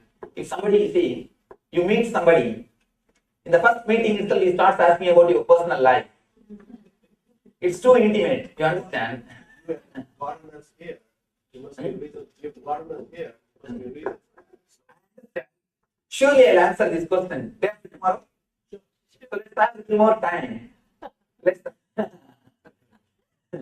You see, one thing, if I answer now, I'll give a social answer. If I answer day after tomorrow, I'll give an honest, intimate answer. Which you want?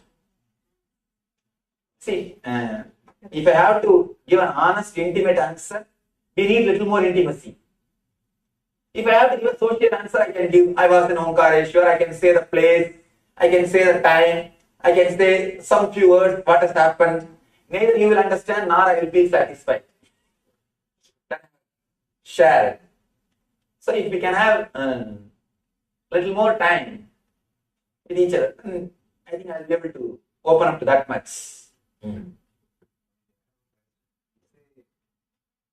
What you talking about being mindful all the time? Mindfulness that you're talking about in terms of like, Yes, you can use the word mindfulness, being here and now, meditating or creating awareness. All these words you can use. All these words are one and the same. It is just one and the same. I can say being inside your system is a technique or a method to achieve that awareness. Surely I'll answer your question. Give me a little time.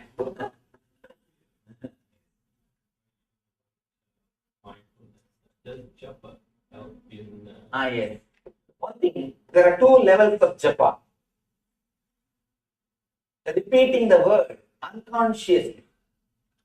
Just start repeating for the sake of repetition.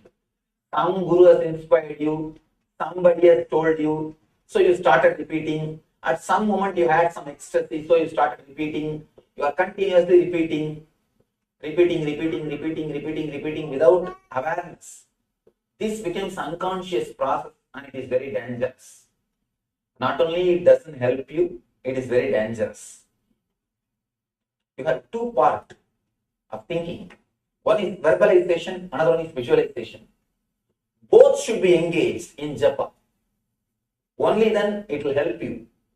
If only verbalization is engaged and visualization is thinking of something else, then not only it will not help you, it is dangerous. There is every chance we will become schizophrenia. We will become split personality. So be very clear. The japa, when you do the repetition of mantra, your verbalization part and visualization part both should be engaged. If you repeat the mantra, either you should contemplate on the meaning of the mantra, or the deity of the mantra, or the letter of that mantra. At least two processes should be done by you continuously. So if you don't do the other process also, which is related to mantra, you will start doing something else. I have seen many people repeating mantra. Hey, what happened to the brinja? What did you attend the phone call? What happened to this? So this will make you as a split personality. Not only it will not help you, it is dangerous. So when you repeat, be conscious of the word which you are repeating and be aware of the meaning of the word, or be aware of the person or the deity on which you are meditating through this word. Do both let your visualization and verbalization both be engaged in the japa.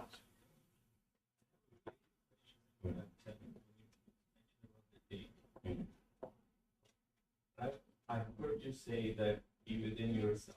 And then the traditional dogma says that pray to a deity or pray to an idol, for lack of better words. So what is the right way? Now I have to honestly say a few things. First thing, praying to a deity or praying to an idol, praying to a god is an initial level step. It is a good thing to start, but being inside your own being or entering into your consciousness is the real thing which needs to be achieved. And even all these deities are nothing but the expression of enlightenment, nothing but the expression of higher experience. See, for example, when somebody has achieved an enlightenment experience or a higher consciousness experience, see, even that will also settle down. Yes, welcome back. Wonderful revelations there from the Supreme Pontiff of Hinduism on yoga for the body. So now we'll move into an internalization exercise, a technique, again, yoga for the body. So let us look at your life. So asking yourselves to look at your own life. So early morning, so when you woke up in the morning, when you got up in the morning and you started brushing your teeth. Now let's all start somebody recording says, the videos. I request you are all the never where participants you take a are. few minutes So now. we are already Let us thinking all about record the the office, videos. thinking about what we're going to do next. When we're in the office, so we're at work, we're sitting in the office, perhaps seeing patients, perhaps working on something else. We're already thinking about perhaps the beach, what we are going to do after work. When we're sitting at the beach, we are looking at the waves, but our mind is somewhere else. Our mind is already at the house. What am I going to do when I get home? What am I going to cook? What am I going to watch? So every time we think about the next step, we're never in the present moment. We are never where we are. So wherever our body is, our mind is simply not. And one thing is sure, we are not where we are. And the thing is, this has become our lifestyle. We are never where we are. If our body is here, we can be sure that we are everywhere, anywhere except right here. If our body is here, you can be anywhere except here. We don't feel comfortable, we don't feel relaxed, we don't feel homely with our body just because we don't love our body as it is. That is the key to the whole problem of not being where we truly are. Yes. So now I request all of you, once you're done This writing down, all of you can exercise that we're start going to do right making now is jump to the your present. videos. See, as At we the were bedtime or explaining, anytime or anywhere, only this when can be you done start anywhere. making the Ask yourself, videos, when you are start you sharing there? your I'm sitting experiences, here at the your bed. mind Am I starts here getting at more the bed? centered into I'm sitting that here at my experience. office chair. You Am I start sitting here right understanding and now at the cognizing, office chair? and your mind gets Or more I'm here centered into sitting that relaxing in the experience. movies. You'll Am be I able here in to the really, movie and not relaxing? only you yourself will As understand soon and as experience that more, we you'll be consciously able to ask enrich ourselves others this, also with the the experience thinking which will you had. stop. So And I now request reply to everyone our to own take a few questions. minutes. Yes. It will Nithyanandam, am I directly having bring everyone's listening? awareness to the present. If everyone is listening, can Try you this please now. raise your left hand? Otherwise, anytime and any number of times during the day is fine. Okay, yes. Simply Sri ask Devi is yourself, listening. am Ma I there? Vamadeva Shakti Priya I is am sitting listening. here Ma in this office Charanananda is space. Am I listening. here? I'm Yes, sitting I here request in all the of the movie theater. participants I'm here. listening. Am I here? Yes. I'm So I sitting in my request all of car you and to driving now on go the start road. Am making I videos there? now. Let's just All take of a these quick things, few wherever you minutes are, and just go ask start this question recording. and Go also start respond taking to your that videos. question yourself and say, Share yes, your I am experience here. as it I am is. here Start sitting in sharing your my experience as you kitchen. experienced.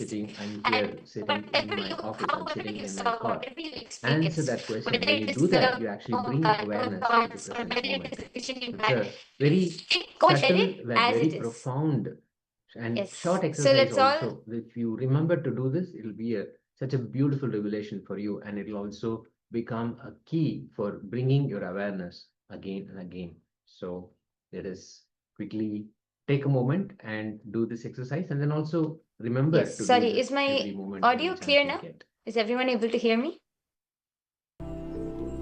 Okay, it's better. Okay, yes. So I was saying, let's all go start taking the videos now. I request each and every one of you quickly go record some shorts. Share your experience as it is. However, whatever you experience, whether it is the vision you saw or whether it is the no thoughts which you experienced, everything which you experienced, just go and start recording and taking the shorts now.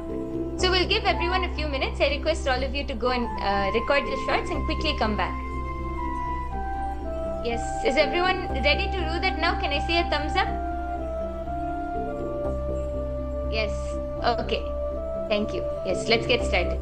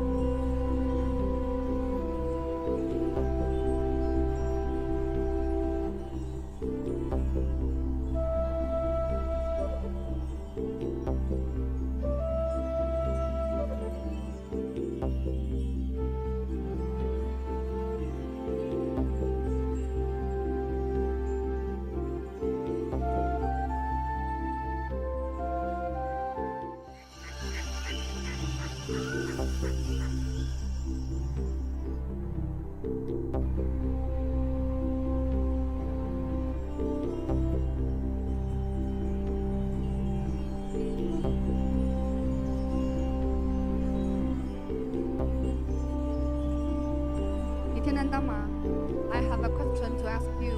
Okay. Yes, ma, go ahead. 就是昨天那个，包括这几天的打显，就是能感到这个能量很强，但是我的身体就是直接就昏沉了，所以什么也没看到，也没感觉到，所以也不知道分享什么，然后也想了解为什么会有这样的状态。She's asking that she felt tired, exhausted. Why it is like this? Yes, ma'am. See, actually, during the initiation, right, when Swamiji is giving these initiations and doing the process, it is very intense. And because of how powerful the initiation is and how intense it is, there's a lot of heat which is generated in the body. So usually that feeling, the tired feeling, all of that is there. Ensure, that's why always throughout the program we tell you to drink enough water, keep yourself hydrated, because all of these initiations are very powerful. The whole energy is very intense. So there's a lot of heat which is generated, and especially also because of the weather there, it is naturally hot, so you will feel like that, ma. Just ensure you drink a lot of water and keep yourself hydrated. I think, ma Kailasa, can we ensure that the hall volunteers also provide some juices and water also for her, ma? Yes, ma'am. Yes, ma'am. So can you explain this also to her, ma?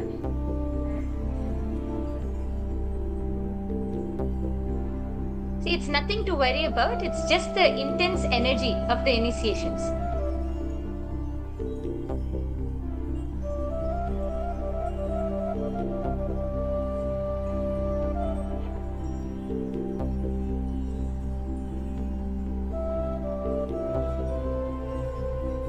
Yes, has everyone started recording their videos? Ma Hansa, have you started taking your video, ma?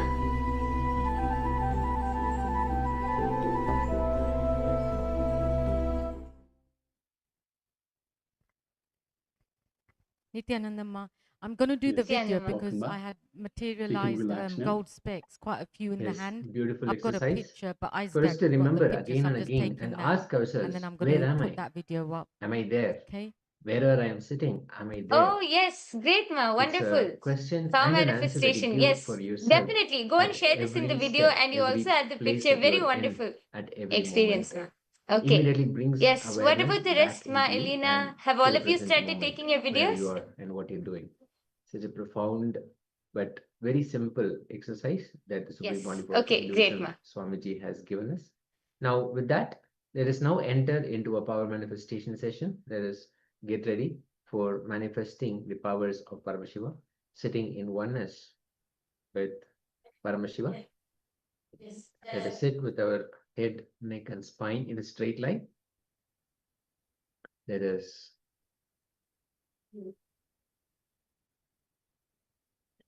come first to the space of manifestation. Manifestation actually begins with the decision to sit in the space and manifest powers.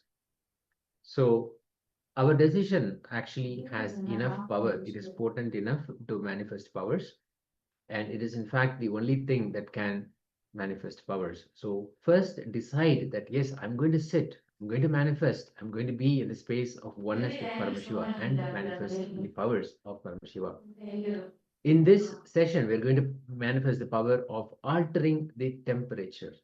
The Shastra Pramana, the Yes. scriptural Let's all reference take some for more this time science and is quickly start recording our Kvachit shorts. vastuni You can make as vinyasya many as you want. shanai Just keep drishtim sharing about the experiences which you're nivartayet having, what all you're Tadjnanam chitta experiencing. sahitam devi shunya layo bhavet.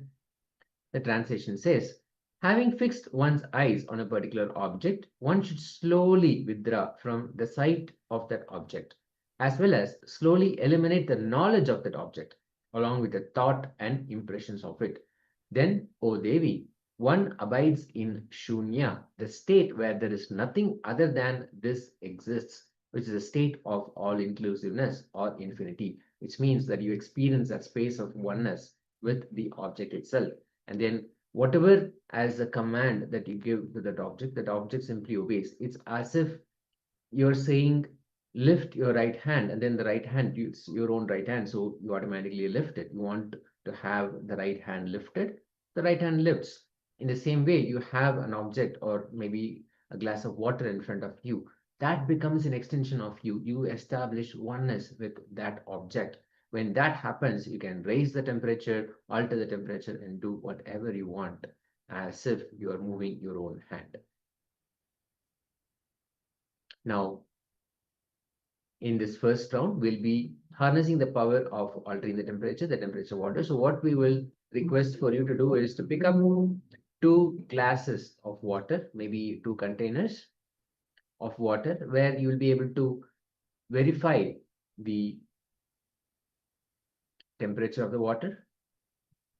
First, measure the temperature of the water in the container. For this round, we'll actually be only using 1 container. So pick up a glass of water or maybe a bowl, something that is very simple. Just pick up a bowl of water or a glass of water and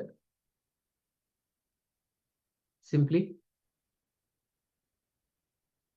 make sure that you are able to see the temperature. If you have a thermometer, great, but if you can just simply feel the temperature of the water and then assess how much temperature is for yourself, that is also fine if you don't have a thermometer. So let us pick up the container and first measure the temperature of the water. And let us intensely visualize Supreme Pontiff of Hinduism happening in your third eye region, manifesting in your third eye region. Intensely connect with him, visualize his presence in your third eye, invite and invoke his presence in your third eye. Remember your deep connection with Swamiji. Again and again, intensely visualize that he is manifesting in your third eye.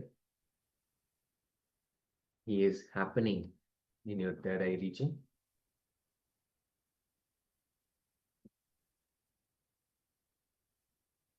Chanting the Mahavakya, which directly connects us in oneness with Swamiji.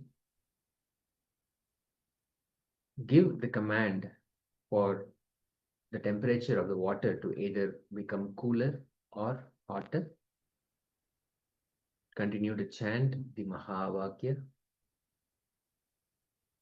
Om Nithyananda Paramashivoham. Om Nithyananda Paramashivoham. Om Nithyananda Paramashivoham.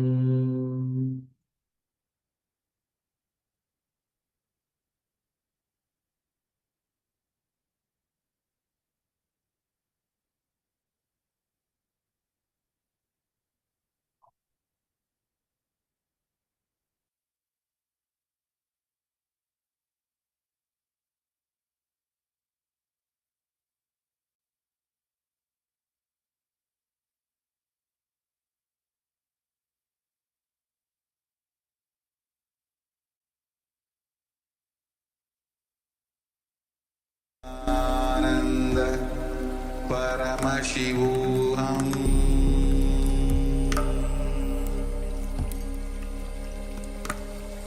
Om Nithyananda Paramashivoham. Om Nithyananda Paramashivoham.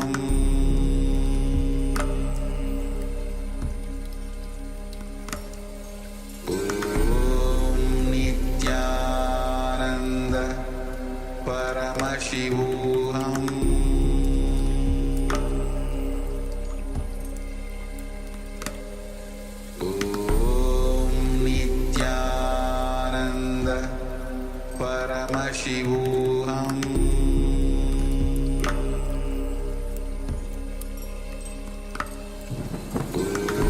Om Nithyananda Paramashivoham.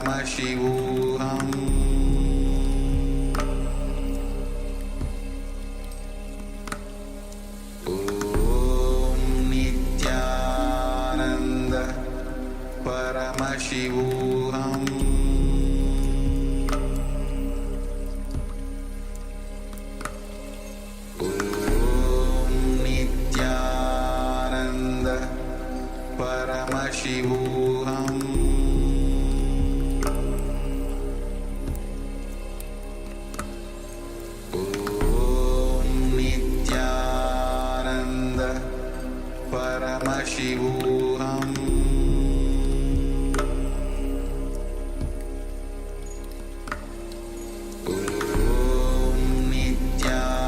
Nithyananda Paramashivoham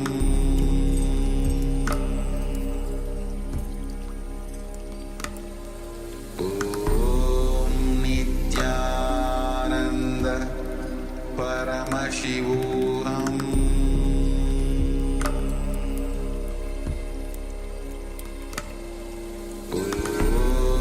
Nithyananda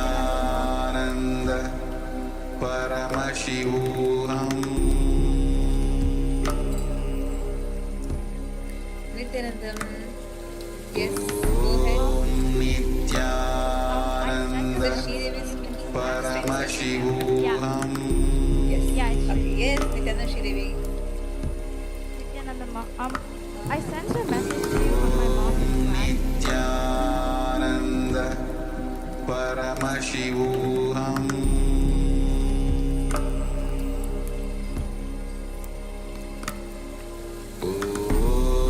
Nithyananda Nice. Paramashivoham Wow. Very nice.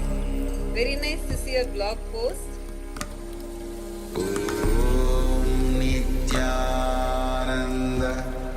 Paramashivoham Add Swamiji's picture and put Swamiji's full name also should put, and put express your gratitude so nice. See whatever you written down, just share it.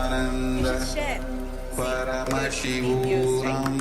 At my age, kids usually are thinking like you should share what exactly the kids your age would be doing. Just share that as an NRI, you know, right? Like even how you were thinking before, then now how you are experiencing.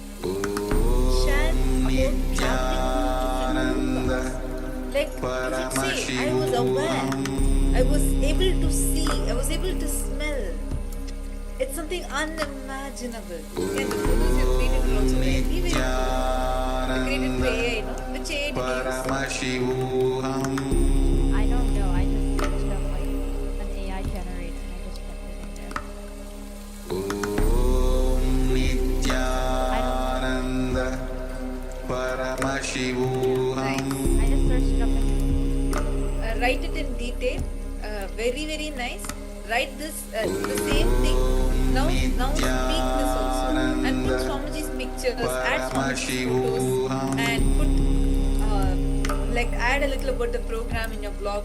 Anyone comes to your blog also should get enriched. And then post this on your social media. Listen, be bold, be courageous, be bold. I'm so happy seeing the shift. I can't believe. Just try to recollect yourself how you came when you came first day in the program to now.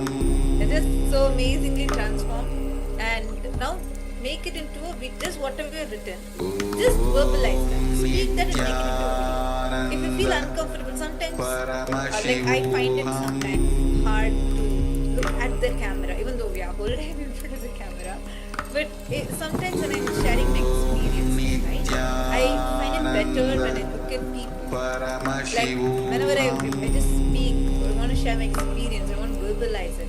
I look at the participants, and if I'm recording a video, I try to look away from the camera. I usually request someone to sit next to the camera. So don't completely look to the side, just right next to the camera. Have someone to be there and look at them and just share. Okay, Mom. That will really help. That really help, because in the moment you see the camera, you start trying to be like you try to verbalize something that people can understand. You don't bother what people understand. There are actually seekers who will click with your videos. Okay? Okay, Mom. Thank you.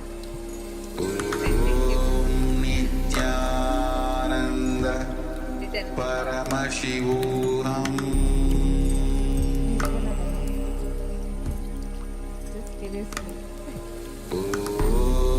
Nithyananda Paramashivoham Sorry, sir. I am just hearing you Are you able to see? Are you able to say that? Nithyananda Paramashivoham. Yes, one moment. Just give me.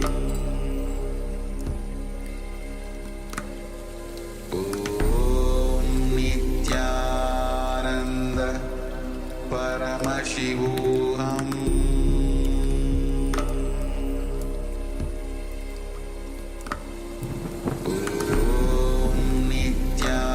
Nithyananda Paramashivoham. Yes, you can speak now. Nithyananda Some experience in Paramashivoham. Have you seen that one? I'll check now. Before Sridevi's message. Nithyananda Before Sridevi sent one Paramashivoham. message. Before that, I sent 2 audios and 1 message.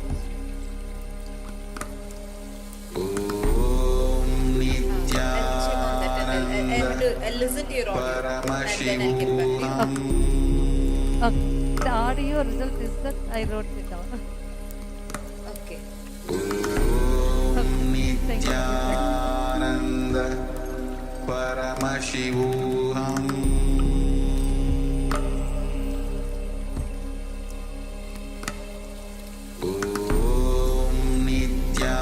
Nithyananda Paramashivoham. Sir, I cannot hear you. You need to unmute the mic. Nithyananda Paramashivoham.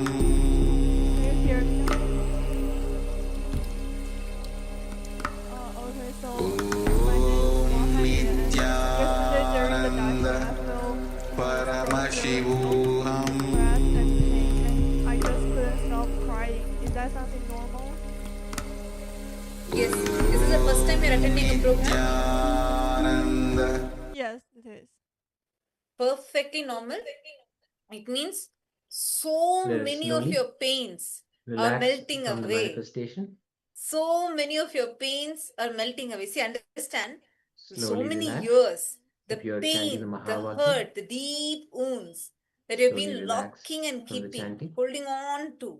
Now You comes yourself have not the even beautiful remember moment it. You have when we just put it actually under the see the carpet, result under of the the carpet. manifestation. Or Now actually look it's up like tied the with a container nice of chain, water iron in lock front of and you thrown into the and deep ocean. see Like that you the put it temperature inside now. you. If you were But the using a pain is still thermometer there and in you you. So have what you're doing, recorded the yesterday temperature Swamiji before the has to first manifestation, churn your now use being. the same thermometer Your being has to be and churned. check the And temperature then of the from water there you'll be lifted, raised to and Mahakailasa. see the So difference. that is the experience And that you if have you had were yesterday. just using your fingers, just feeling it and then So it's dipping a your finger beautiful in there experience. and Share it. feeling How do the you feel temperature, after that? just check After now that, and how did you see feel?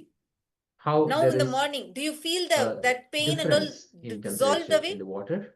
So let us Yeah, I quickly feel much more lighter in my check the body. temperature of the water in front of Exactly. each one of Today us you'll have the deeper and experience. let us know Thank you how so much for coming the forward and manifestation sharing. was. Today you'll have much deeper experience. See, because first the cleansing has to be done. Let us quickly The share with us. incompletions are very Don't solid ways, or bother it was about sitting. the Now it's melted away result of beautifully. the So now you can have manifestation. much powerful No matter experience. what happens, we sat in Okay, thank oneness you. with Paramashiva, Thank and you, that Ma. is the ultimate gift. When we sit, he manifests. When we sit in oneness, he manifests. So Nithyananda. just have a quick moment to share. Nithyananda, I want to share yesterday Dashang. The Dashang and my back and my And once arm again, we request all the very participants who are here painful. in Zoom to have your This video on. I don't know So how we'll be to able to say, just guide you very and support you painful. through the power But manifestation I and other sessions as well. also think, very good. It's a very beautiful experience. So thank you, Swami. Wow. You know what Swamiji tells? Yes. So once again, requesting Actually, everyone to listen to please this take a very moment and carefully. share what Usually, was revealed to whenever you we do, that I think it's the first 1 week of the program. Today is the 7th day. Now only we have still not even entered into completion yet. share Actually, during how you completion, manifested this physical power. pain will happen. Just And tell also me, the do you have temperature the change. pattern So from the of first feeling over like too initial much reading load of to the responsibility second being there initial on you? reading, Like there's so much of, was it like warmer? lot of Was it cooler? responsibilities are there on your shoulder. You need to pull it. There's too many things that So is there whichever as a method load you on use you. to take the initial And there's a measurement, lot for you to please do. Do you go feel ahead that? and use the same Generally, method were you feeling for this the before? second round as well. Wow. See, For the that is the second pattern measurement. Swamiji has removed yesterday. You'll now see the way how you connect with your responsibilities. It'll completely change. That load. You felt the pain here, Raya? Yes. Thank Was you this very the much for region where you sharing felt that. the pain? Congratulations for manifesting. Exactly. Wow. So amazing. So amazing because the pattern has Yes. left you now. Now That we'll pattern, strong enter into the pattern next that was there section. in you has left you. You're If there going is to see anyone now. else who likes that, Leadership please will go become ahead very while easy we for you. prepare ourselves to get into the Very next easy section. leadership. You can become a leader very easily. You'll start feeling so Once again, enthusiastic about life. Become ready So and wonderful. available to Amazing. listen to powerful cognitions, revelations of Paramashiva, the Supreme Thank you, Pontiff of Ayya. Hinduism. We'll be revealing powerful secrets. Let us come back to the space of listening. Nithyananda Maya. Yes, I really could not And this powerful speak session is going to yesterday be because I about went into quantum sort of deep spirituality. silence and also So a little bit of depression. let us Today sit morning in when the you space explained that the of mind total stayed back listening, bring here, ourselves to I that could space of relate. listening Okay, suddenly I and came back listen into the Supreme from Pontiff all of this Hinduism. great experience into the mundane. We'll start with a small story.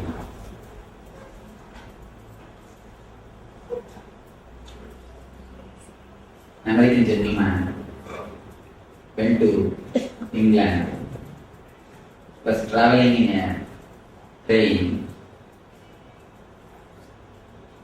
along with a British gentleman and a lady. Lady had a pet dog, just running all over and creating a lot of trouble. Suddenly the dog jumped an American guy and hissed. Lady, instead of asking sorry or apologizing, she started petting the dog. Oh, you have some serious problem, or you need to be attended, something has to be done, I have to take care of you.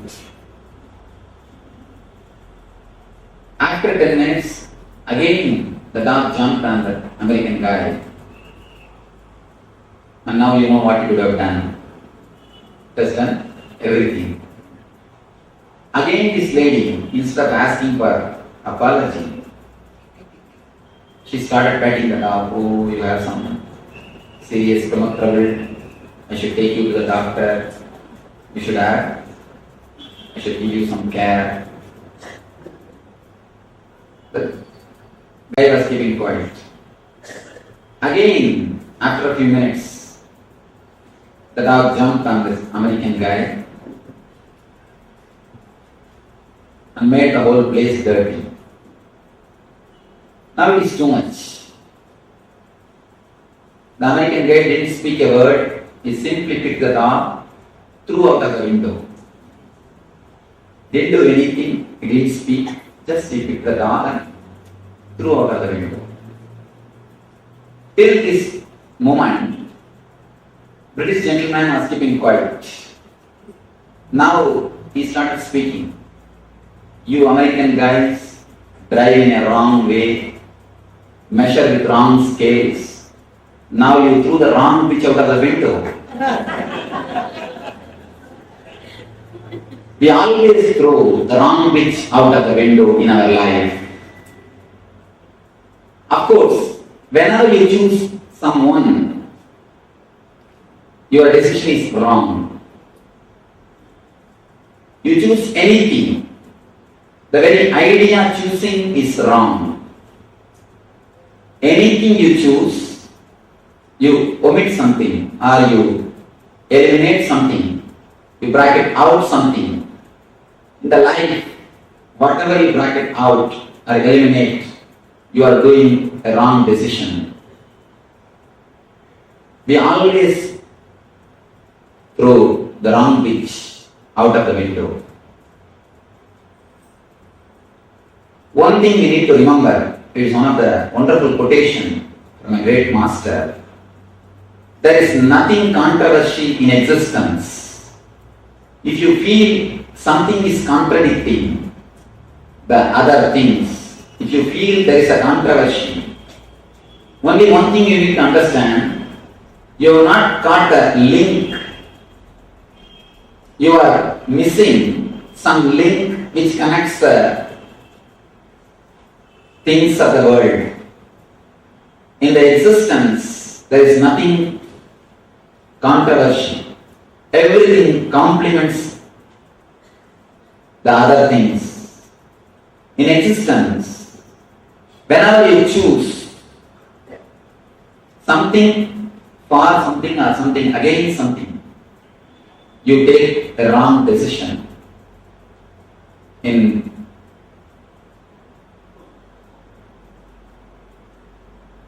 life, we always have a big problem, conflict, whether to choose a spiritual life or a material life, whether to do this or that. We always have a conflict.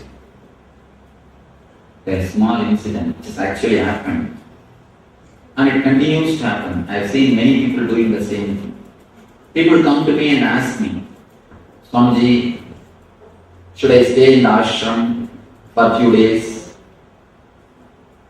If I tell them, alright, please stay and enjoy the atmosphere, immediately they will give all the reasons why they should not stay. Immediately they will start, no, Swamiji, I have this work, I have that work. If I say, alright, don't stay, you can go and carry on, do your work. Immediately they will give you all the reasons. No, then I will miss all this atmosphere, then I will miss everything. I have always seen, if you give any decision, immediately your mind, other part of your mind is ready to support the other side. The whole life we live in dilemmas. If you choose some one part, always the other part is waiting. If you choose this, then you start thinking, oh, I missed that. If you choose that, you start thinking, I missed this. Before the idea of quantum, in science also, there was a big clash between the matter and energy. It is the idea of quantum which solved the problem of matter and energy. Every time the scientists, people who work in the physics field, they always thought matter is something different from energy. Later on, one group of scientists, one sect, I can call it one sect, we always think only in religion there is a sex. In spirituality things are, only in the spirituality there is sex. You do not know, if you go a little deep, you will understand. Among the scientists also a lot of sects, and among the scientists lot of superstitions do exist. We need to understand an important thing. Even among scientists, lot of prejudice and superstitions do exist. They start with their own ideas. To conclude their ideas, they create theory or hypothesis. They collect the data which supports the theory. So one sect of physics people are thinking, they started claiming, energy and matter both exist. Only the time and space difference. In different time and different space, the same particle is energy. And in different time and different space, the same particle is matter. Next came another one group. They started claiming, no, there is no space gap. At one time, it's a matter, in another one time, it's an energy, no space gap. Then came the third group, started declaring, there is no time gap. Neither space nor time. There is no time gap. In every moment, at any given moment, the same particle is matter and same particle is energy. Now the new theory is getting developed. They say there is a space called singularity beyond matter and energy, where our concept, our logic, our words are not able to penetrate. They call that space as a singularity.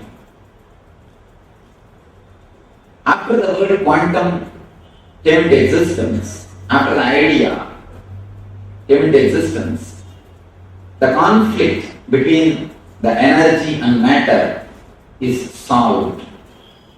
The idea, energy and matter, is expressed in a much better way, in a much more beautiful way.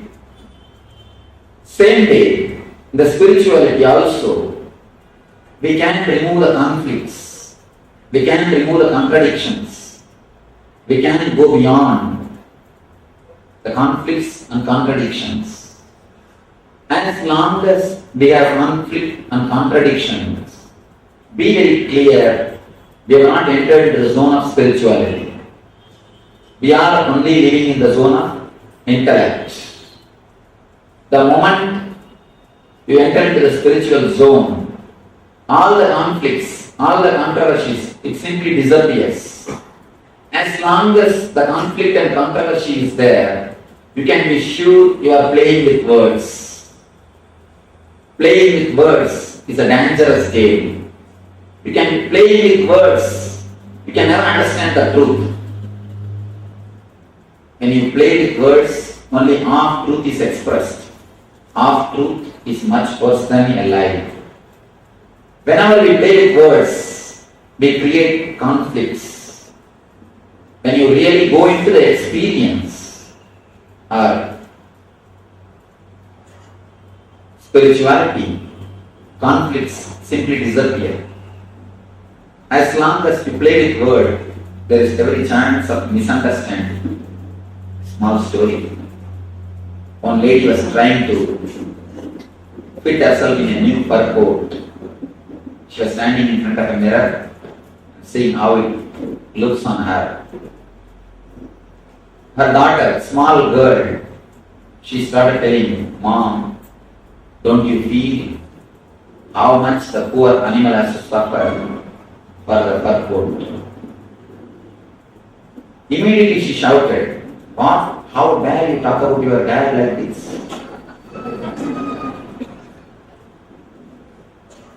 Doctor is mentioning about the animal. Mom understands in the other way. Doctor is talking about the animal which is supposed to give the fur. Mom is understanding. She understands about the person who is supposed to pay for the goat. With words, there is more chance of misunderstanding than understanding.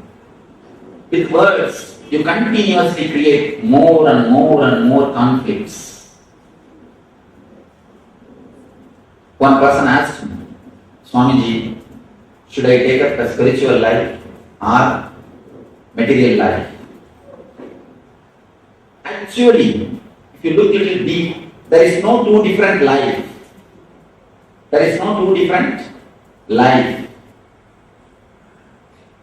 As long as you feel there is two different life, you are not living the real life.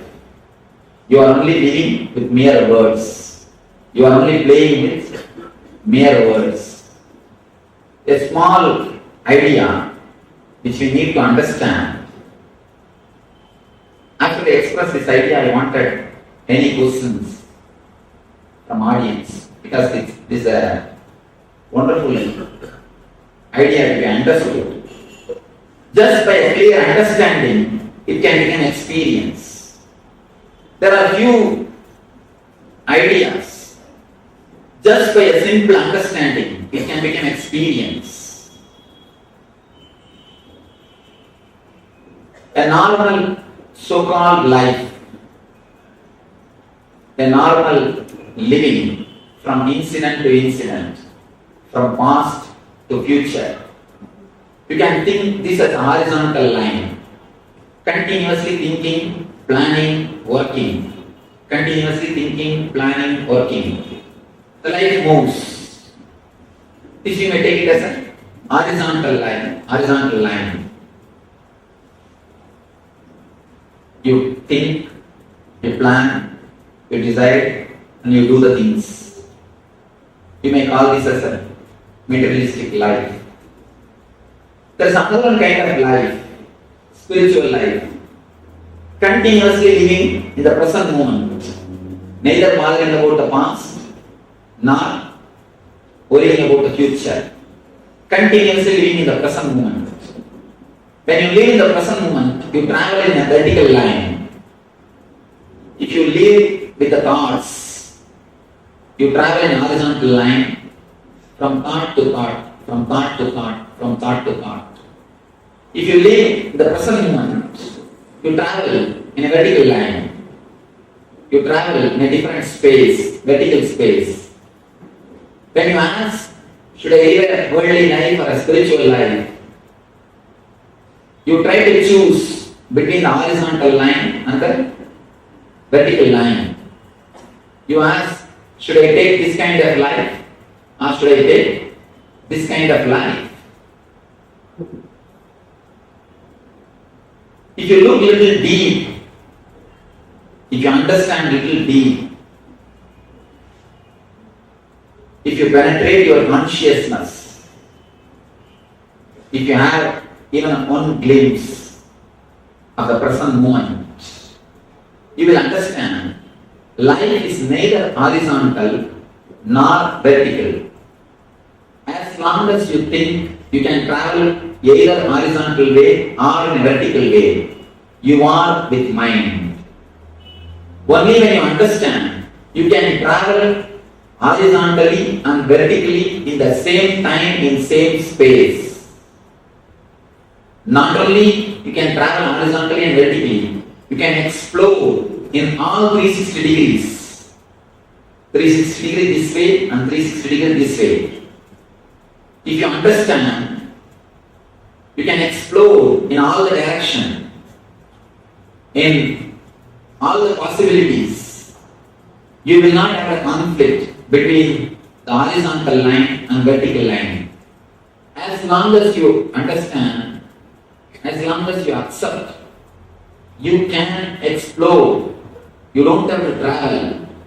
You can explore through in horizontal line and vertical line in all directions. Till you understand that, you will continue to have a conflict between the materialistic life and spiritual life, between the horizontal line and vertical line. The mind keeps you as a slave by making you believe you can travel only in horizontal line or in the vertical line. You will be slave of your mind as long as you believe you cannot travel in all the direction. As long as you believe you can travel only in the horizontal line or in the vertical line, mind will keep you as slave. That is why even the so-called spiritual sadhana, even in the so-called spiritual sadhana, you don't grow, you don't experience the transformation. As long as you decide spiritual practice against the worldly life, you cannot grow into the life. Please be very clear. Whenever you choose spiritual life against the worldly life, be very clear, you can never grow in the spiritual life. As long as you are staying in a plane of making choice, be very clear, you are in a worldly plane. You may get a new coat to your worldly life as a spiritual life. Most of us don't want to transform our whole being. Just we want to show we are struggling for transformation. If you look a little deep, you will understand we have a deep fear of transformation. We don't want the transformation, but we don't even want to say that we don't want the transformation. It's a wonderful game between our mind and the consciousness. You are kept as a slave as long as you believe you can travel only in the horizontal direction or in the vertical direction. The moment you understand, you start believing, you start having trust in your being, you can travel in horizontal direction and vertical direction simultaneously without the gap of space and time. There is no need for space and time gap. If you think, if you travel in horizontal, you can't travel in vertical. Naturally you will share your life. Some portion for spirituality and some portion for worldly life. That's what I call holiday religion. Holiday religion. In holidays, we go to some discourse, a little bit of meditation, some puja, some ritual. As long as spirituality is a part-time job for you, please be very clear, you can never become spiritual. You may give title spirituality for your acts, but you can never become spiritual by your being. If the spirituality is your part-time job, you can be sure it is just a skin deep. It cannot transform your life. As long as spirituality is a part-time job, be very clear, you will continuously have hypocrisy and guilt. Hypocrisy and guilt.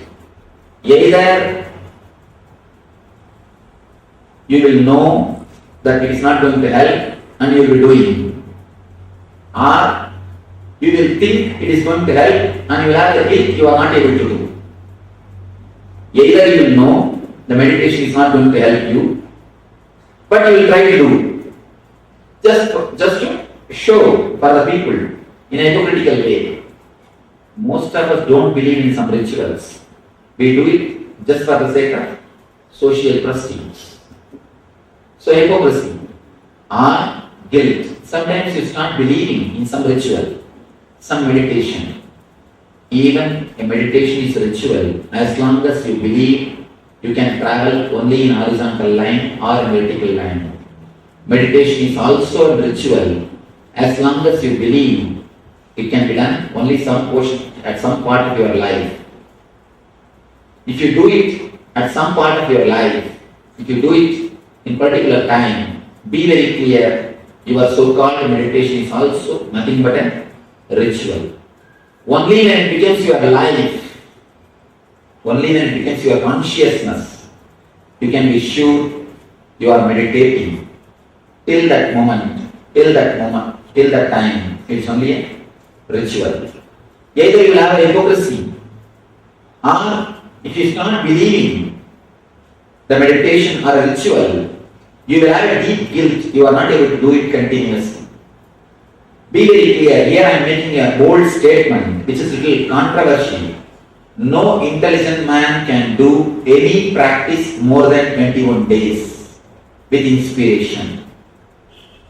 It's a little sharp statement, but I make from my experience. In last 2 years, I have met more than 2 lakh people personally in 5 countries.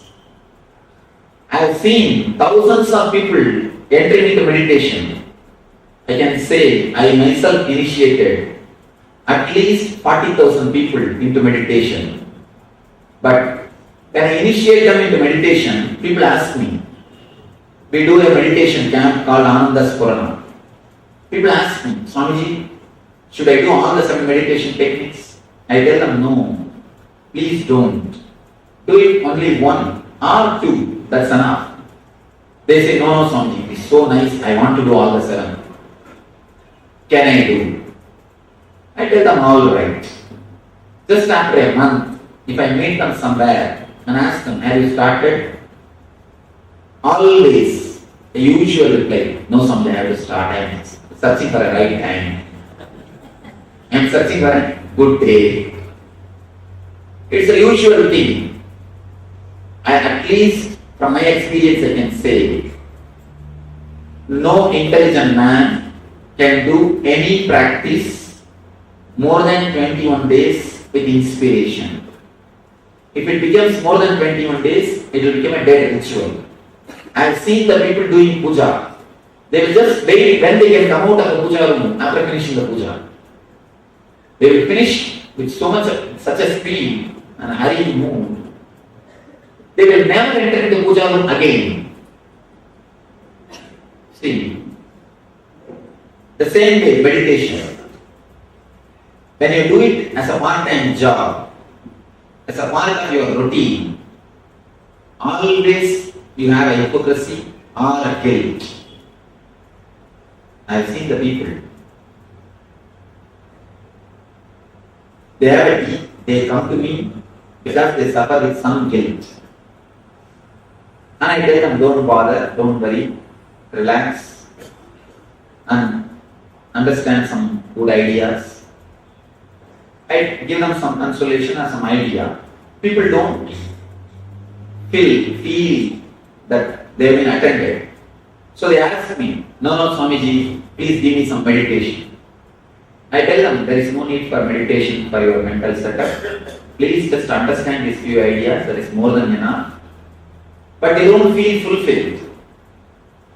They again and again ask me, no, Swamiji, please give some meditation. Finally, I give them some meditation technique just to console them. After a month, if I ask them, are you following the technique? I find they have now one more guilt. Apart from their usual guilt, now they have one more guilt that they are not able to do the meditation. Whenever you make anything as part of your life, be very clear, other party is going to take revenge on you. As long as you think meditation is the quantity to be added to your routine, you will have conflict. You will have conflict. Meditation is not the quantity to be added to your routine, it is the quality to be added to your routine. Only when you understand, you don't need separate time for worldly life and separate time for meditation. You enter into a real spiritual life. What the scientists call a singularity. That is what I think. I feel the word Brahman can be translated with the word singularity. The space beyond the matter and energy. The space beyond the conflict of worldly life and spiritual life. That is what I call quantum spirituality. When you understand, you can travel in horizontal level and the vertical level, both in the same time, in same space. Little difficult concept to understand. A little difficult concept because verbally you can't express.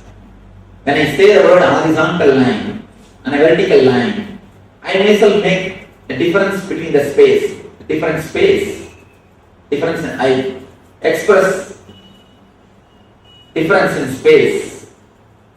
But again I say, you can travel in horizontal line and vertical line the same time in same space. It's a little difficult to understand intellectually. It's a little difficult to express verbally.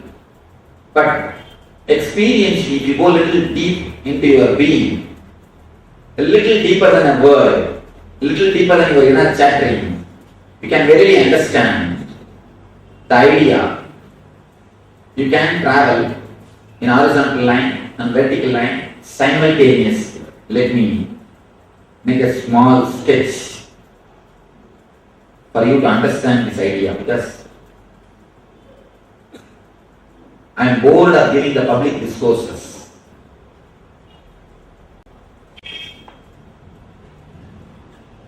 As long as you think you can travel only in the worldly life, you go in the horizontal line.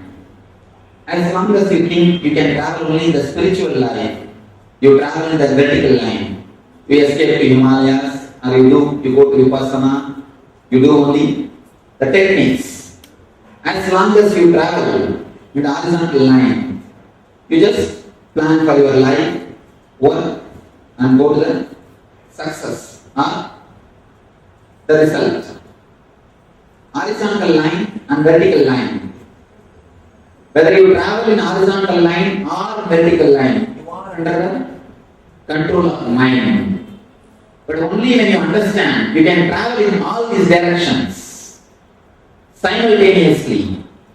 You can explore in all the directions at a time. You go beyond mind. You go beyond mind.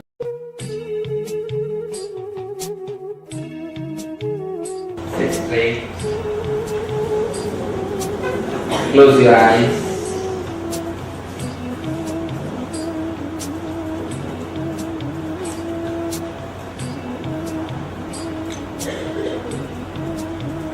Close your eyes and feel your boundary.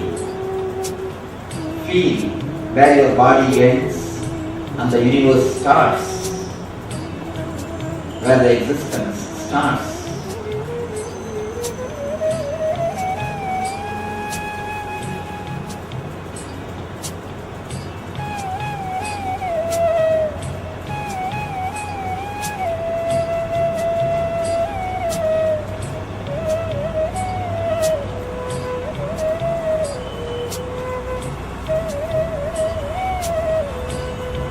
Just feel your boundary and witness whatever is inside your boundary. Don't move out of your boundary. Drop whatever you see and you heard. Just be inside your boundary, inside your body. Witness whatever is happening inside your boundary, inside your body.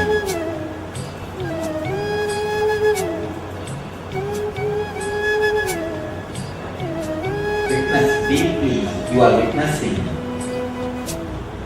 Witness the witness.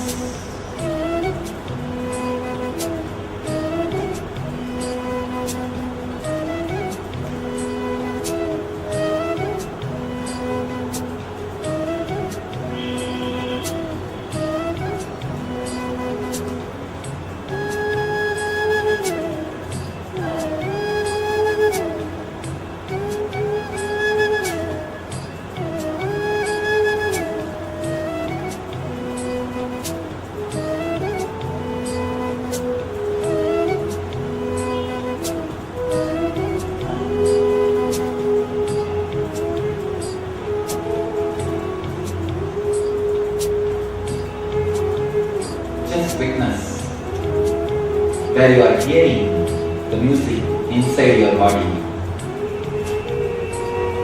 What is happening inside your boundary? Witness it.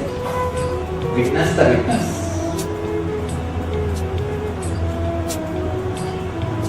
Come down to this present moment.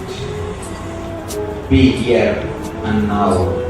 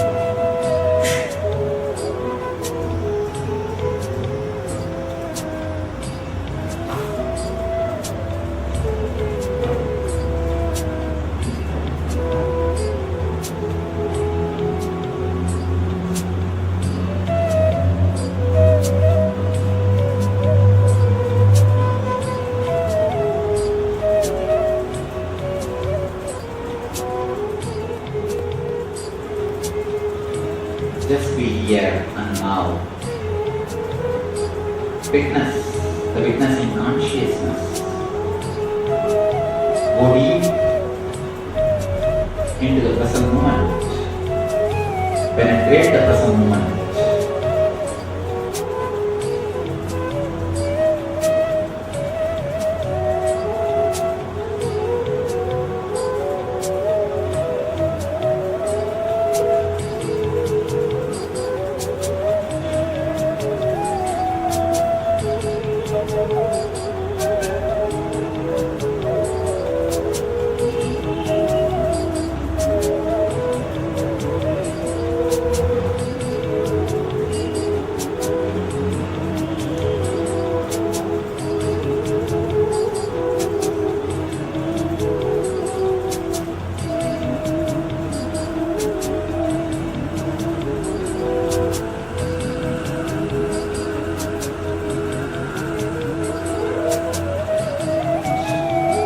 Go deep into the present moment.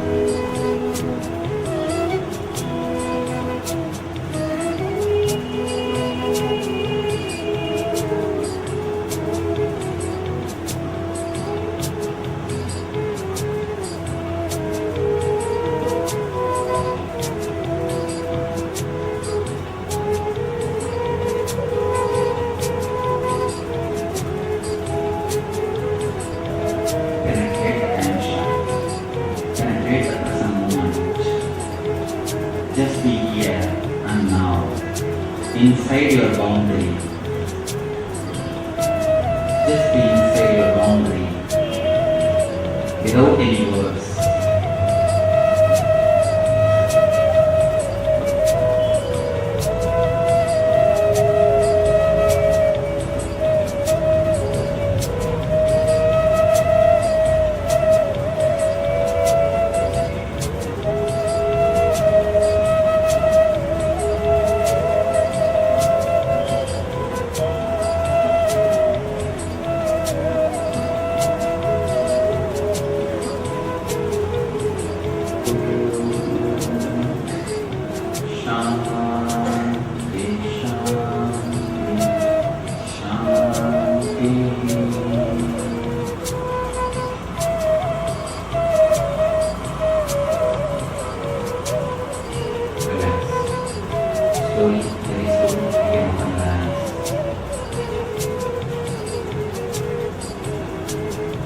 Trust yourself that you can live the present moment.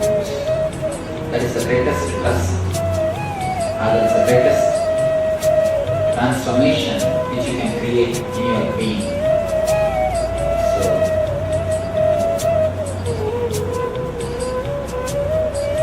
let these great ideas enter into your life. Now, let us give our thanks to all the great masters who created these techniques and the great ideas to inspire and transform our life, and to all the people who worked physically, mentally, economically to organize the whole program and to bring these great ideas and meditation to your life. So let us give our thanks to all of them and let these ideas enter into your life, and let the quantum spirituality and quantum meditation happen in your life. Let you realize, experience, be in one and begin.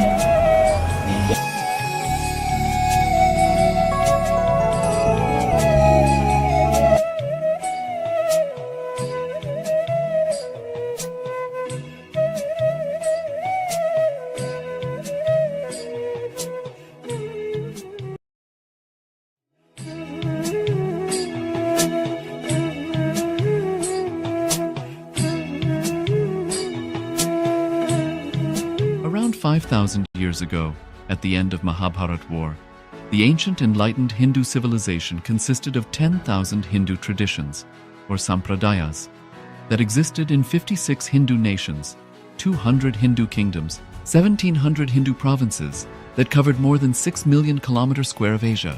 The Supreme Pontiff of Hinduism, SPH, Bhagavan Sri Nithyananda Paramashivoham, is the reviver of KAILASA, this ancient enlightened Hindu civilizational nation. KAILASA is an unbroken cultural, religious, historical, civilizational, and sovereign continuation and revival of multiple of these historical Hindu sovereign states and Hindu ecclesiastical entities. The unbroken continuity of these ancient Hindu nations through KAILASA results in the legal recognition of KAILASA as per the international customary law, particularly the doctrine of continuity. The international law, the doctrine of continuity, implies that upheavals and revolutions within a country, changes in government, territorial adjustments, measures taken during military occupation, or other internal transformations do not negate the existence of the country, do not affect the legal personality and international obligations of the country or state. The Vienna Convention on Succession of States in respect of treaties, 1978, addresses these principle of the doctrine of continuity as it outlines international law during situation of state succession or continuation.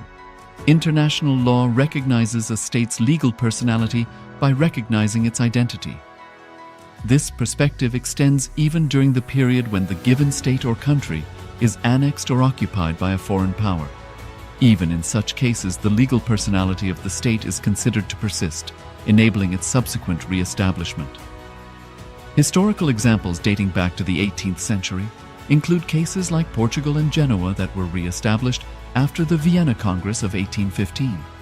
More recent examples include countries such as Poland. Today in this forum, and I'm always collecting shells to do some art with them. You know what I mean? And so Around 5,000 years ago, at the end of Mahabharat War, the ancient enlightened Hindu civilization consisted of 10,000 Hindu traditions, or sampradayas, that existed in 56 Hindu nations, 200 Hindu kingdoms, 1,700 Hindu provinces that covered more than 6 million kilometers square of Asia. The Supreme Pontiff of Hinduism, SPH, Bhagavan Sri Nithyananda Paramashivoham, is the reviver. Yes, Nithan, all of you.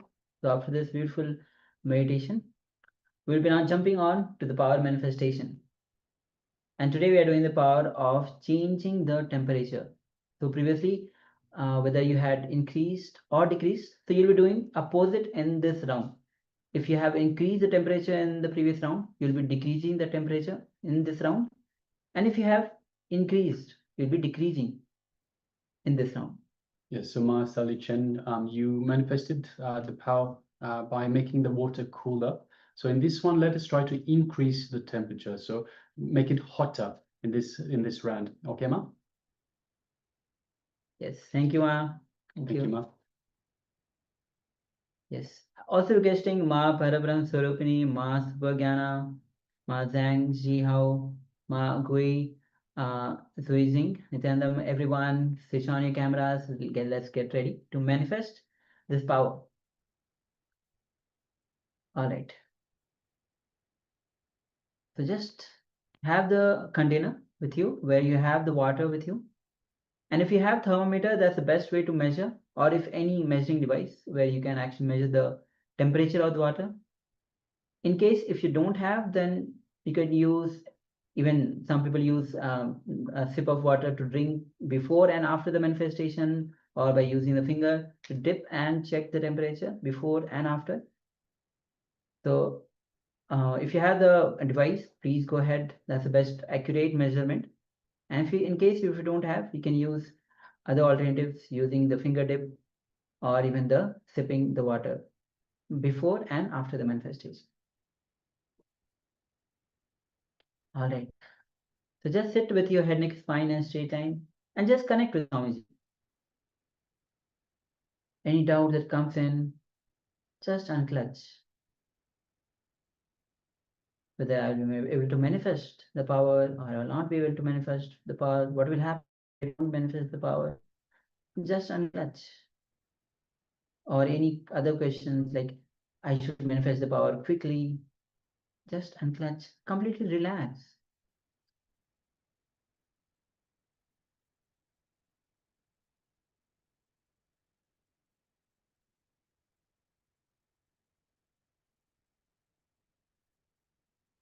Connect with Swamiji, that super conscious energy, and allow Swamiji to flow through you.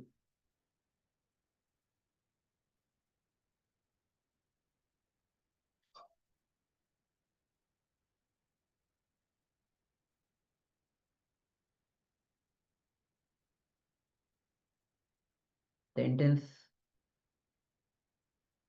declaration to manifest this power, changing the temperature of the water in the container. Remove all your delusions, all your confusions. And let's start chanting the Mahavakya to connect with Swamiji.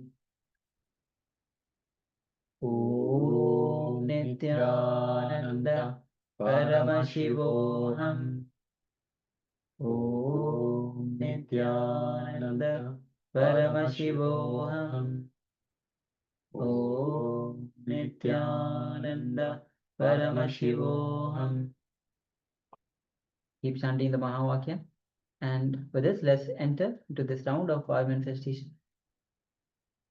Changing the temperature of the water in the container. Let's begin.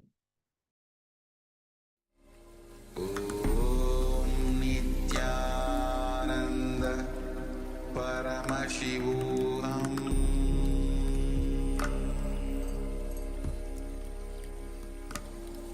Om Nithyananda Paramashivoham. Paramashivoham.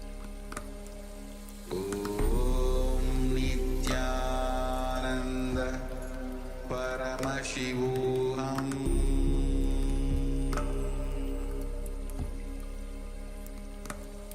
Om Nithyananda Paramashivoham.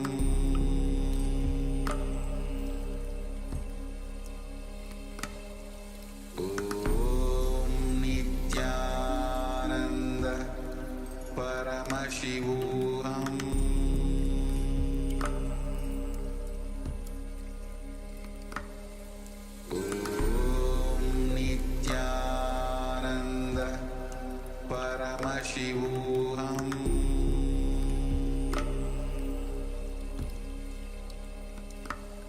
Om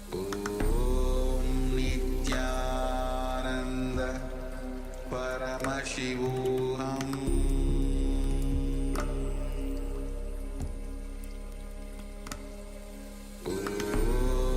Nithyananda Paramashivoham.